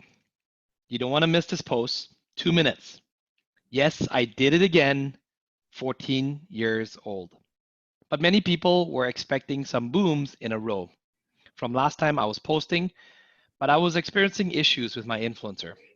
Good news, I got this new opportunity. I'm working with the influencer of my dreams. With this close comes a great lesson and victory. I'll tell you a bit more about the prospect first. The prospect was very Emerald Sapphire, and as you can imagine, had lots of questions that he listed up for me. Although I didn't have to answer any one of them, lucky me, there were really specific questions. The questions were mostly how questions. How am I going to succeed? How can this work for me? I've seen some bad reviews. How can you guarantee me? ... How did I get rid of my lower self questions from the prospect? I went to their needs first. I set firm agenda. Let's get started. I started building rapport. Pain, dreams, qualification, close. I closed them without answering any questions. Isn't that amazing? And let me tell you, this only worked because I over prepared and I fully believed what I was closing for. Fully believed what I was closing for. Practice and practice mindset and mindset. Proud to be in SWAT. Family, I'm 14 years old and I can do it. So can you. George David, this guy for the amazing leadership and teamwork. I guess I don't know, XCC. I guess if you're not 14 years old, probably won't work for you. Oh, you're not single parent, probably won't work. Only works for single parent and 14 years old. Right? Like you're 15, it's over. Forget it. Not gonna work. Not gonna work at all. A 14-year-old closing sales. Seriously. For those of you who have kids, they're teenagers, put them to work. Let them bring in some income. You invested a lot of money to kids, turn them into an asset. Make it like homework, after school homework. Let's close some sales. Let's get on the phone, right? Goes towards education. You know, education is expensive. Right? Steven's teasing you. You close the sale and you can pay for the steak dinner tonight too. That's right. So why closing as a team? Because you could focus on what you do best. Breachers, strikers, marksmen, and snipers. In fact, let's see if I ask you this question. How many of you see yourself as a breachers? That you maybe you're Sapphire, you love talking to people, breaking down those barriers, right? It's like, make it happen. I can connect, right? I can connect with people like that. I'm not afraid to pick up the phone. How many of you see yourself as marksmen? You're able to quickly qualify. See if there's a need that you can quickly disqualify the people who are not qualified, but then you can qualify people and set up the time, setting up for the snipers to close the sale. How many see yourself as more like a marksman? Very precise, right? Very strategic. What about snipers? How many see yourself as the one call close, being able to go deep, be able to kind of figure out the gems, be able to have those deep conversations, maybe level 3 ping, level 2 ping, right? That you're patient, you could listen, you could engage, you could let them talk. And what about strikers? How many see yourself strikers? You know what? I'm gonna get the most amount of commission because I'm closing sales and no one can close. Right? You can close it. Give me all those unconverted leads just all day.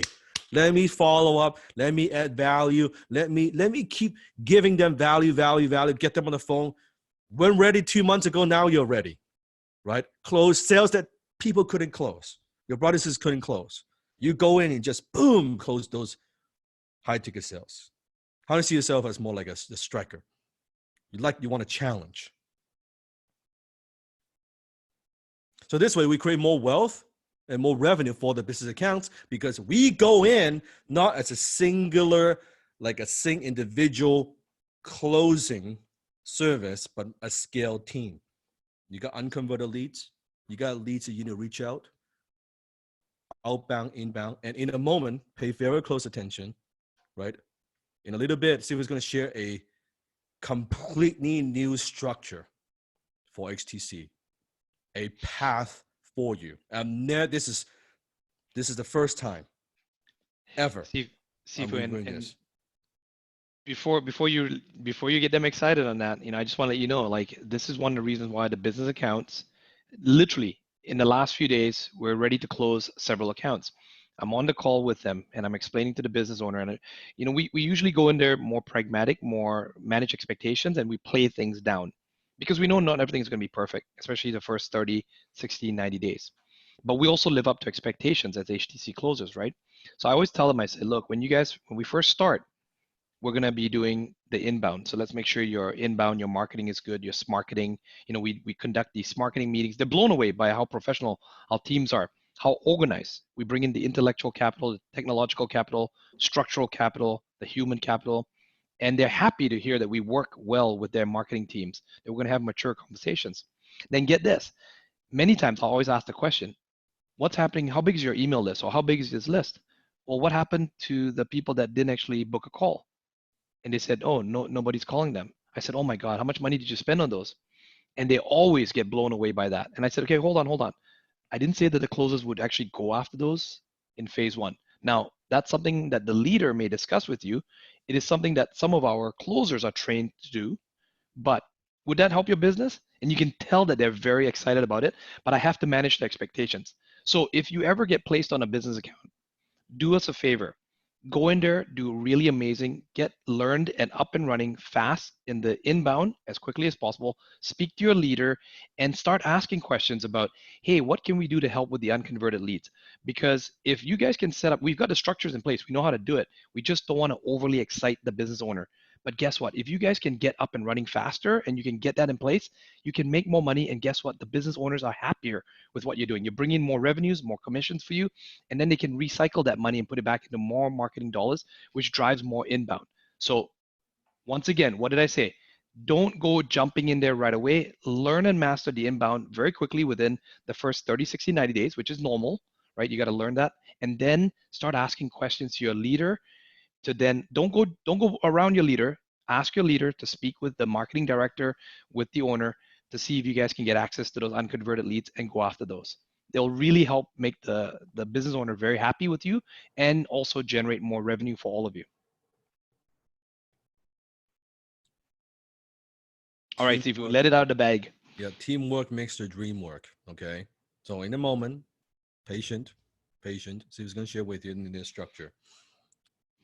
Number 5. Now this is interesting. You can also use your closing skill just to help other people. Has nothing to do with monetary results. Has nothing to do with money. But in fact, I think it's a privilege to be able to do this. All right, Tamir Dunai. Personal boom. After very hard training of almost 2 years, I was given the opportunity to compete in the Israel Taekwondo Championship. I was very afraid, but I've decided to step out of my comfort zone and go for it. I feel the fear, but I do it anyway. There were many concerns before, but we worked hard. I kept my paleo diet very strict to stay below 70 kilograms to compete in that category. Unfortunately, the federation had done a mistake and sent me to a higher category up to 80 kilograms. The competition itself was not simple. I was fighting against people who weigh more and experienced than me. Black belts and red belts. I was beaten up, tried to keep going, and waited for the right moments. Everything I had learned and trained for had been reflected in the fights. I won a gold medal in the Israel Taekwondo Championship in 2019, veterans category, up to the age of 40 and up to 80 kilograms. As I've learned from you, Sifu, the biggest determining factor for your accomplishments as a martial artist is not how many hours you train, but how hard you train. It's who trains you. Next goal to my vision board, a black belt, 2 years from today. Attached some of my local city newspaper talking about the competition and about being a role model to my son Ethan, 5 years old, while we're practicing 2 years now. Dan, this is the first time I'm calling you Sifu. I don't want to call you this way unless I mean it. Thank you for everything I have learned from you. I hope you will see my message, Tamir. So question is Tamir using high-ticket closing skill in this case? In what way? Who is he closing? That's right. Himself. I think it's very HTC.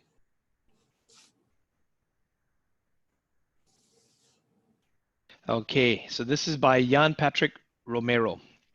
I want to share my story from yesterday where I met Michael on an airplane to Barcelona, where we shared a special moment. So the first couple of hours, I was sitting in my seat, focused and listening to the audio replay from week 5. Earlier, Michael tried starting a conversation, but I was so busy listening to Sifu and crew. Then later on, Michael started talking again. I decided to put away my headphones and engage in the conversation and really listen with the intent to understand him. So I started asking him, so where are you traveling to? He was going to Spain to visit his eldest son, Dara, and his family, and also collect his paintings. Michael is a painter and used to be a school teacher. He had two sons. Youngest was Rory. He lived in London with his family. But Michael, who is 69 years old, said that he didn't enjoy traveling. It was hard on him. It took a toll on his body. I asked, "So what motivates you to travel?"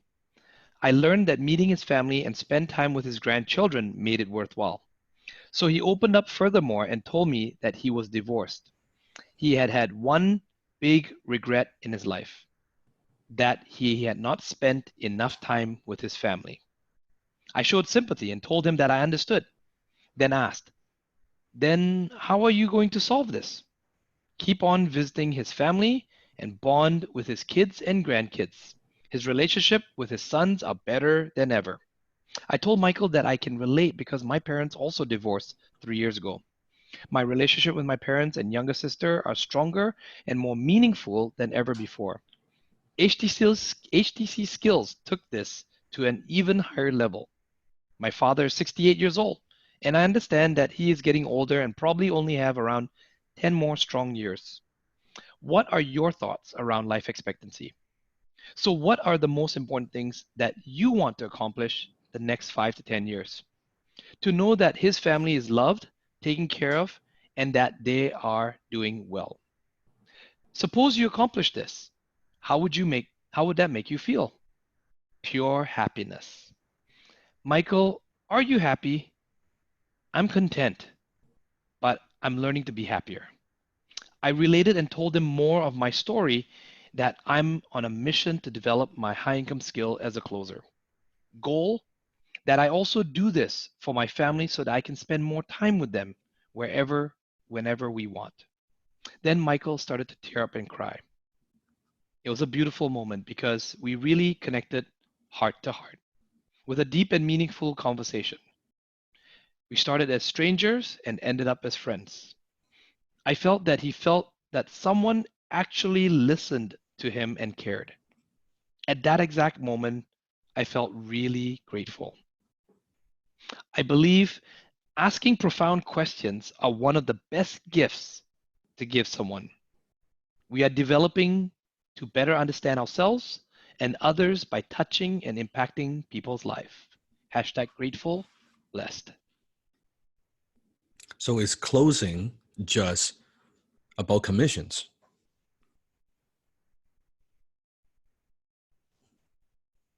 Is it you have to close a high ticket product in order to use X2C? Or could you use it with other people? Asking a simple, profound question, connecting with another soul and a human being. Closing your kids, eating more vegetables, not eating less candy. You can apply this in all areas of your life. And I could tell you, Sifu is equally proud. When I saw this post, I'm equally proud as someone closing a $20, $30, $50,000 deal. Is this less valuable of utilizing a skill just because it doesn't have money involved? No, absolutely not.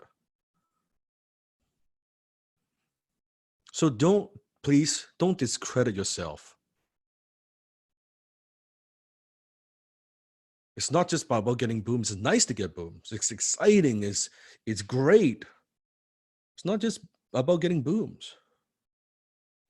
So don't lose sight of that. Boom is a result of a reflection of your skill set. That's it. That's it. Right? Nothing more than that.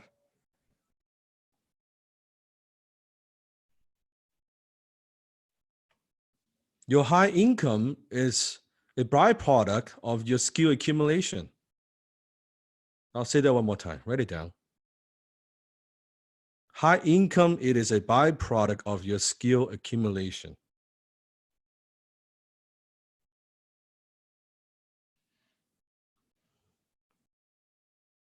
High ticket closing is simply a personal development journey attached to commissions.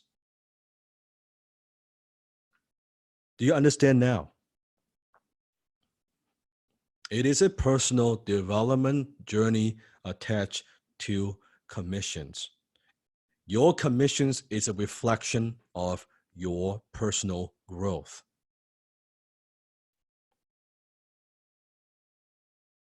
You overcome those lower self issues. You're not afraid to go to the dojo. You're not afraid to pick up the phone. All these things, overcoming that inner demons, right?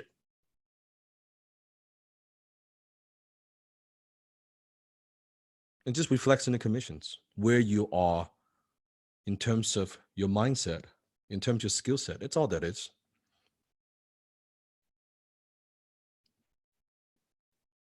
Now, if you're not closing enough commissions yet, it simply means you're on a journey.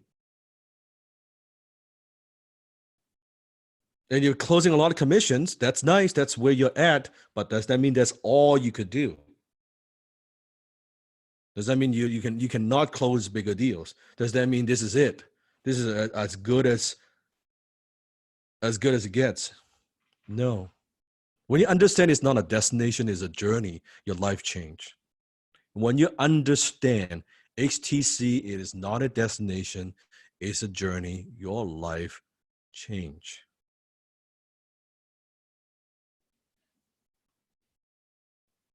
High-ticket money secret number 7. It's the last secret. Money loves speed and money follows mastery. Money follows mastery. So if high-ticket closing is simply a personal development journey attached to commissions, then how do we know how good you are as a closer? How strong is that foundation? What is your self-image? How do we know? How can we tell? Tell me, how can we tell?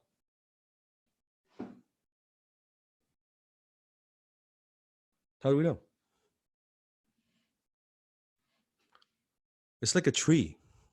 You want to know, are the trees, let's say an apple tree. You want to know the roots? You want to know what's going on? Is the apple sweet? Is it juicy? Is it red? Or is it rotten?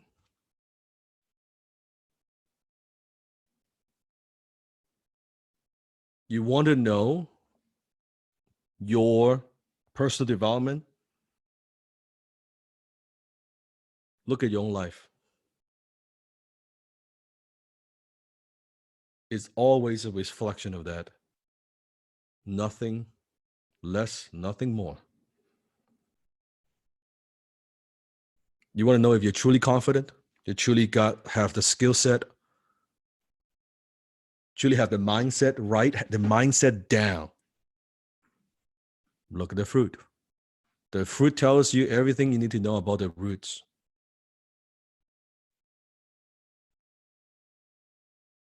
Not talking about rah-rah motivation. No, I'm talking about just fact.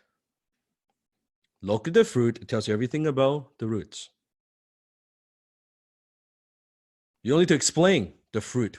How many recognize? You don't need to explain the fruit. You don't explain the fruit. Oh, it's actually not that bad. It's actually still growing. You don't need to explain any of that. Just look at your own fruit. It tells you everything you need to know. You want to know if you still have lower self issue? Look at the fruit. Do we have to do some of that poverty programming? Look at the fruit.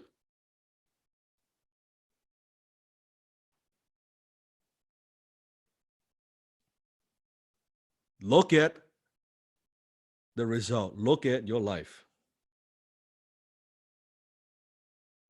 If you're growing, you see result. You see it's kind of green turning red, becoming a nice, healthy, sweet apple. You're growing. You know, when you grow, your commission check grows. In fact, see if we challenge you, try to grow without having your commission check grows at the same time. Impossible. So it is not that you become a better closer, you make the money, then you become a better version of yourself. It is what? It is you become a better version of yourself first. Your closing skill will follow. then you earn more commissions. It's not the other way around. It's always going to be like that. And it has nothing to do with how long you've been with me. Unless you take on that responsibility, you alter that self-image. And you say, I'm a high-ticket closer.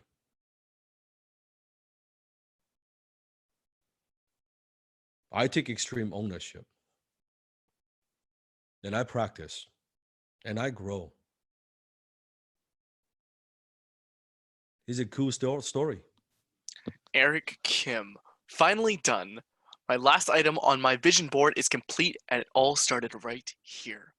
HT has enabled me to be the best version of myself, and although I still have a lot to work on, I have a great start at my new entrepreneur journey. Thank you, HTC, for changing my life. I am investing in myself more than ever. The Maserati was a treat for myself and the biggest wealth trigger after my precious family and friends. Remember to reward yourself for every victory. It's especially important for a closer to have that mindset and money on demand attitude. Your prospects will thank you. Now, where should we go from here? Thank you, Dan Locke and team, and my role-playing brothers and sisters, Peter Kim, Brandon C., Sandy Gum, and William Hyun. Question is, because Eric bought the Maserati, that he becomes a better version of himself, or he first became a better version of himself so he could close better, become a better closer so he could afford the Maserati?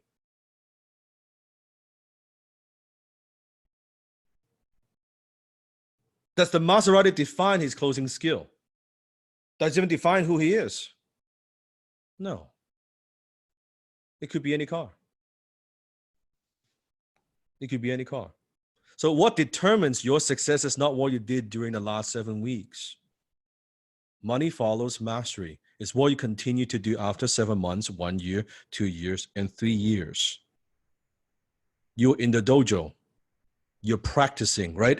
How many of you are role playing, right? You're kicking the pad, right? You're practicing with each other, handling objections, setting the agenda, qualifying, closing, and you're practicing. You're practicing in a safe environment. What kind of environment? A safe environment. Problem is, when you go out there, it's not going to be like this. It's more like this.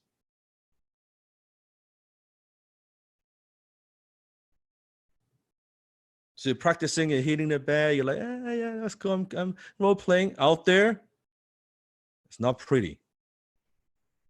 Now you're dealing with real objection, real prospect, and there's money on the line. Remember, problem with most people.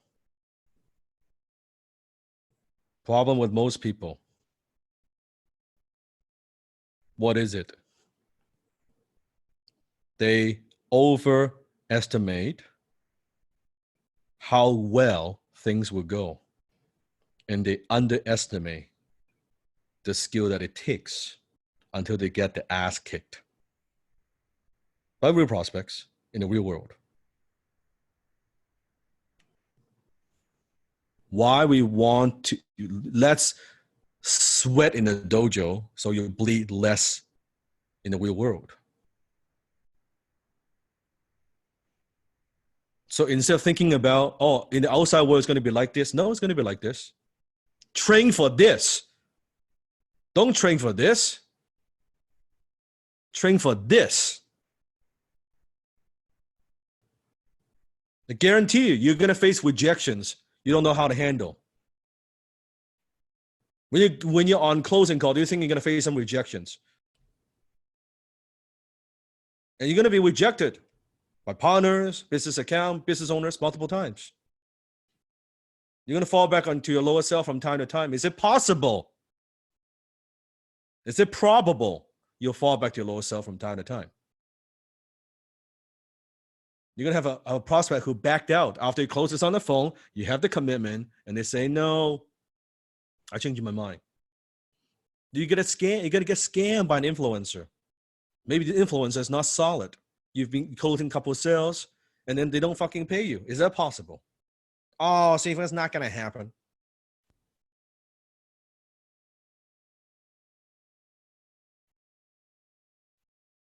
And you might get fired by an influencer in your best month ever. No fault of your own, by the way.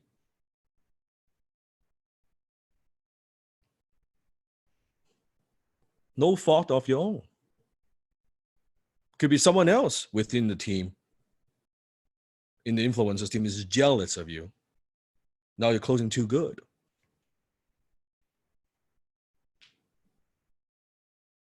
And you're gonna have family and friends to tell you to give up. How many of you already have family and friends to tell you to give up? You're gonna get critics. You're gonna get haters. The more successful you become, the more critics and haters you get. You're gonna get lazy. You're gonna lose focus. You're gonna be tempted, very tempted, to jump to the next shiny object syndrome. Because you want to get to that next, do something else. My self-sabotage. I see this. You're going to make the same mistakes twice, 3 times, in some cases, maybe even 4 times. Is that possible?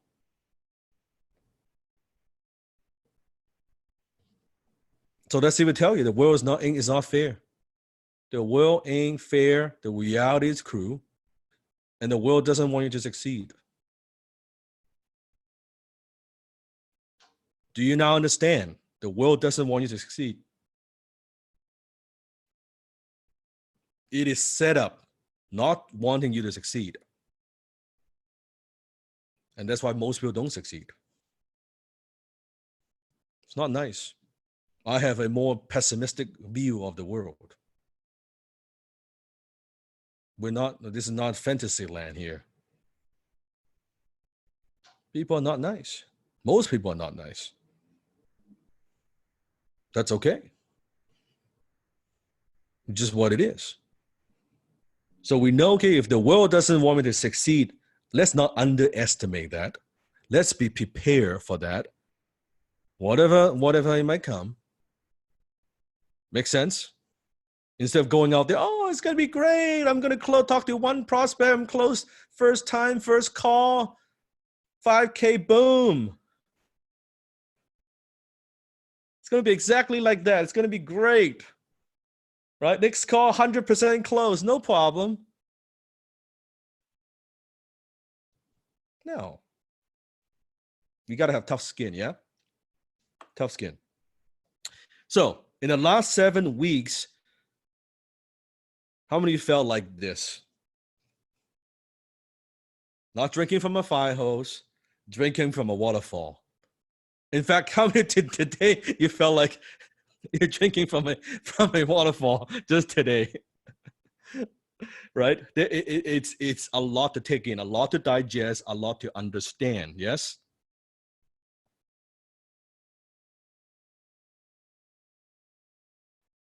So if there's a way, and only if you want to, there's a way that Steve could support you, the team could support you. What if there's a way for you to continue the journey with us? Would that be valuable to you?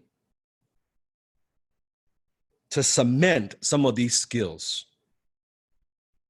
into your DNA. So it's not just kind of at a surface level, but you get it through repetition. And we continue our mentor-mentee relationship. And for those who want to, it's not for everybody. And this level of mentorship is not open to the public. It is only available to the graduates of HTC. We only offer this to my students who have graduated from HTC. And it's not for everyone. In fact, you cannot just write a check for it. You cannot just say, Sifu, I'll pay for it, I'm in. No, it doesn't work that way. We used to do it that way. And we found out that for some, writing the check doesn't equal commitment. We want to grow our family and we want to grow it to a global community. We want the best students, the best leaders, the best closers possible. It's application only. And here's what's going to happen when you apply. Let me explain. You're going to talk to my team. They are going to do their best to talk you out of it.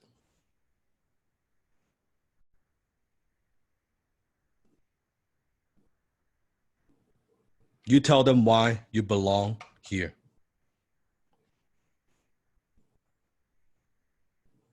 Because we've learned, if we have to twist your arm, we have to got to convince you to do this. If Sifu wants your dreams more than you do, something is wrong. Does that make sense? I'm talking about the high ticket closer inner circle. HTCIC. What is HTCIC? You can see the dojo. This is not kindergarten. This is advanced. HTC is all about teaching you the skill set and the mindset you need to be a high ticket closer. In the last 7 weeks, have you learned the mindset of what it takes to be a high ticket closer? Yes or no? Have you developed some skill set of what it takes to be a high ticket closer? Have you been practicing some of these new skills, although they seem foreign in the beginning?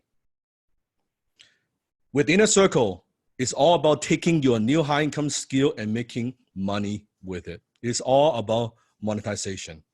Right now, after you graduate, there's nothing that stops you today. Go out there. You can close one of those multiple ways.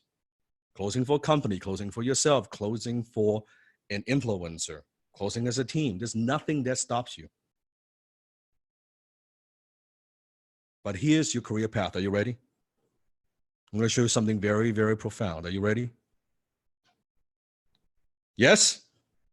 I'm going to walk you through it. I'm going to take a little bit of time to walk you through this, okay? This is the high ticket millionaire path.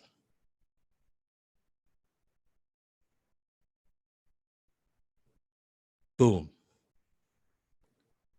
For someone that comes in, level 1, that's where you were 7 weeks ago. In terms of skill set, non-existent. Focus. Who am I? What should I do? The challenge you had at level 1, no skill, no income. You didn't have, how many of you didn't have a high income skill? Didn't even understand the concept of high income skill before HTC? Then now, while in 7 weeks, you've learned level 2. You've learned the skill of inbound B2C, business to consumer closing. And your focus right now for some is, how can I make my first sale? Yes? How can I get the first sale, the first boom? The challenge you have is lack of confidence at the moment. But every level, there's another devil. With Inner Circle, we focus on level 3 and 4. We're going to focus on developing and training you on the outbound B2C closing skill.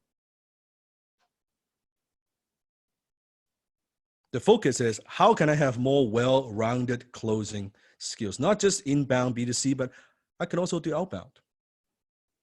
I can do sniper closing deal. I can be breacher. I can be a striker. At level 3, your challenge will be lack of patience because you're learning something even more advanced. And then level 4, you also have inbound B2B. Now, what's the difference between B2B and B2C? B2B is business to business. You are now closing business owner companies, small companies, mid-sized companies. Much bigger deal. The income potential that you have because you're now closing much bigger deal. The focus is, how can I close bigger deals? Because now you know you can do B2C closing, you can do outbound B2C closing, you can do inbound B2B closing. Challenge is, now you're selling to business owner, you're closing. For those who don't have a lot of business experience, you lack some business acumen. Is that possible? You don't know how to talk to business owner. You can talk to consumer, but you don't know how to talk to business owner. No different than the role play that Desmond did with Sifu, right? How do you talk to business owner? How do you talk to entrepreneurs? How do you talk to CEOs? How do you talk to executives? How do you talk to managers? And then now we also introduce level 5, which, write this down, it's ultra high ticket closer. That's going to be focusing on outbound B2B closing. The focus is on how can I create lead flow? Not wait for lead flow, create lead flow. Produce lead flow. And the challenge you'll face is lack of experience.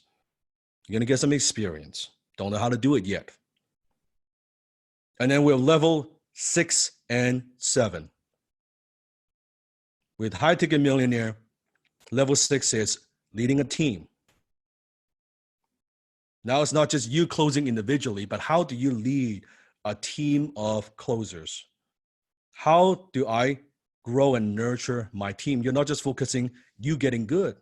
You're focused on how to make other people good. Challenge is you're just stepping into leadership. You're embracing the leader within you. But you need to learn some leadership skill. And level 7, now the skill set that you have beyond leading a team is scaling companies. The focus is how do I create predictable and consistent revenue? And by that time you are closing, you are leading a team, you've got leadership skill. That challenge is going to come because now you're managing a pretty big group of people. You're leading a pretty big team. What do you need? You need systems.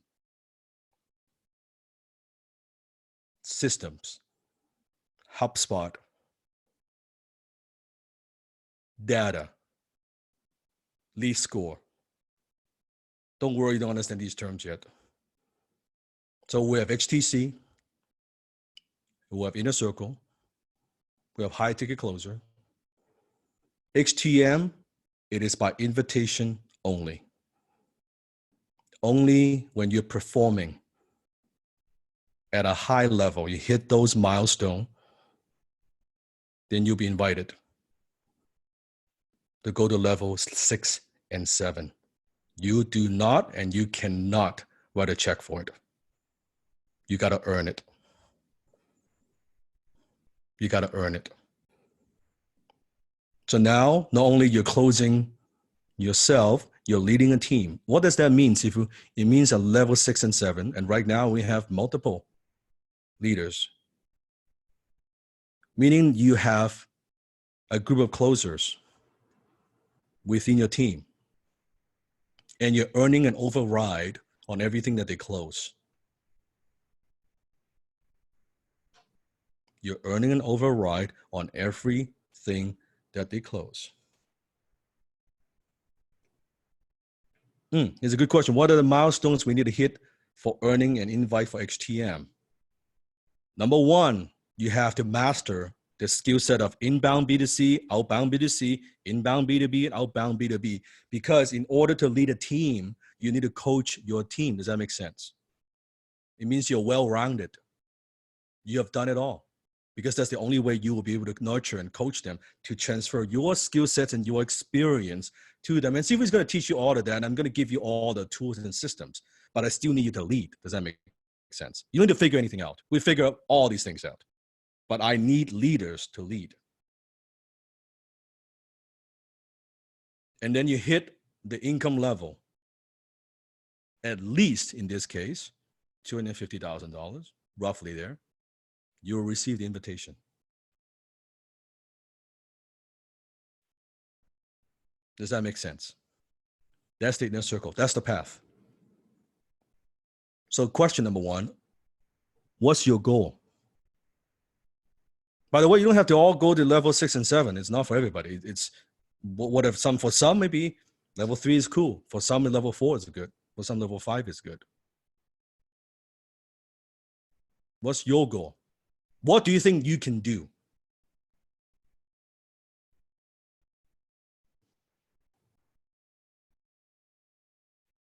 Wow, very ambitious. I like that. Level 7. I see level 7. This is not overnight. This is gonna take some. This is not a 7-week deal. Can we agree on that? I'm not gonna set unrealistic expectations for you. It's gonna take a few years. Is it worthwhile? Is it rewarding? Is it worth it? But that's my path to you. That's my path to you. First, get you to that first step. So we are now at level 2. Did Sifu got you from level 1 to get you to level 2 through HTC, yes or no? Right? I kind of show you a glimpse of it, kind of level 3. A little bit of that first contact called tiny, like a fraction, like give you a little taste of what the outbound B2C is like. So think about if you're at level 5.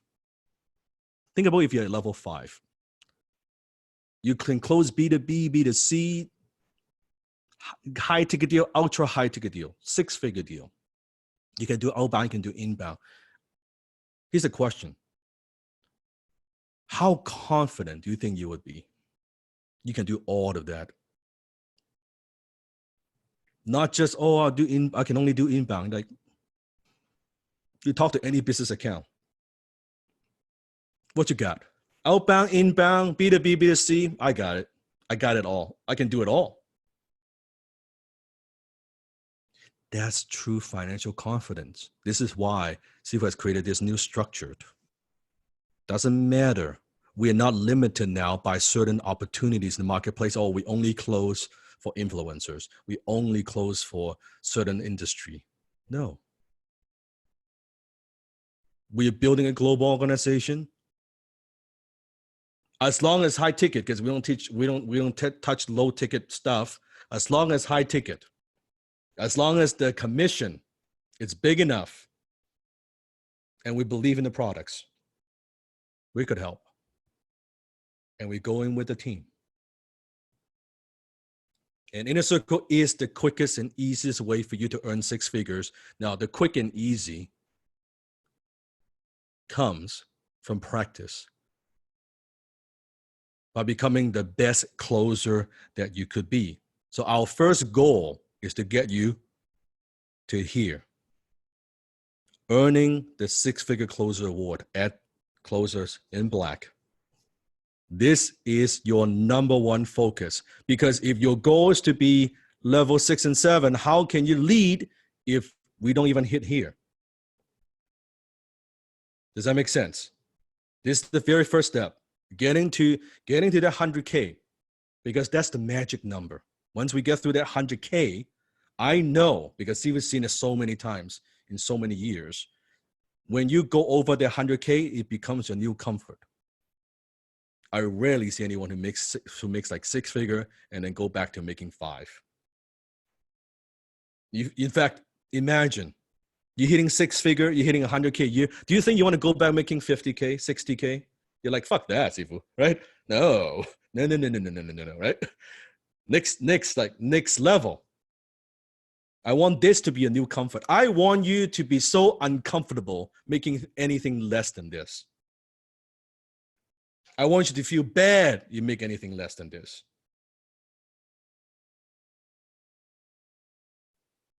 And this is earning. This is not close. This is 100K in your pocket, 6-figure. Not revenue you close. Once we get you here, but I think we're gonna stop right here. We're good. 100K. We're not gonna do more, right?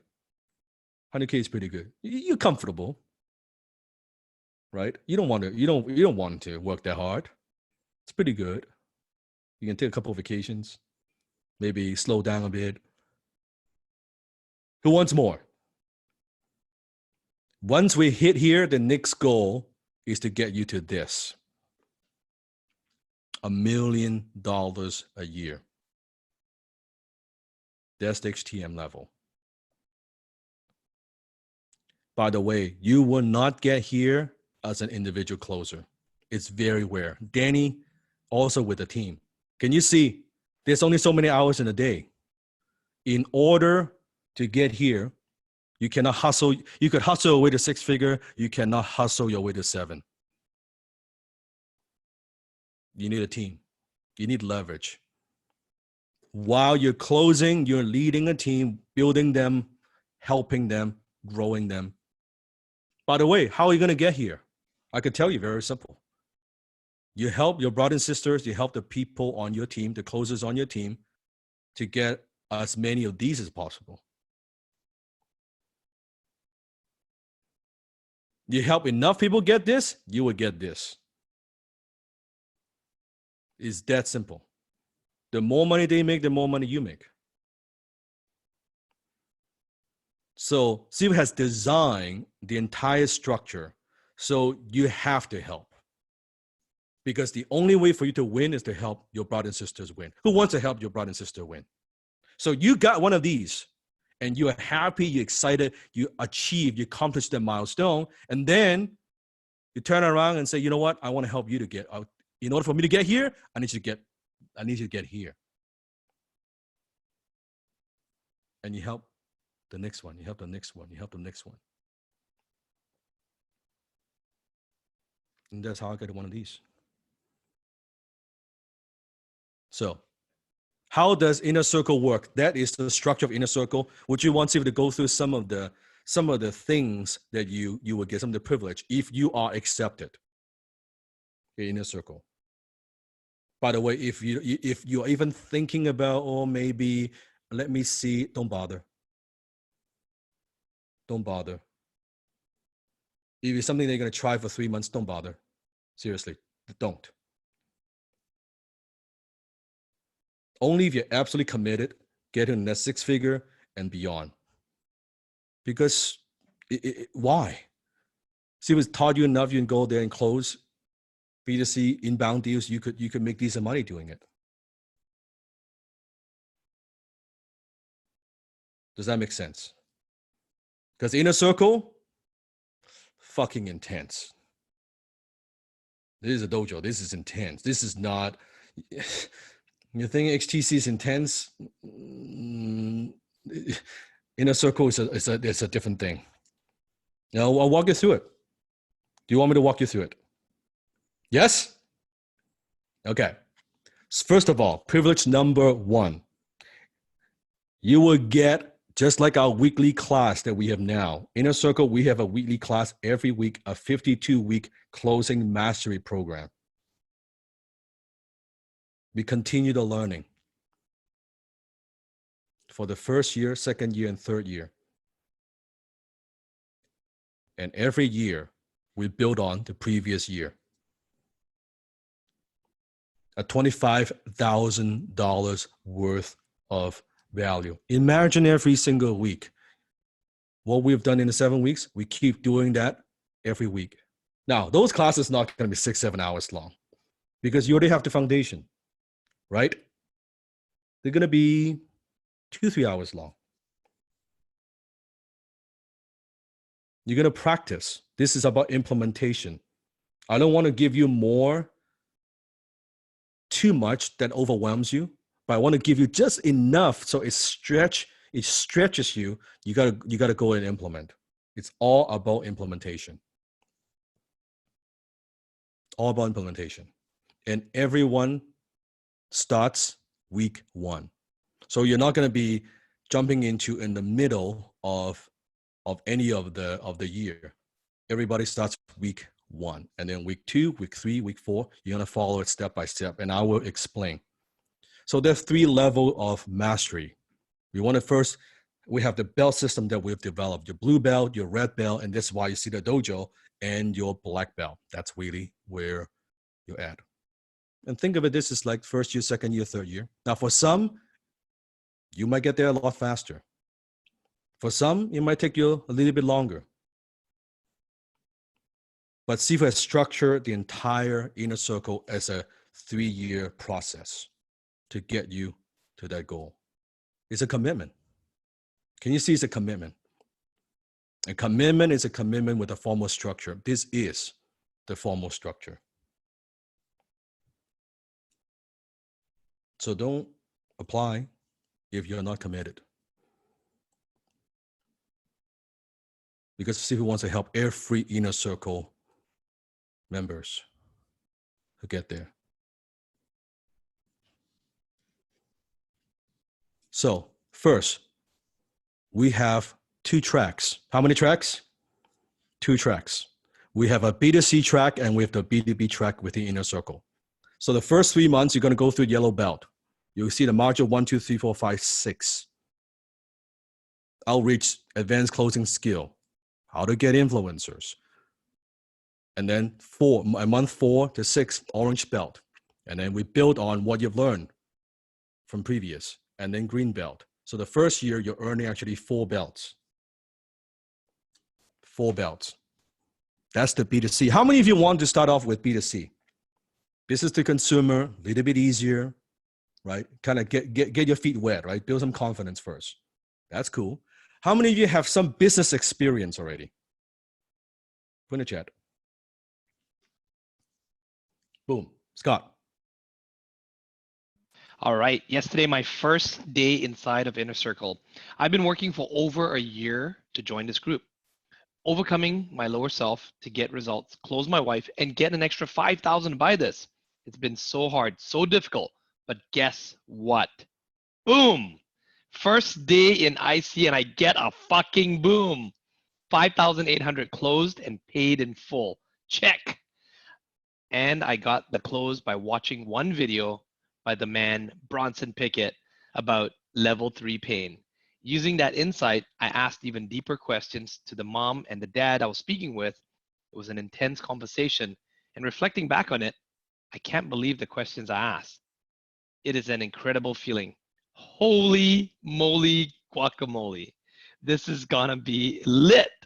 Haha, can you tell I'm excited to be here? Love this family. Let's go.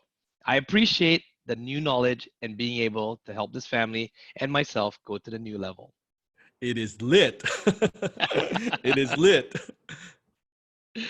Boom. Triple boom. All right, Rachel Myers closed on 3 children nutrition programs, 15% take home of $2,500. This is very exciting. I'm very grateful for my IC brothers and sisters for keeping me encouraged and hyped. Thank you to Dan Locke, Desmond, Tina, and the entire Dan Locke team for your professional guidance on closing and making a difference in the lives of our clients. Hashtag grateful. I love this one. Andre. Go ahead, Deacon. Frank's Boom reports, hello HTC Inner Circle. Today I had the pleasure of meeting with Adam Nasser in the Hyatt Park in Vienna. We had a great time and shared many ideas. Very inspiring. Big shout out to Adam Nasser for being an amazingly brave and wonderful person. Adam pointed out to me that I should celebrate my booms more, so I proudly want to celebrate with you some booms. September, I closed 2 10,500 euro packages. October closed 1 15,500 euro package. 4 5,000 euro packages. 2 2,500 euro packages. The first week of November so far, 1 15,500 euro packages and 2 100,000 euro packages upsell. Boom, boom, boom. Powerful. I love the 100K. This is awesome. So that's B2C. B2C. So we have 2 tracks. How many tracks? 2 tracks. So within Inner Circle, we also have the B2B track, which is the same setup. Different modules, different systems.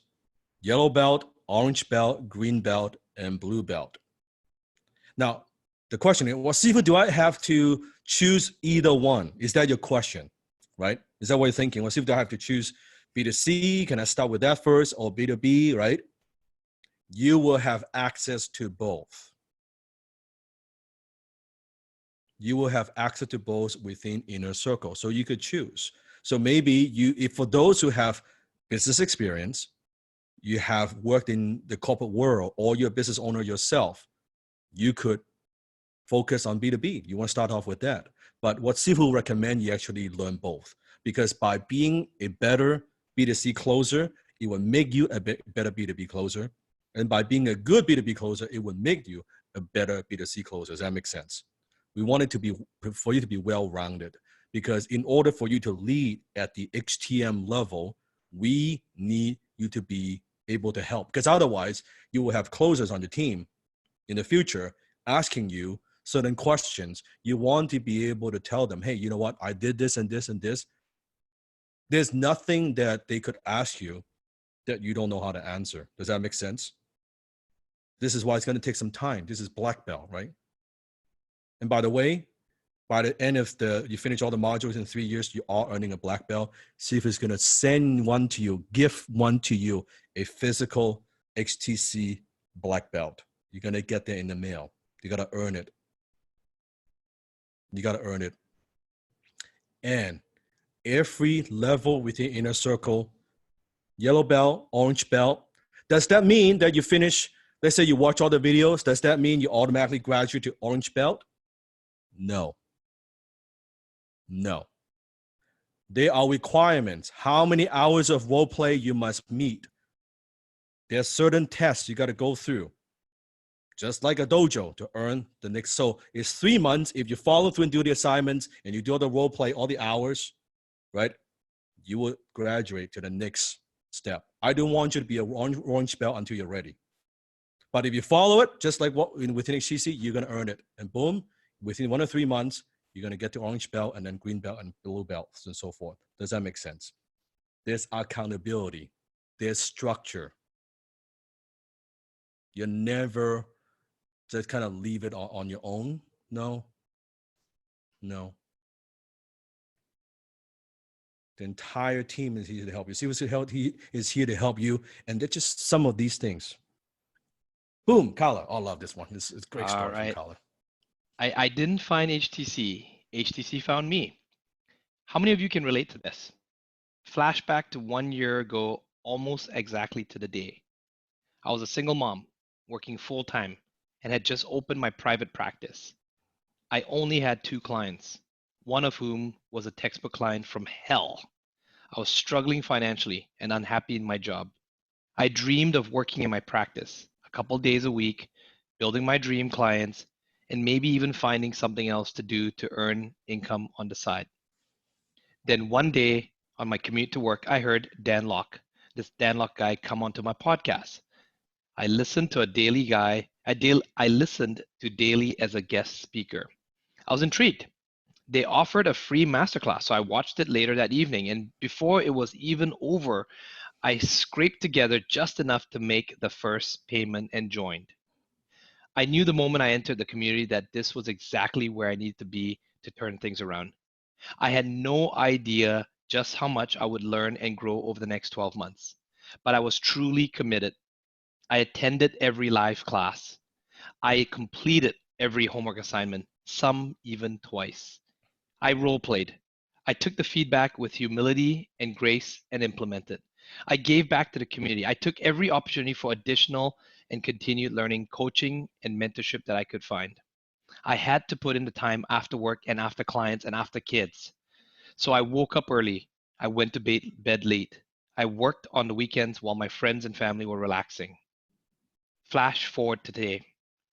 HTC helped me to completely shift my mindset and learn the skills I needed for my private practice consult calls. It gave me the edge I needed to track and close my ideal clients and disqualify the rest. I work in my practice 2 days a week and close deals the rest. I currently have 8 clients on the caseload weekly and literally just closed another one as I'm writing this post. All private pay and all ideal clients, even in a small community with a saturated market. No more clients from hell. In addition to that, I was able to sharpen my closing skills, and I've been working with the business development, the B2B team for a few months. I've built relationships with business owners, gotten booms, and have been challenged and grown in ways I never thought possible. What's more, I've built a network of incredible, high performance people around me, and I've been given opportunities to lead others, coach, and mentor them to greater success so that I can give back to the community who has helped me become the best version of myself.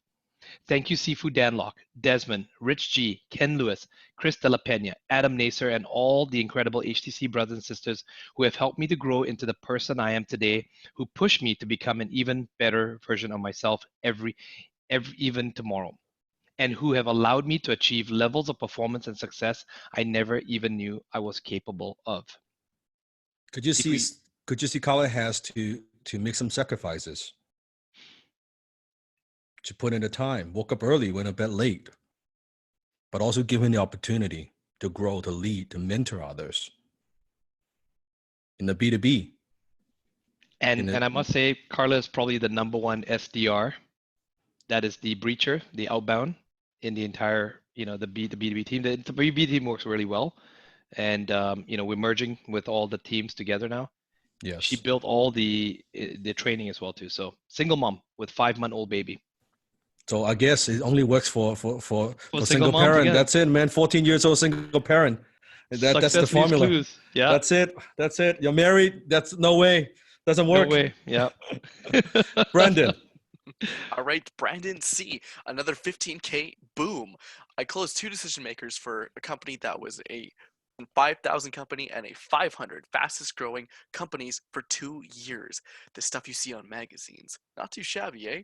I'd like to share with you my top takeaways from this boom, also closing B2B digital marketing, webinar services specifically. Number 1, just have a casual but confident conversation. Entrepreneurs and business owners at this level, especially for webinars, have closed before and have a solid understanding of closing, so they will know exactly what you're talking about if you use a lot of obvious techniques. Example, hard agenda. I just say, what can I do for you? And let my tone indicate the agenda and flow from there. In this call, the CEO just led with introducing his problems while casually eating, and I just flowed with it. He has already sub-communicated the agenda and dove straight into business. If I paused set an agenda, that would have fucked it up. Number 2, focus on the big picture by understanding the 3 critical events in your niche. Learn from Sifu, who learned from Alan Jacks about 3 critical events. If you strip away all the fancy schmancy, everything has 3 critical events. This helps you keep it simple and always have an idea on where you are at. Example, in closing, where they are, where they want to be, the between. In life, birth, living, and death. In my niche, target audience, traffic strategy, conversion mechanism, webinar. This is especially crucial if you have an emerald/sapphire prospects. In my call, this helped me navigate and have a clarity on CEO's complex business model and problems. By knowing which event I am in, I was able to lead the conversation and ask intelligent questions that drove the conversation forward. If you feel like you've lost, quickly ask them, which event am I in? Number 3, patience and understanding. This call was an hour and a half long. My brain was fried afterwards. Lol. Patience and understanding comes from when you know your niche and industry, which also ties into 3 critical events. You have to know key terms in order to show that you actually understand their business. For me, it would be like, how exactly are you driving traffic to blank? Are they cold traffic? How big's your list? What's your conversion? Etc. Also, good influencer questions because it's all marketing. Let them know verbally, like Sifu taught, that you're taking notes. So those are my 3 top takeaways from this boom. Keep rocking it, IC. Could you see how when you're talking to business owner, you need to understand certain business terms, business language? You want to be sophisticated. You don't want to come across as someone who's inexperienced, right? Who's an amateur. You want to communicate to them that, hey, you get me as a business owner, right? That's the business acumen that's just going to teach you within inner circle. So year 1, B2C, B2B track, 2 tracks. See, for what happens after the first year? Second year, we go into the purple, brown, red, and white belt with yellow stripe. That's year 2. More advanced, way more advanced, because now you've been with me for a year now. That's the second year. And third year, we continue to build on what you built for the first and second year to get your black belt. To get your black belt. Who wants a black belt? Who could see yourself wearing a black belt? Wouldn't that be the ultimate wealth trigger?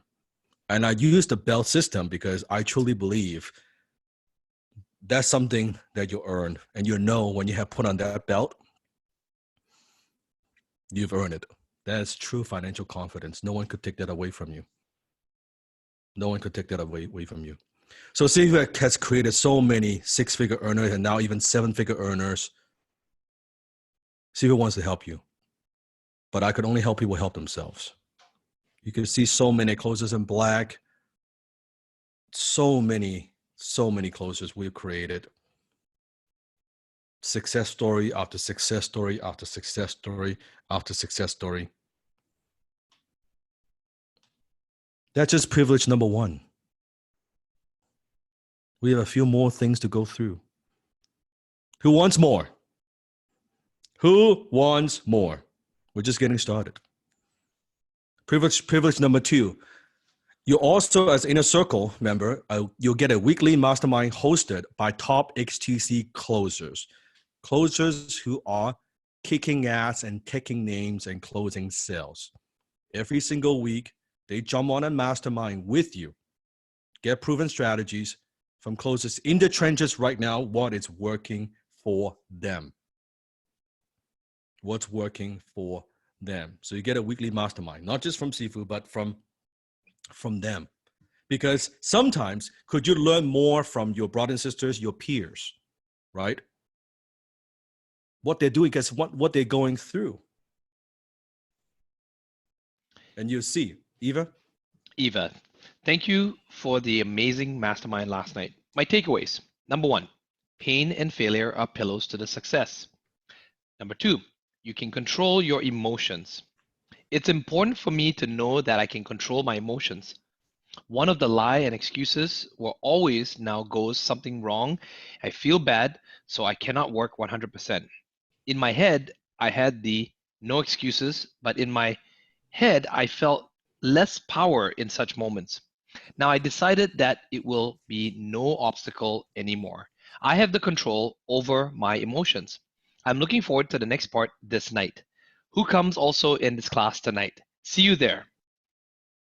Now, can you see, so beyond the weekly B2C, B2B, the two tracks that we have the weekly mastermind. So then you get your questions answered. You see, what's it like working in the trenches? What are some of the things, the do's and don'ts? Is this helpful? Can you see how this is a structure? In fact, it is a structure that is designed to give you credibility, to give you accountability, to give you the confidence. We leave no stones unturned. See, who wants to put you in a position that you're incapable of failing. Absolutely incapable of failing. The only way you'll fail is you don't try. You don't apply yourself. Privilege number three, you'll also be able to submit your closing call. And we have our leaders, we'll pick the different closing call and they actually do a critique on what you could improve. We'll pick the best one and we'll share that within a Facebook group and you'll see. Would that be powerful? Be able to listen in also your brothers and sisters closing call, what we can improve. Now you're getting feedback from the leaders. So then you know, well, am I doing it right? Am I doing it wrong? Can I improve my tonality, right? Can I improve my pace? So we'll be able to submit that. And we'll pick the best call that we know would be beneficial to the most closers, and we'll pick those. Feedback. How many of you know that CFU charges $10,000 per hour for my time? So not only you're getting the weekly mastermind, you're getting the B2C, B2B track, the curriculum every single week. You can submit the call to get critiques. Also, once a month, you also get dinner with Sifu through Facebook Live. So every single month, Sifu would jump on Facebook. Yep. And don't And worry you about the should. homeless guy that's on the right side, right? The guy that doesn't Oh have the hat. no, That's Desmond, right. you're throwing some heat. Some heat, some heat. Now, so the Facebook Live is it's usually about hour and a half, sometimes 2 hours long, right? Some of the That's best questions, yes, some of right? the best. This is where you get direct coaching from Sifu. You ask a question, we answer it, Yeah. and we You share you some give of the some of the most deep stuff. deep, and it's gonna be. You can see Sifu is very casual. We're having a plate of sushi. We turn on the Facebook Live, and this is not going to be super polished. It's kind of raw, Very raw. kind of uncensored, kind of everything goes. Okay, it's going to be like that. Okay, so every single month we will be doing a exclusive Facebook Live for Inner Circle members. You can ask any questions directly, and we'll give you the solution coaching you need. It is for Inner Circle members only. How many of you recognize this alone? It's invaluable. Just this, put aside everything else. Just this privilege alone.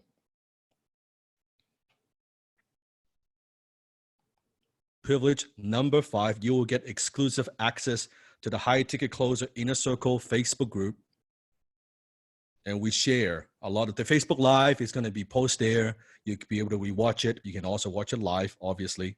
So we have a separate Inner Circle Facebook group. And it's a very different vibe, just so you know. You see the doers within a Facebook group. You see less motivational posts. You see action, boom, steps, high-level questions, business acumen, overcoming issues. Well, because it's in a circle. B2B, B2C, high performance. It separates the man from the woman, where the men from the boys, women from the girls. It's for doers, not for talkers. Because this is a place where we forge the 6-figure closers, a better version of yourself. We're not done yet. Who wants more? Could you see the value in Inner Circle? Is this something that you want? Maybe. Privilege number 6. You'll also get all the future updates to HTC programs, which is $10,000 a year in value. So you could see, you wonder, oh, how come we have other HTC brothers and sisters participating? Because they're Inner Circle members.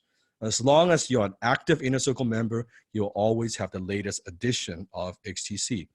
That includes any updates and new bonuses. And how many times Sifu has updated it? Ask them. Is HTC very different today from 6 months ago? So you'll be able to participate. You always get the latest update as Inner Circle. Is that powerful? Is that useful? And more than that, how many of you now you've gone through 7 weeks and it's been life-changing for you, and you might know a couple people that you would like to introduce them to HTC. You have some maybe colleagues and friends and family that, you know what, those are the people that they would benefit from HTC. So if you want to, still believes, instead of me just paying advertising and running ads, and we do all of that, I always believe rewarding my students who refer people to us. So privilege number 7, as an Inner Circle member, you'll also be able to participate in the HTC affiliate program. Here's what it means. It means that you will get to make 20% every single time you refer someone to the HTC certification program. If you want them to go through what you've gone through. If you want to this is, by the way, this is beyond, this is like a side income. This is where, not even including the main thing, the core thing that you do closing. This is just, You make a couple referrals, you make 20% every single time you refer someone to HTC. How many of you could see yourself earning some pretty good commission with this just this benefit alone? Little side income, right? Little vacation money.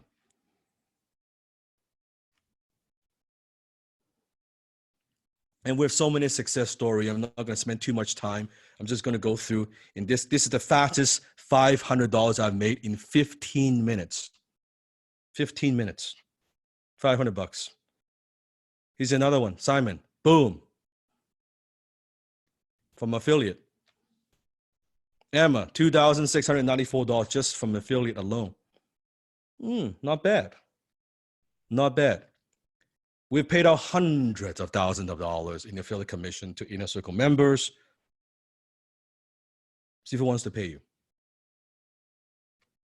Instead of paying Facebook, why not pay you? What's better than someone that you believe they would truly benefit from HTC than you introduce them to our community, our family? I believe I would rather pay you, right? And this is exclusive for Inner Circle only. That's another privilege of being an Inner Circle member. Privilege number 8. This is big. This is what? This is big. How many of you were impressed at all in all how Desmond closes deals? What if you have candidate, business owner, entrepreneur, you believe is a good fit. You want to refer them to the closing team. You may not want to close for them, but you know they would benefit from a closing team and they are a good fit. What if you could refer them to Desmond? And remember, we always qualify them and you're able to earn 40% referral fee without even doing the work. Simply by making introduction. Now, we're not going to spam. Yes, we're not going to spam business owner. We're not going to do that. Only if you have a prior relationship, you have already established the relationship. First, you introduce the way I always say to the closers is this: if you are confident that if I was to get on a call with them, or any of the B2B members get on a call with them, and we ask the influencer or the business owner, how long have you known such and such, or how well do you know such and such? Yes. How do you think they're going to respond? If they're going to respond and say, oh yeah, I already know this person, he's been giving me value, has been great, okay, fair enough. But if they say, you got to set it up, right? You got to set it up properly. Yeah, you want to earn it, you got to set it up properly. Yeah, you got to edify Desmond and a closing team, which I believe you know how to do, but you got to do those. But then Desmond would get on the phone, he would close for you and give you 40% of referral fee. What it means is this: see, the upfront fee for any business account could be anywhere from $10,000 to $50,000, depends on how many closers they need, how big of a team they need, right? The company needs. So let's say it's $10,000 when you refer a potential account of the upfront fee, you earn $4,000 without even doing the work. Desmond will do the closing for you. Who likes that idea? Because see, he's got the structure set up. So you can not only earn money through affiliate, that you know someone that could refer to HTC, you can also earn money in a circle with the refer business account. This is all additional income beyond than your main source of closing income. Does that make sense? Can you see there are multiple ways you can learn? You can learn and multiple ways you can earn. So Inner Circle, how many of you agree that Inner Circle is easily worth over $100,000 a year? Real value. No exaggeration. Every single privilege that you get. An investment is not $100,000. It's not even $75,000. It's not $50,000. It's not $25,000. It's not even $10,000, which is 1 hour of Sifu's consulting rate. When you are accepted into the Inner Circle, your investment is only $32.50, a one-time initiation fee that includes your first month of membership, and then $250 a month. And yes, you have to go through an application process. So this is how you apply. www.fumoney.com/inner circle. www.fumoney.com/inner circle. When you apply, you will book a time with Siva's team. And if you book the time, you don't show up for the call, that's it. We don't do second chances.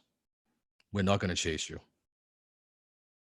Because if Sifu wants to chase you for you to become inner circle, then I'm going to chase you to become a closer, to learn B2B, to learn B2C, to lead. We're not going to do that.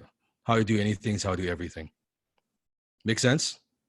So can we agree? Sifu's not going to chase you. You book a time, you showed up. Otherwise, don't book. It's okay.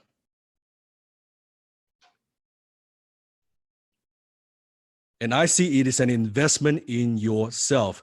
Could you see if you even implement even a fraction of what Sifu teaches, it easily pays for itself 10 times or more. Remember, now thinking about the iceberg, when Sifu says it's 1% of what I know, there's no exaggeration. Inner circle, everything that we're providing to you, the tools, the systems, the accountability. And there's more to it. I haven't even gone through everything yet. There's more to it. And Sifu is looking particularly, this is a big shout out, we need more Wonder Woman closers within our community. We need more female closers, 1,000%. We are lacking. We need more leaders. We need more closers. So you can see Carla, wonderful, wonderful. Danny Lynn, like we need more. So this is like a shout out, right? We have so many, because there's such a blue ocean out there. There's so many businesses, so many, and there's some products and services, really. They are targeting, they're serving the female market, woman. We need female closers to close those deals. Strong Wonder Woman closers. Okay. So many opportunities. By the way, what if Sifu, how many of you want to close for Sifu or you want to join the business team? Can I see in the chat? If that's your goal. And you don't have to. I mean, you could totally learn it on your, like, apply for it in your own way. I'm just curious. Okay. For those who do, to be even consider for business account or closing for Sifu, I see is the minimum requirement. It is the minimum requirement.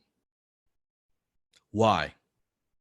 Because I know to close for me, for Sifu's company, you need to be well trained. Yes?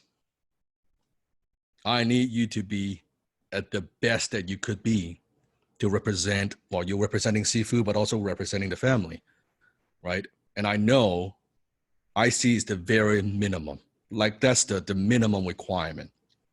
And then see your skills, how you do, and your business acumen. But that's just the ticket to entry. Make sense? Now, does that mean if you're in IC automatically, you'll be joining Sifu's team? No. That's not what Sifu is promising you. But if you perform, and we will see it, by the way, we always see it. And we will not, I want nothing more than to invite you to join a team if you're good. So get good. Get good. If that's your goal, I'd love to have you, but you got to get good. Again, www.fumoney.com/inner circle. Thank you. Thank you for posting the link. So let's circle back. Remember the 4 voices? What's going through your head right now? Now, regardless, Sifu's going to give you a very powerful lesson right here. This would be a huge takeaway for some. It would be a shocking for some. You ready? So as you hear the inner circle, as you hear this amazing opportunities, a very unique privilege to be part of something greater than yourself. Maybe the coward lower self is saying to you, well, I can't afford it, you know. See, if I want a job, I can't afford it. Is that your higher self or is that your lower self? What is a more empowering question to ask? Is how could I afford it? How could I make it make me money? How could I make it make me money?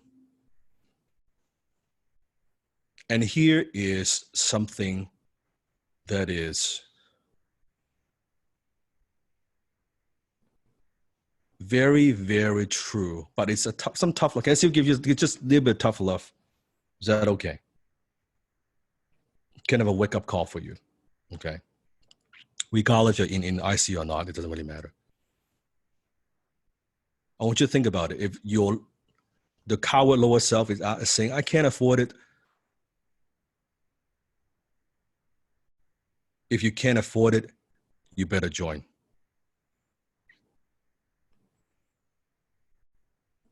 Because you never, ever, ever have any income problem. You always have a skill problem.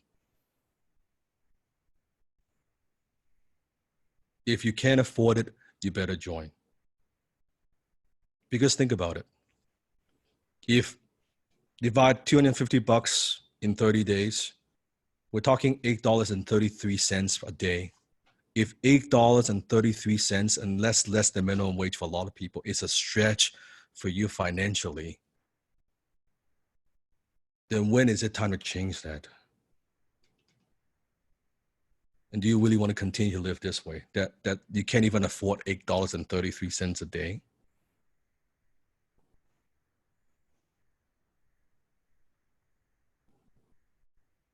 Think about it.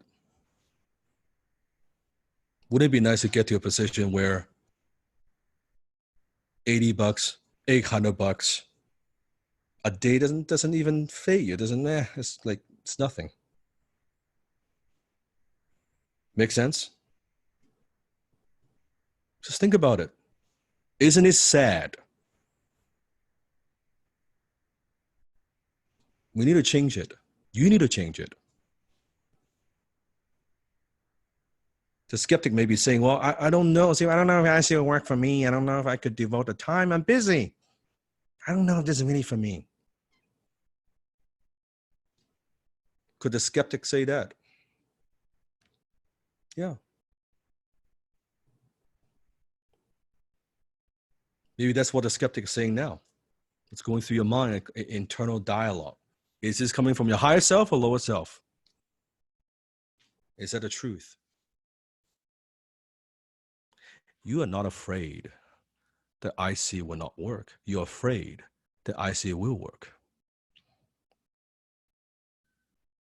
Because it means a different life. It means you're going to change. It means maybe you're not going to hang out with some of the family and friends anymore. You know your life is going to be different, and that scares the hell out of you. You know your life will never be the same in IC with everything that the community, the systems that we have put in place. You're going to get that belt. A high self would say, this is not a maybe. This is a must for me. I will not let myself fall back to mediocrity. I am a high ticket closer. That's what a high self would say. That's what a high self would shut the lower self up.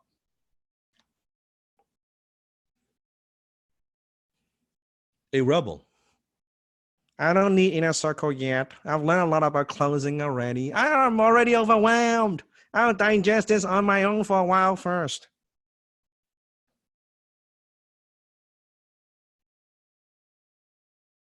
Would it be possible the rebel is saying that?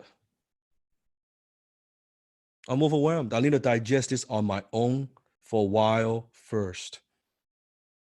Is that the truth? Is that coming from your higher self? What is the truth?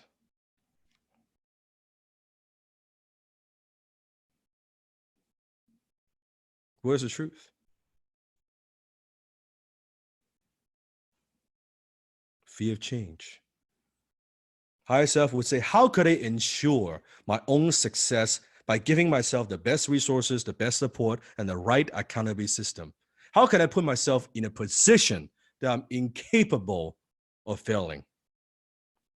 That's what a higher self would say. A higher self wouldn't trust yourself. You would believe in yourself, but you would get every damn tool, the best support, everything you've got to ensure your success. You don't want to leave it to chance. You don't want to leave it to maybe. You don't want to leave it to, oh yeah, I know, I'll see what happens. And here's the most destructive, or we have one more, right? Who is the most dangerous one? Oh, this is going to be a big one. That's right, a spy.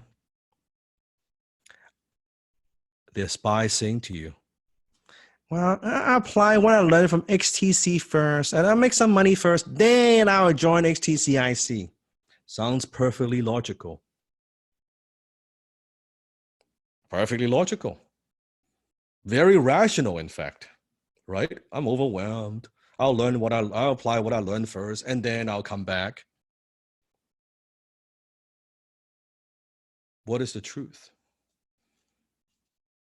You know, deep down, what is the truth? You won't come back.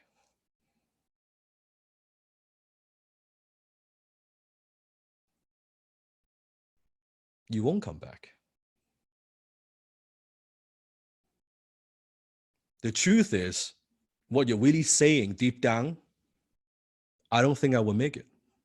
I don't believe I will close enough sales to cover the $8.33 a day.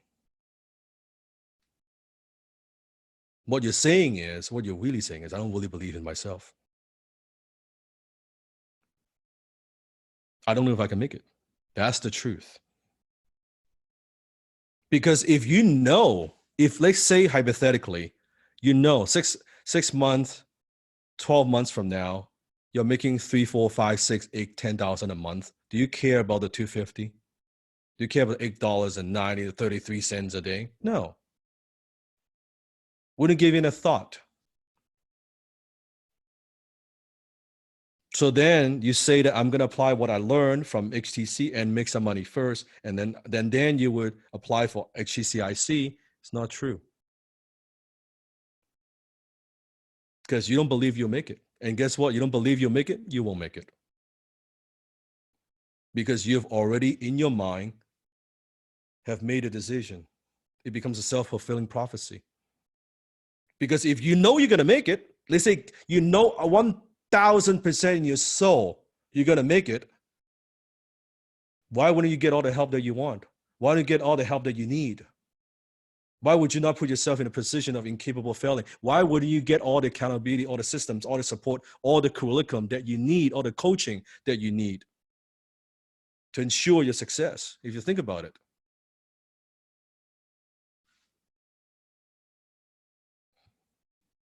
The high self would say, who do I need to become so I will win the 6-figure closer award at CIB?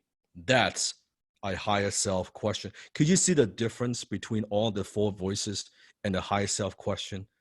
One is very destructive, disempowering. Another one is full possibility, empowering, motivating. That's the difference. Action drives our thoughts. Action drives our thoughts.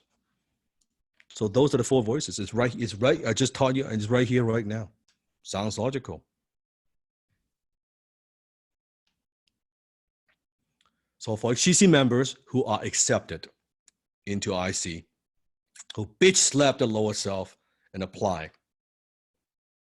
She's got some amazing gifts I want to give you. Some amazing, amazing, amazing gifts I want to give you.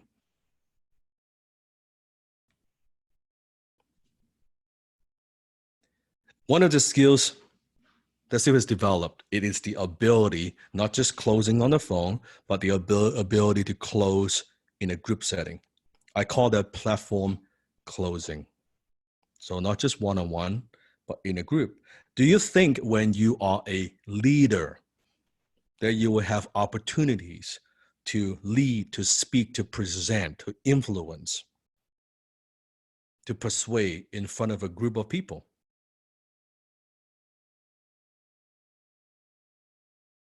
So one of the bonuses, amazing gift that Steve is going to give you, is Sifu's platform closing secrets, which currently selling at the Denlock shop for $9,995, a 10K bonus as Inner Circle. Sifu is going to give you this gift.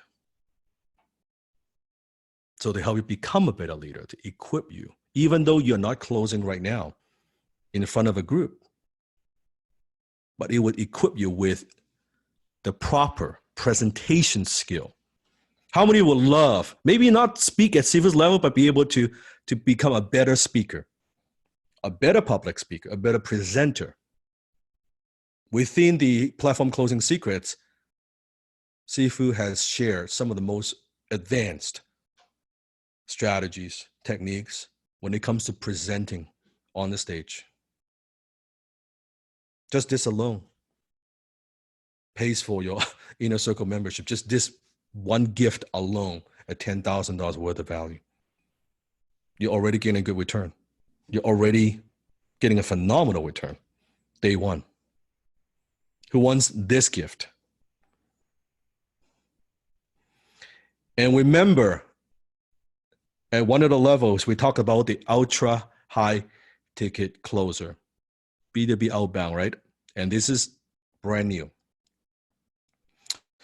Bonus number 2, you will be getting the 6-week ultra high ticket closer system,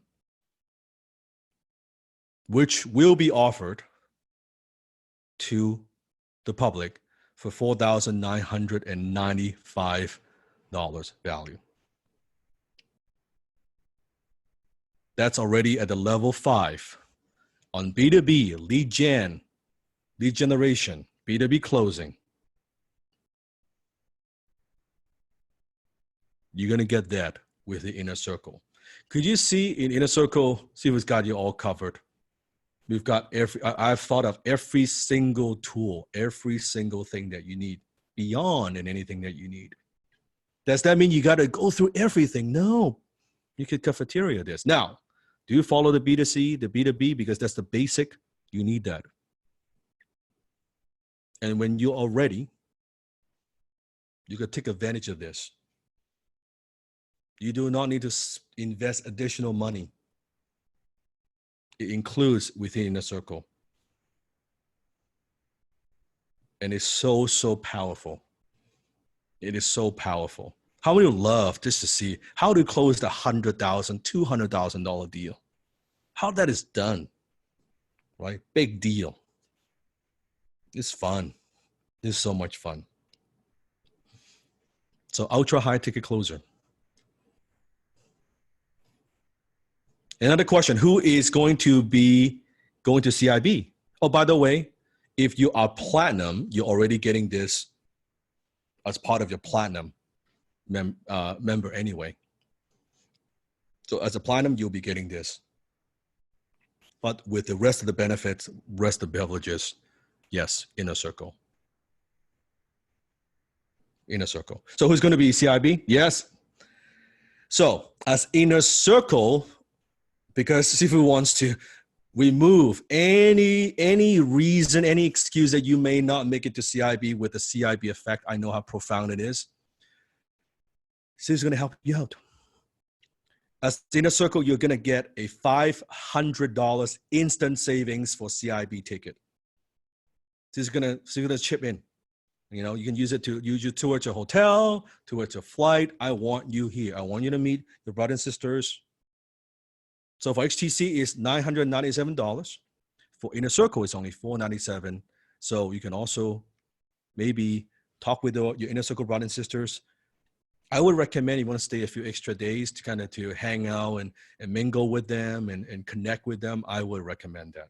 Vancouver, it is a beautiful, beautiful city. So now who is going to be at CIB? Absolutely certain you're going to be there.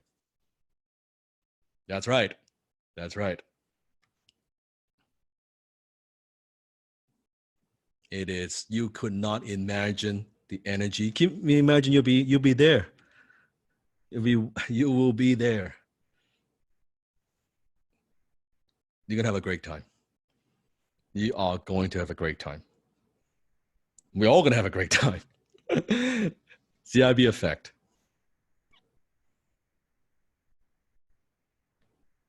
And when you're committed, you will win the award. 6-figure, 7-figure. And for some, not overnight, within a few years, you just might. The best of the best just might win the 8-figured closer award. That's when you have earned over $10 million as a high ticket closer, which is decorated with Swarovski stones. It is an amazing award. It is the ultimate representation of who you've grown into. So start off, set a goal to be 6-figure, and aim to be the best leader that you could be, to hit a 7-figure. And when you master all those skill sets, you can scale companies. That's when you get here. That's when you get here. So the question is, will you be the one who walks across the stage and accepts an award from Sifu? If so, one more time, apply at fumoney.com/inner circle. The question is, if it's not you, then who? If it's not now, then when?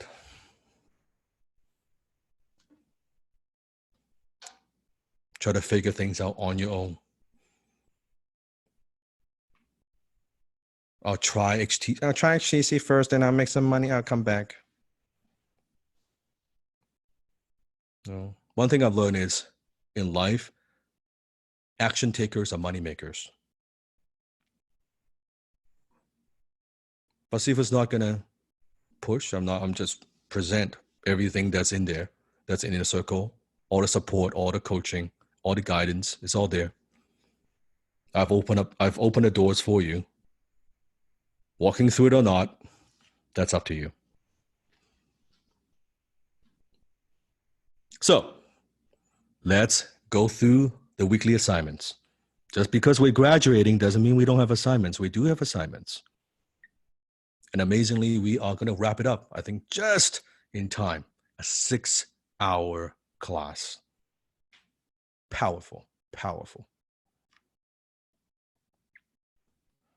Step 1. Just because you graduate, does that mean you don't need to keep learning? Does that mean you don't need to scratch that CD? Does that mean you don't need to do the creed anymore? Does that mean, no, I know enough? Is that coming from your higher self, or is it coming from the lower self? So continue to immerse yourself into Sifu's teaching. Minimum, keep up the habit. 10 videos a day, 10 videos a day. Don't think about it, 10 videos a day. Immerse yourself. Number 2, program your mind for wealth. Don't forget the attitude gratitude, a lifetime of negative poverty programming. It takes some time to reverse that. It takes some time. So when you feel like, keep in mind, when you feel like you don't need to do it, guess what? That's the spy. That's the spy. Just don't think about it. Just keep doing it. Keep doing it. It doesn't cost you anything. See if it's giving you all the tools. Do it. But you need to invest a little bit of time. That's that's time for yourself, for your soul, for your mindset. Give yourself that time. Don't believe in the excuse. Oh, I don't have time, Sifu, I'm busy. You have the time. Anybody can do 30 minutes a day. Can you do 30 minutes a day? Anybody can do 30 minutes a day, right? And then if you're doing other things, just have the, if you can't watch, just have the video, even the YouTube video playing in the background so you listen to the lesson. When you're driving, just have the lesson. You don't need to watch it. Just play in the background. You will learn it. Immersion is the only way to reverse all the negative effect.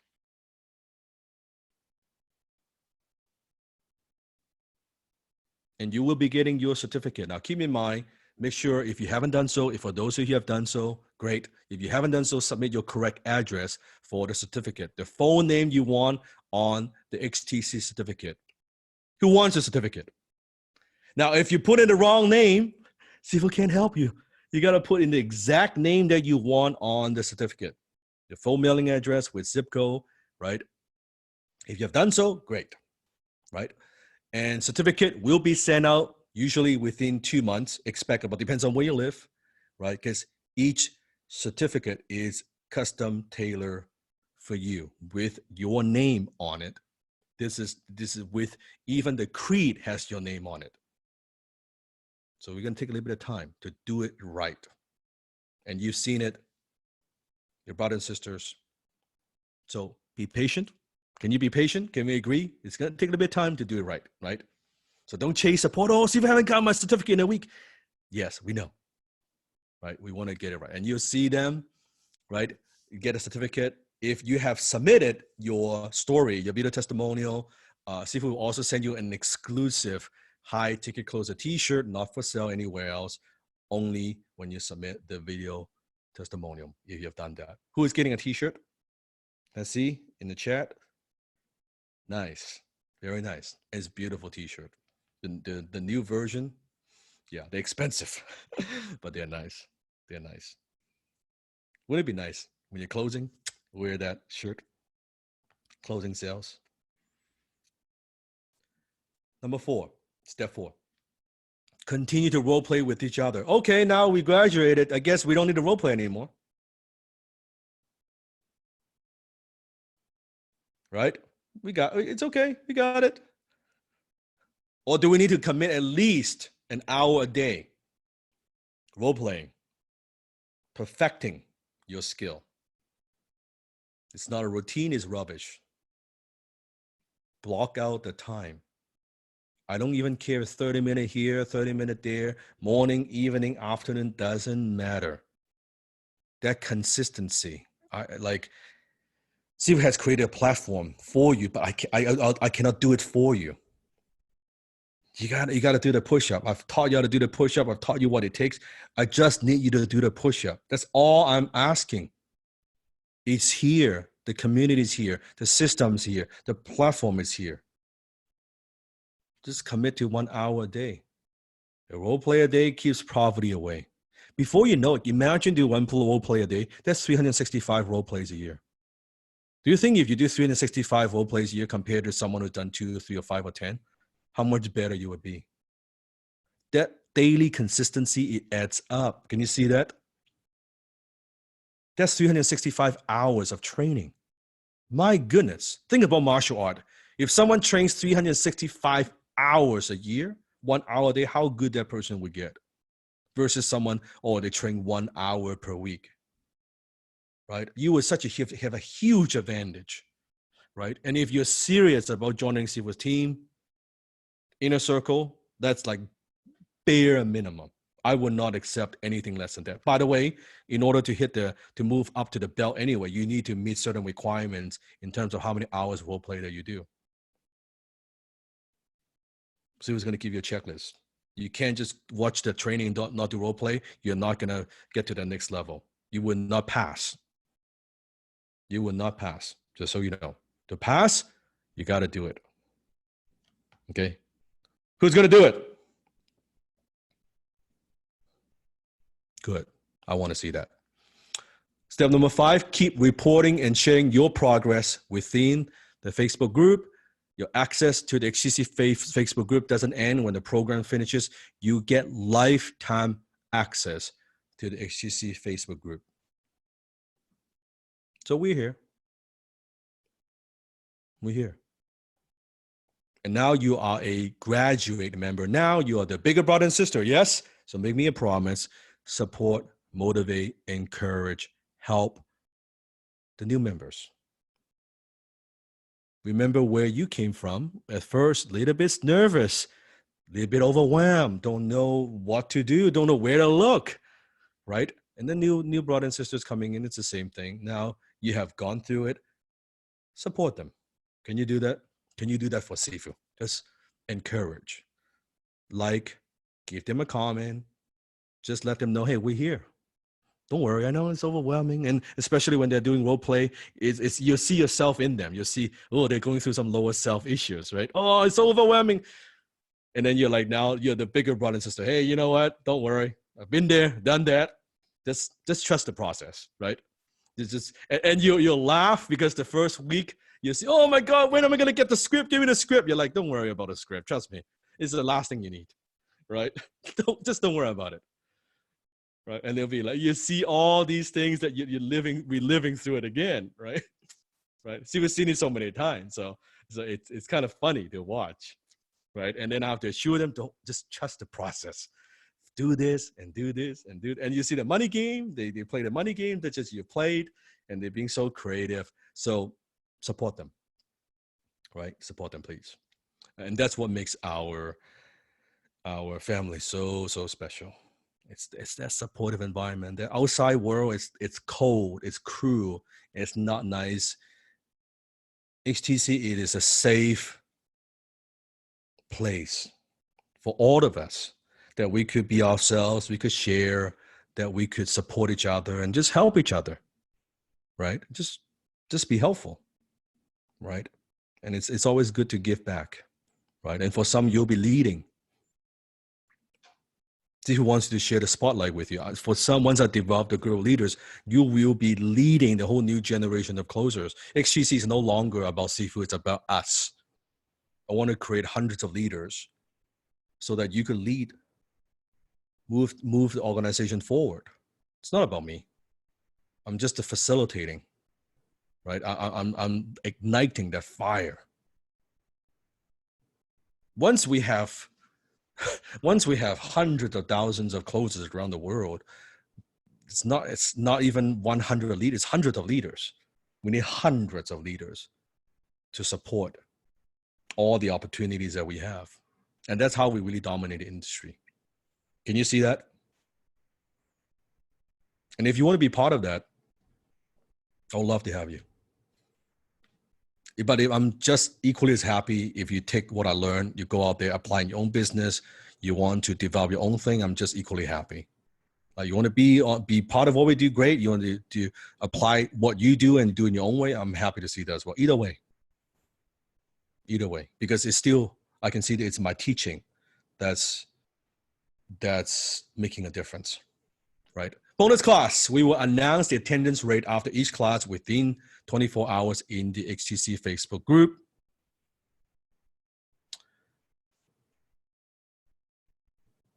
And he's a powerful, kind of like a poetry I want to share with you. Philosophy. Don't be reactive. Don't worry about what the prospect will do. All responses should happen out of feeling, not thinking. It is not a matter of remembering techniques. Don't worry about others. That's fear. Reasons to motivate don't last. Simply do what you enjoy, and you will naturally practice a lot and get good. And then closing is just a natural byproduct. That's the difference. That's the true difference between activity versus a path. And congratulations, you are now a high ticket closer. Congratulations. Give yourself a round of applause. You deserve it. You've worked very, very, very hard in the last 7 weeks. It's been incredible. Make some noise. That's right. Congratulations. Congratulations. That's right. Thank you. Some Oh, you music. beat me to it. That's right. Well done. You've made it. Congratulations. You are now high ticket closers. That's right. Good job. Good job. He was very, very proud of you. Because any last parting word for the new season? And also This Desmond has as well. been such an amazing journey. Don't take your foot off the gas. You've made it this far. Imagine what it would look like 3 months, 6 months, a year from now if you keep your foot on the gas. Never stop. Keep moving forward. Well, season, congratulations. As we started this journey 7 weeks ago, so many of you came in as very different individuals, all different walks of life, all different challenges and lower selves. I can definitely speak on behalf of Seafood, Dan Locke, and the entire team. We are very proud of each and every one of you, those who have participated, given your all out, those of you who have come out of your comfort zone, those of you who have implemented, and those of you who continue to strive to be a better version of yourself. Never forget these 7 weeks. You can always go back, you can always look at what you've gone through, take a look at your notes. Highly encourage you to do that. But more so, we encourage you to continue the journey. We continue to be together, hold each other accountable. We are there for you. We can't do it for you, but we can do it with you. And so, with that, I would just like to say, whether you're with us or you're not with us in the next coming weeks, we certainly wish you the very best in everything that you've ever done. We look forward to hearing your success stories. I know that Sifu reads every single one's post. Even when years have gone by, months have gone by, someone posts a success, he always reads it and it really touches him in the heart. And for those of you who could decide to continue the journey, get ready because it's going to get more exciting. There is so much more. We're happy to have you on board. We're here to challenge you, to take you to the next level. Let's all make some money together. Let's change our lives and have a better future. Congratulations. And Sifu wants to one more time read the HTC close-up read with you. And if you want to, I will be honored if you could join me together to read the creed together before we close the class. And Sifu wants to do a little bit differently. I'm not going to do the version that you've listened to many, many times. I'm going to do a much more calmer, a softer version of it. Because I want to, through the creed, really communicate my appreciation, my emotion with you.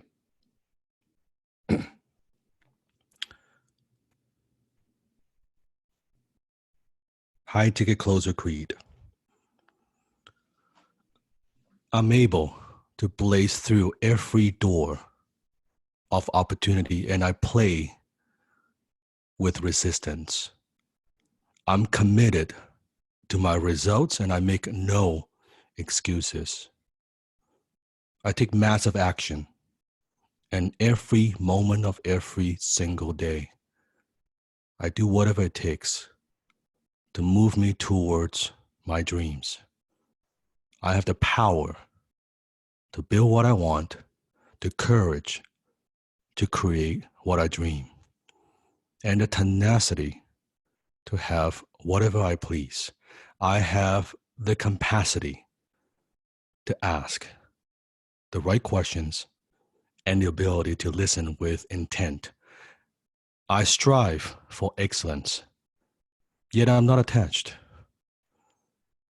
I'm a role model to many and a champion for all. I think in abundance, not scarcity. I close with conviction and absolute certainty. I have the confidence of a winner and the clarity of a doer. I feel the fear, but I do it anyway.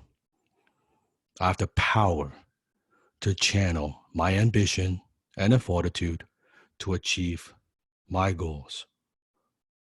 I take responsibility for my own journey, and I'm willing to take risk for my destination.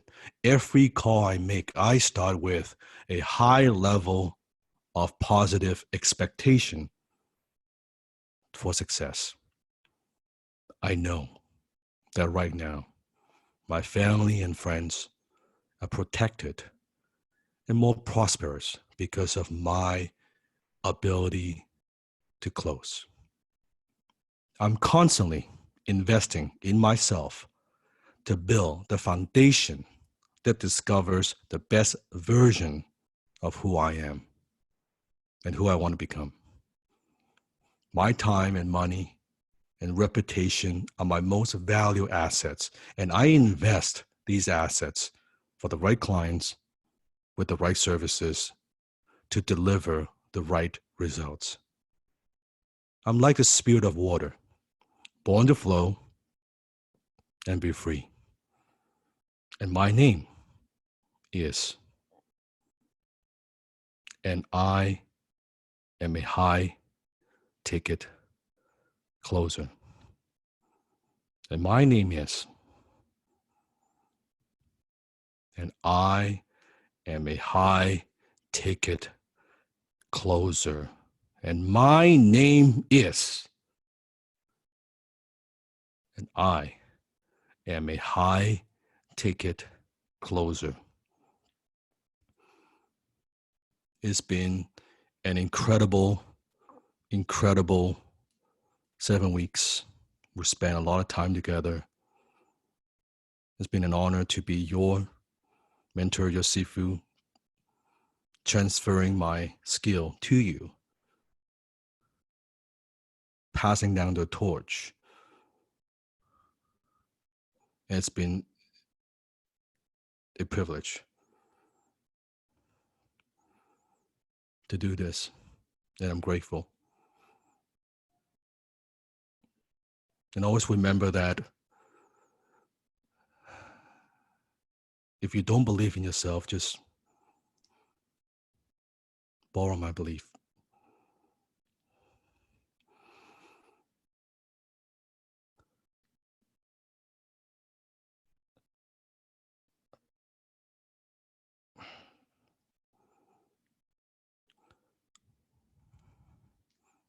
I very much I appreciate you. I love you. I believe in you.